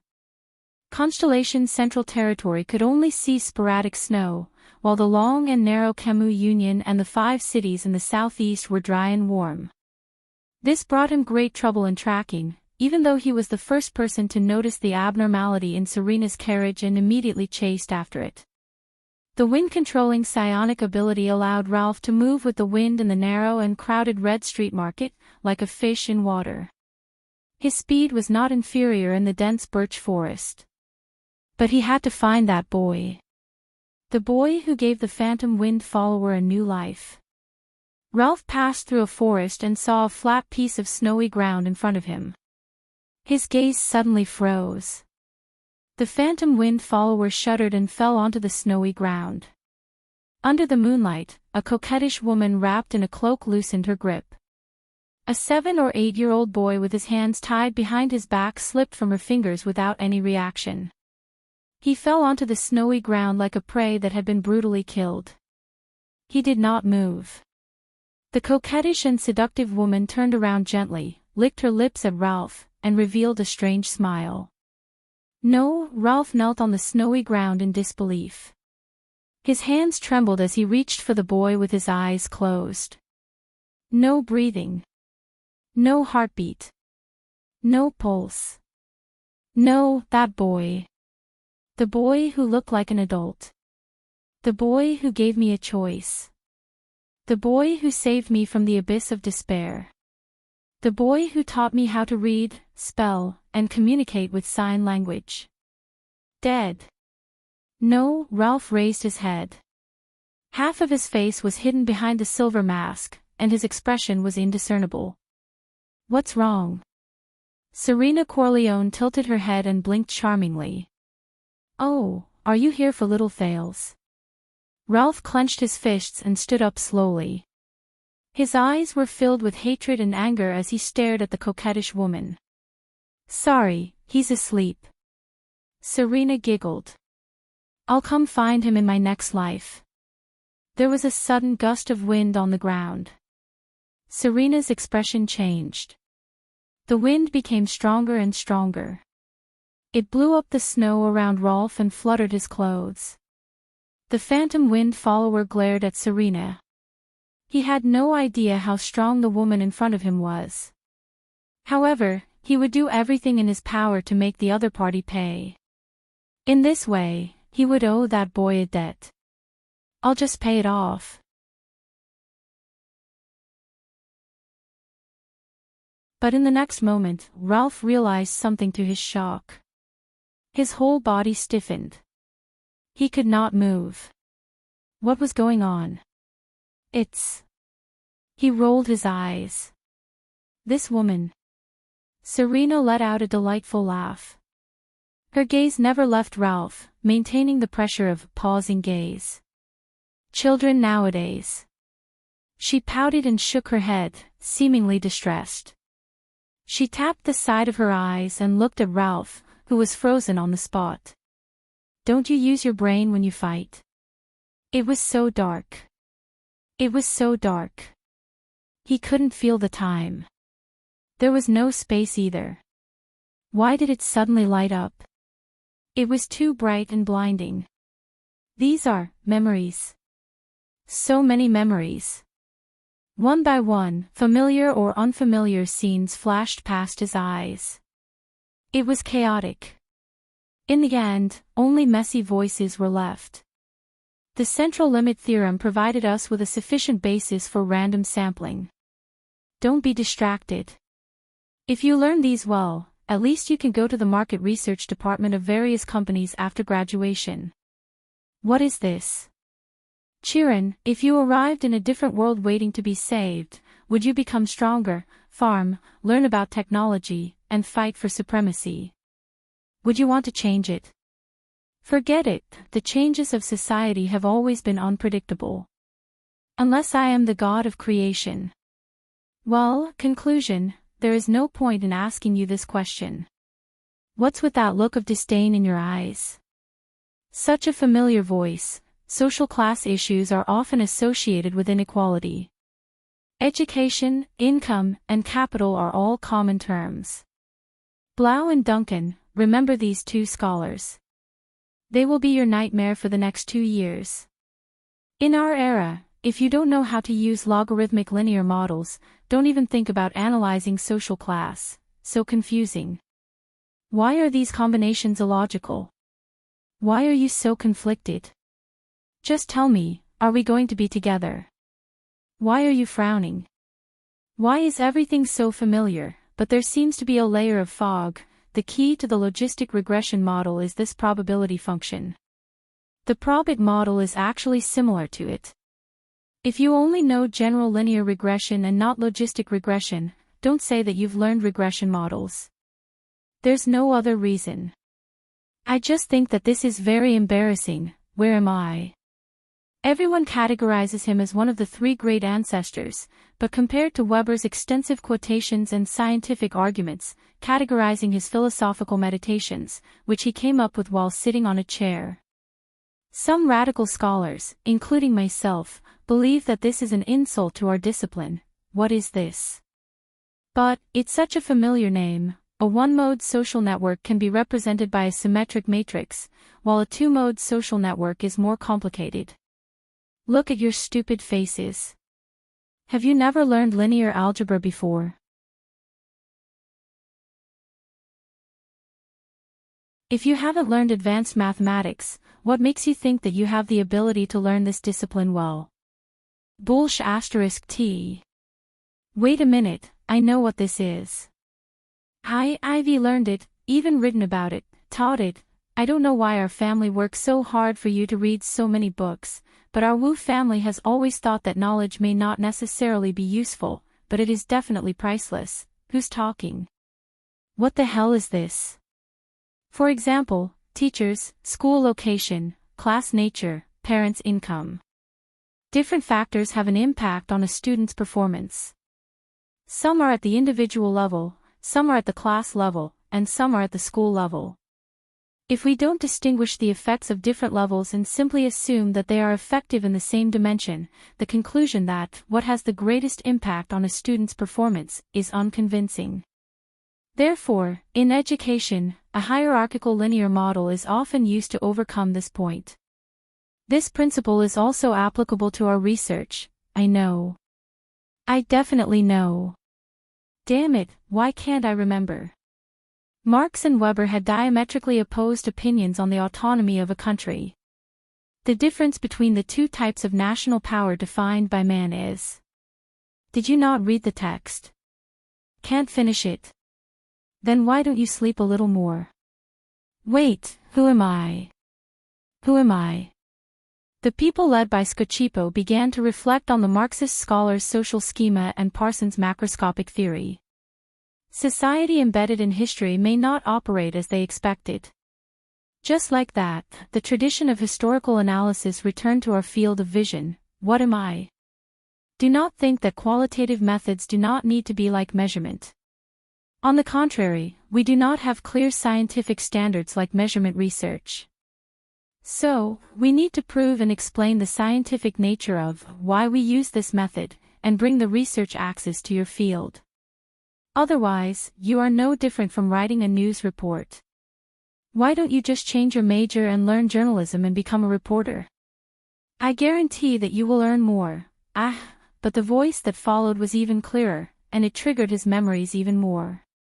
Bess, no matter what method you use, make him stay in the capital city. He will live. Hold him, this is my blood. You know my temper. This is Thales. Send him to the 6th house.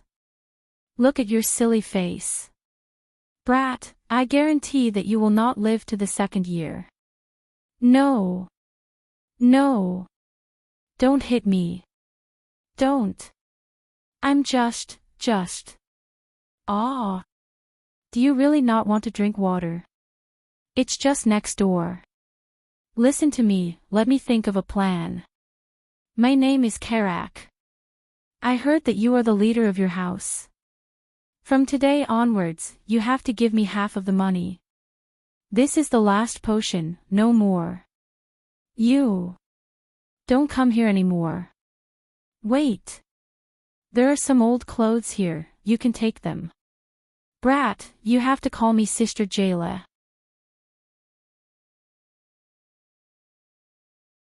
Standing above the heavens, surpassing the gods, looking down on all living beings.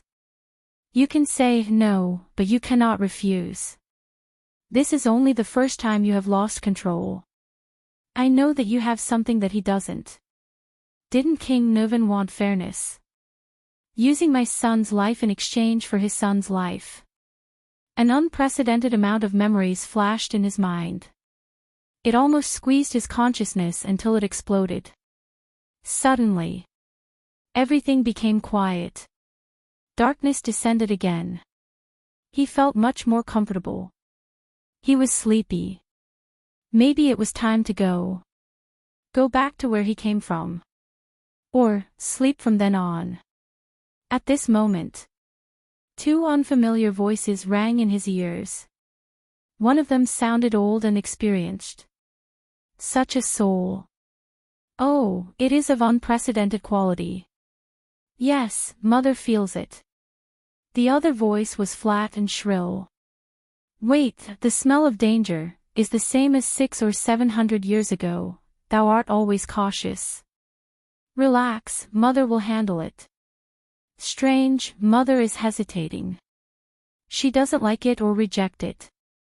There are 4 forces pulling it, 2 going down, 1 going up. What a powerful life force. There is no one above to save it, but it is still rising. At this rate, it will rise back to the top in no time. And there is another force. Oh my God. Why are you panicking? Have you ever seen such a mixed blood and mixed soul? How is it possible? Unless Alchemy Tower and Soul Tower work together. Don't lose your composure. Keep to your duties and mind less about the matters above ground.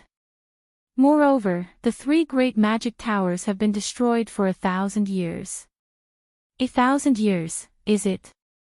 My long-term memory has deteriorated again. Mother has made a decision. Let it go, let it rise. Prepare to open the countercurrent gate. Countercurrent gate. It can't be, right? One just rose back more than 30 years ago. It's too short.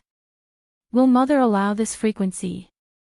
At least wait until the last one falls back. Do not ask, do not speak, this is mother's will. You can only obey. Then, he felt that everything around him was shaking violently. Asterisk boom. Crack. Asterisk it was as if something had suddenly shattered, and he seemed to hear a clear and crisp sound. In the next moment, as if he had emerged from the surface of the water, he smoothly inhaled a gust of air in the invisible pressure and darkness. It was not just a gust of air. It was a force. A force that surpassed mortals. He, Thales Jade Star, remembered who he was again. At the same time, his senses returned. All the pores on his body seemed to have opened up in an instant, greedily accepting information from the outside world. His sluggish joints no longer rubbed against each other, as if they were lubricated by a force. The blood that had gathered on his skin returned to his blood vessels as if it had received an order to provide nutrients for life. His heart, which had been beating too fast due to lack of oxygen, returned to a regular, slow beat.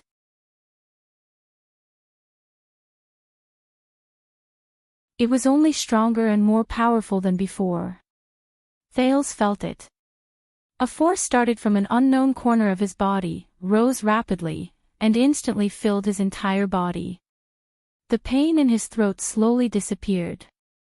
He could even feel that many of the small, hidden injuries in his body were slowly recovering. Soon, Thales felt the coldness under his body, the strong wind around him, and Serena's familiar laughter. Like a drowning person who had been saved, Thales opened his eyes abruptly. Immediately after, he looked at the sky while trembling, opened his mouth wide, and sucked in a breath of air that he had not breathed in a long time, as if he had been separated from it for many years. Phew, everything was the same as before. He was alive.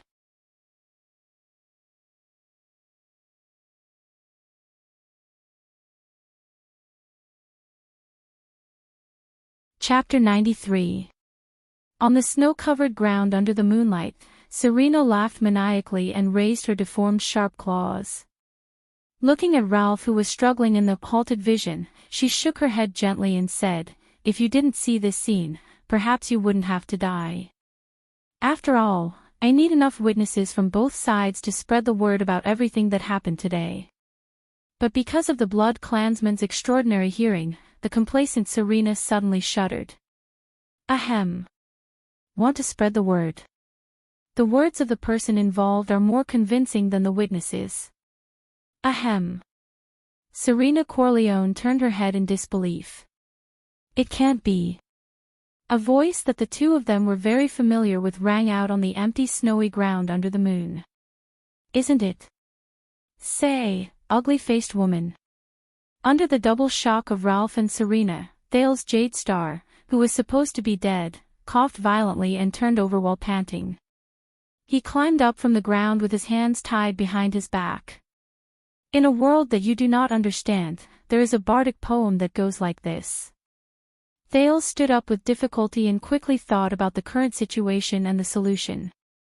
He slowly said, "What cannot kill you makes you stronger and stands higher." A few seconds after Serena shifted her gaze away, Ralph broke free from his stiff state as though he had been liberated. But the two of them did not do anything else. They just stared at Thales in shock. How is this possible? Serena shook her head in surprise. She looked down at the hand she used to strangle Thales. Was it because I was imprisoned for too long that my strength and estimation have regressed? But he's clearly not breathing. What's going on? There's a problem. Ralph looked at Thales and flashed a gratified smile. He made a gesture. Do not look at her eyes. Thales returned a powerful gaze and nodded slightly. The silver-haired, red-eyed female Blood Clansman gritted her teeth and turned to glare at Thales. Damn it, Thales showed a smile that he had not shown for a long time. He deliberately avoided Serena's gaze and did not give her a chance to activate her ability. The prince clenched his teeth and pressed them against the tip of his tongue. Was I too nervous and scared just now, so I did not think of biting the tip of my tongue? Thales laughed bitterly in his heart. I was forced to look at that path for so long. First target, Dark Knight Black Coffin. Was he really going to release that mystic?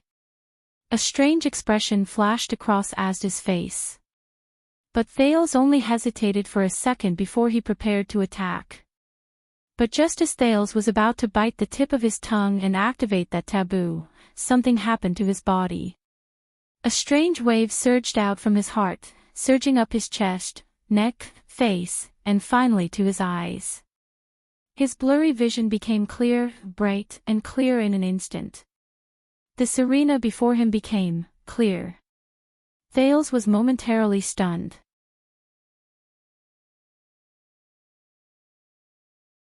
What is this?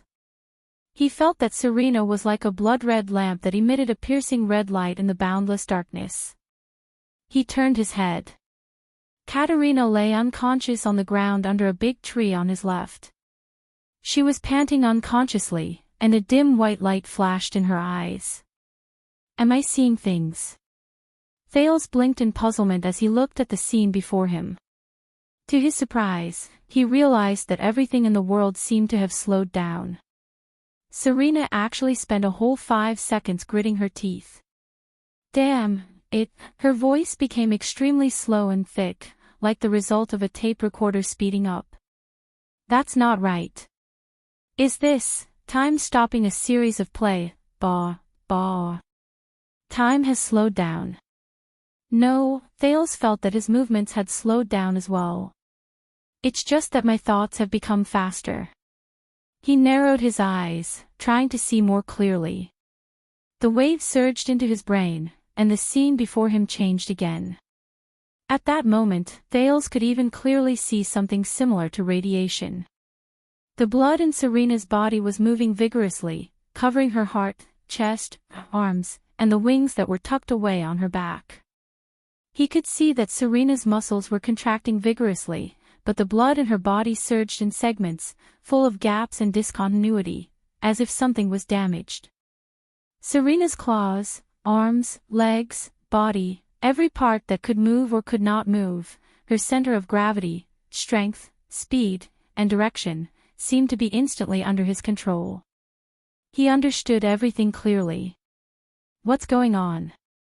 Thales thought in alarm. Thales turned his head and looked at the black coffin. He saw that this strange legendary anti-mystic equipment was emitting a deep black aura and black light. There were also strange waves of various colors surging out continuously. It seemed so ominous. If I use mystic energy to open it, inside. His heart skipped a beat. Is there a better way to solve the predicament before me? Thales had just thought of this when the wave seemed to have a mind of its own. It disappeared from around his eyes, everything in front of him returned to normal. This is... Thales frowned. What kind of power is this? Damn brat. Serena regained her speech speed and said through gritted teeth, all right, this time, I will cut off your head. But a few seconds later, the wave appeared again. This time, it went straight to his brain. Wait a minute. Thales shuddered. His brain, which was already different from ordinary people, seemed to have activated some kind of amplification device. A better way, the distance between the black coffin, Serena's speed, true form transformation, possible attack direction, Ralph's best route of support, the speed limit of the snowy ground, and everything in front of him turned into useful information that was stored in his brain in an orderly and rapid manner.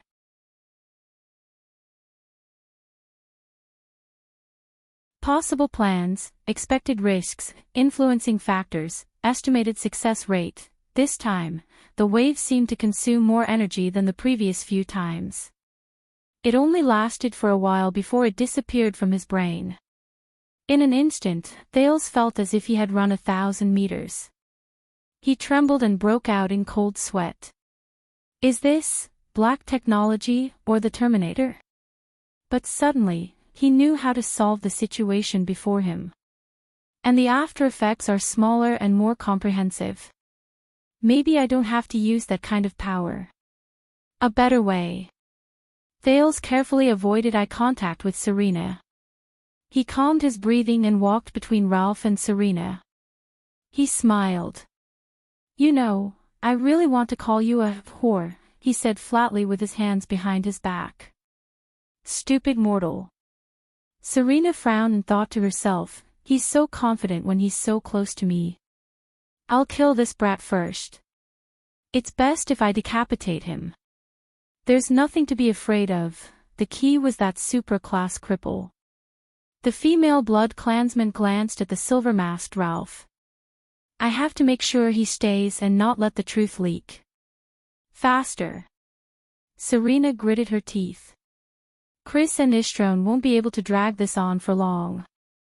Oh, then why not? Serena smiled as if she was performing a magic trick. Her speed was so fast that Thales gasped in amazement. My dear Thales. She calculated the distance between her and Ralph, as well as the speed at which she transformed into her true form and pounced forward. Ralph furrowed his brows. He saw that Thales' hands, which were tied behind his back, were changing rapidly. Even though there was no head and chest, he could still recognize them. Push, me, left, tree. Twice in a row. Ralph narrowed his eyes. What a familiar feeling. Just like the time in the dungeon. Because if I called you a whore. I was afraid that I would insult this sacred profession, Thales said flatly. So in your heart, Serena chuckled and moved her claws. Whores are sacred. But I still have to thank you. Thales exhaled. Under Serena's astonished gaze, he enunciated each word clearly. At least before you killed me, you told me the truth. My blood is very nourishing. In the next second, Thales swung his hands behind his back. Begin. Before Serena could react, Ralph's pupils trembled. His psionic ability was instantly activated. A gust of wind rose out of nowhere and charged towards him. Asterisk whoosh, asterisk, but it did not attack Serena, who was fully on guard. Instead, it swept Thales up and blew him towards the sky. Thales clenched his teeth and tried his best to support his body. He narrowed his eyes to withstand the impact of the wind. After all, he was not Ralph, who had been immersed in the art of human kiting for many years. In the air, time seemed to have slowed down again. But he knew that was not the case. The fluctuation gradually filled his limbs.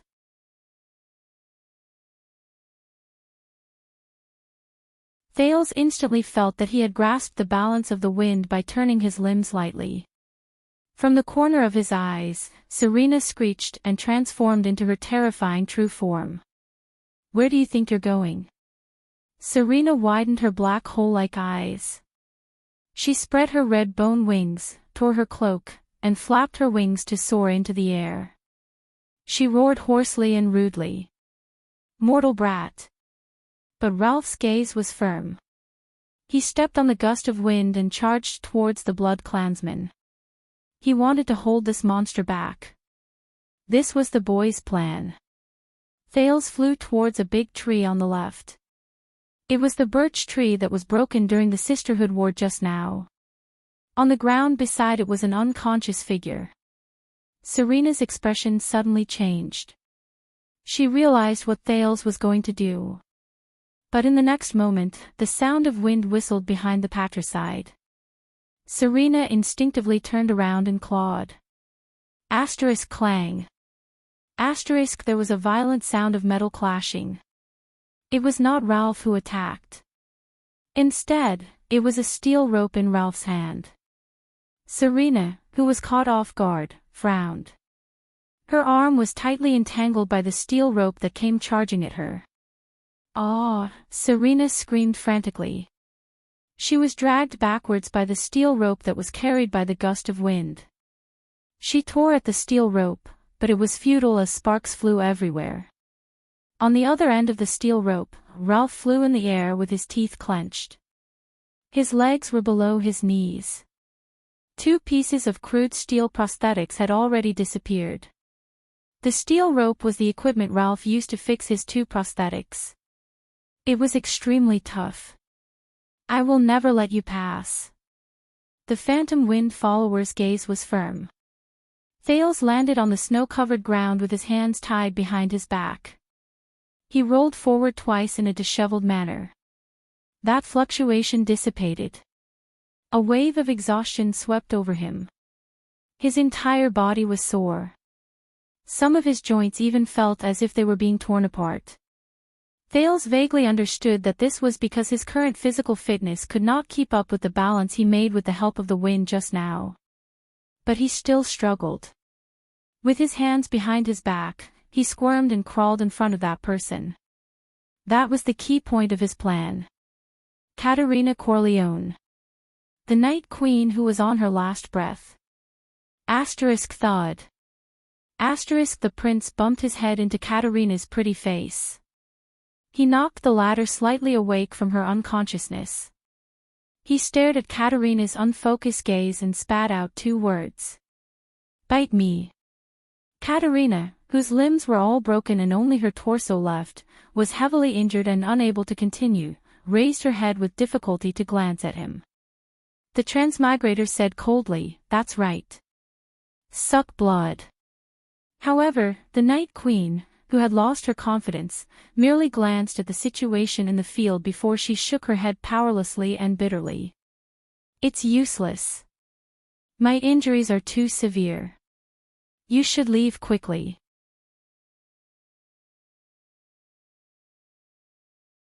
"Perhaps you can escape." Katerina lowered her head as if she had resigned herself to her fate and closed her purple eyes. On the other side, Ralph was still using the steel rope to maintain his distance from Serena while struggling to deal with her. Thales furrowed his brows tightly. This woman. And she's even a queen. At this moment, Ralph's pained groan came from afar. "I can't waste any more time."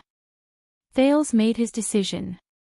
The prince, whose hands were tied behind his back, licked the tip of his tongue and furrowed his brows tightly. "Didn't Serena say that it's my blood? It's more nourishing." In the next moment, Thales closed his eyes, bit the tip of his tongue with his upper and lower teeth, and fiercely knocked his chin on the snow-covered ground. He heard a small pft sound. Then, a wave of intense pain traveled from the tip of his tongue. Thales was in so much pain that tears came out. "The feeling of biting my tongue, it hurts so much." But Thales still struggled to stand up with tears of grief. Without hesitation, he threw himself onto the ground next to Katerina without any hesitation. Then, under the shocked gaze of the head of the Corleone family, the Weeper, and the Night Queen, Katerina van Corleone, Thales fiercely kissed Katerina's lips. Katerina subconsciously wanted to struggle. Until Thales' eyes widened in anger and stuck the tip of his tongue, which was filled with blood, into her mouth. A second passed. Katerina's entire body trembled. "This is the taste of this blood, ah!" Ralph's furious roar came again. Thales furrowed his brows and stared at Katerina's incredulous gaze. This woman. Why is she so unreasonable? Her sister, Serena, was obviously intoxicated with excitement, savoring it carefully, and looking like she was about to attract fans. Could it be that she doesn't like, but he did not finish his thought. Because in the next moment, Katerina struggled with her broken body and revealed a terrifying, thirsty and bloodthirsty gaze. The purple-eyed blood clansman, who only had her torso left, suddenly turned around and pressed the 7-year-old child under her body. Thud. The Night Queen lunged forward wildly. She bit Thales' mouth tightly, madly sucking his blood. Pain. Thales felt a sharp pain from his tongue. Once again, Thales cried in pain. Ugh! He desperately shook his head violently, forcing Katerina to let go of his mouth. Thales' tears flowed as he panted intensely. I was wrong. This is definitely crazier than her sister. Thales raised his head and furrowed his brows as he stared at Katerina, who was on top of him and had a fierce look on her face because she was disturbed from eating. In the next second, like an impatient lover, Thales anxiously extended his head and exposed the skin on his neck. He said to Katerina without a care in the world, "Quick, neck. Hurry up." Katerina revealed a longing gaze.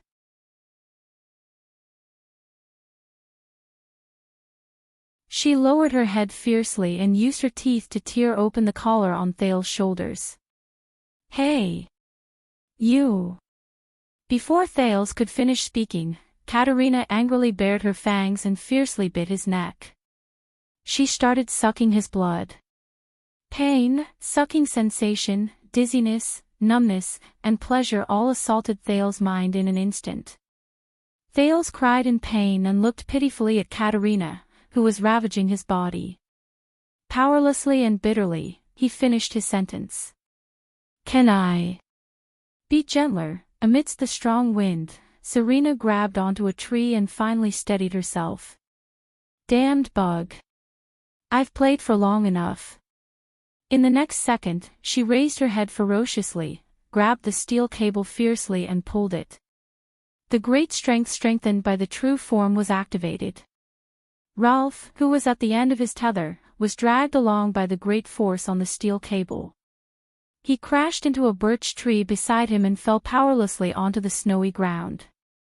Ralph climbed up with great difficulty, but he could only lean against the birch tree weakly after losing his prosthetic leg. Ralph used his psionic ability to breathe in a mouthful of cold air again. He stretched out his arms and flung out 2 hidden blades. He rose into the air again and faced Serena head-on.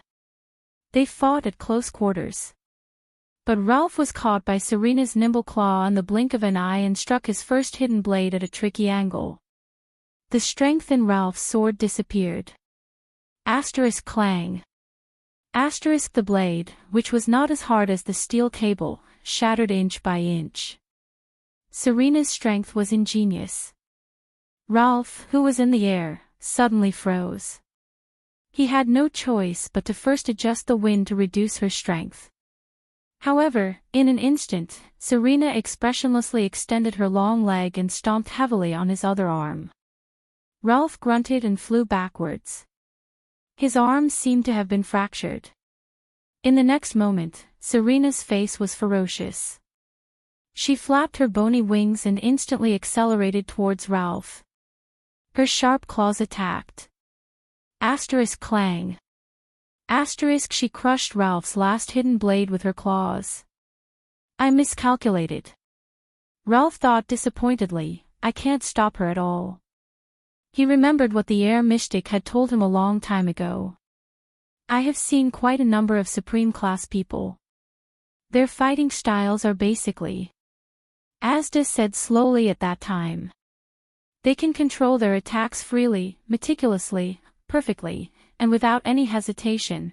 The battles between Supreme-class people seem boring and simple, fast and monotonous, but this kind of terrifying control between the millimeters is far from what those brats in super-class who waste their energy or strength recklessly can imagine. As for your problem, if you encounter a Supreme class, Asda's blue robe was so distinct that Ralph could still remember his indifferent and colorless face. If you don't get close to them, you can use your psionic abilities to fight for a while.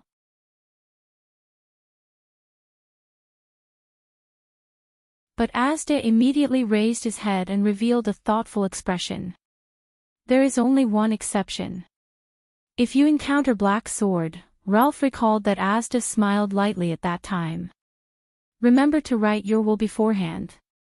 Recalling the past, Ralph sighed in his heart.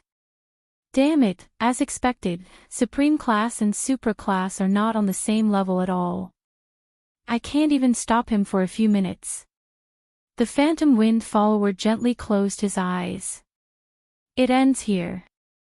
At least the debt has been paid. But in the next moment, the sound of violent wind and the sound of hands clashing could be heard. Until the last sound. Asterisk splat. Asterisk Ralph opened his eyes in surprise. Damn it, Serena covered her left shoulder and flapped her bone wings. She screamed and retreated madly. Until she was a few meters away. A few seconds later. The patricide raised his head and looked at the person opposite him with a hateful gaze. That pure white true form blood clansman. My dear sister. The cold and elegant Caterina Corleone stood coldly in front of her. Her limbs were complete and powerful. Her bone wings could expand and contract at will. Her purple eyes were cold and fierce. It was as if she had never been injured. In the queen's left hand was Thales, who was groaning and gasping for breath. Serena looked at her younger sister ferociously and resentfully and let out an indignant roar. The Night Queen took a step forward and casually threw Serena's bloody left arm, which she had just torn off, onto the snowy ground. Her expression immediately turned fierce. The second round. Tower of Eradication, Sharp Blade Valley, Underground Secret Chamber. Xiao stroked his long white beard and slowly walked in.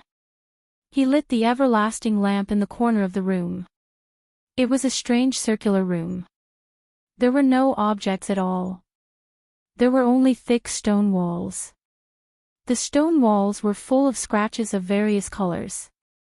Some were deep, some were shallow, and their lengths varied. It was as if they were scratched randomly. Xiao turned around and looked at the other side of the room. It was a curled-up figure trembling in the corner of the room. Xiao looked at that person for a while and sighed slowly. It's getting worse.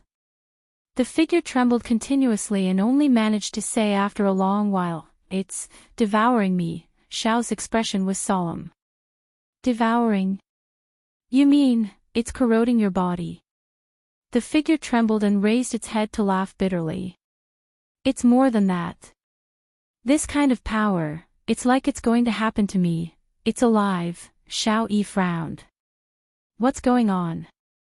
The figure continued to tremble as if it had seen the deepest fear. It has its own consciousness. Like a demon in the bottom of my heart, it's urging me, threatening me, scaring me, go and fight. Go and fight. Go and kill. Can't stop, until death greets me, or death rejects me again. Can't stop. Xiao closed his eyes and remained silent for a long time.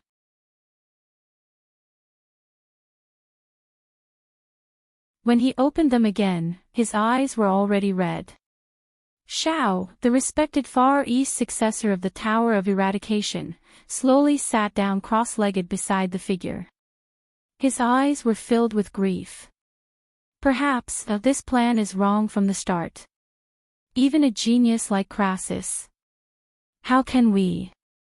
Xiao's words were filled with pain and heaviness. The two of you. I shouldn't have let you go in the first place. However, the figure only laughed coldly. Impossible. Horus and I. Let's not talk about whether he can survive. He fought so many battles later on, and killed so many people. If Horus was the one who went in the first place, can you imagine how he is now? The figure curled up even more. Xiao gripped his sword tightly. His heart was filled with regret and pain. He sighed for a long time. When the figure saw Xiao's expression, he tried his best to smile. Teacher, don't worry, I can hold on. Until I complete my mission, I can. Xiao extended his hand in anguish and placed it on the figure's shoulder. He could not help but say, "You've worked hard, child. You've endured for more than 30 years. You're tuning into the LoveLore Library YouTube channel. We're so grateful for your support, and don't forget to subscribe to join us on this incredible journey through captivating stories. Your generosity through donations truly makes a world of difference, as it's the primary source of revenue that allows me to expand and enhance this channel for you. Thank you from the bottom of my heart for being a part of this adventure.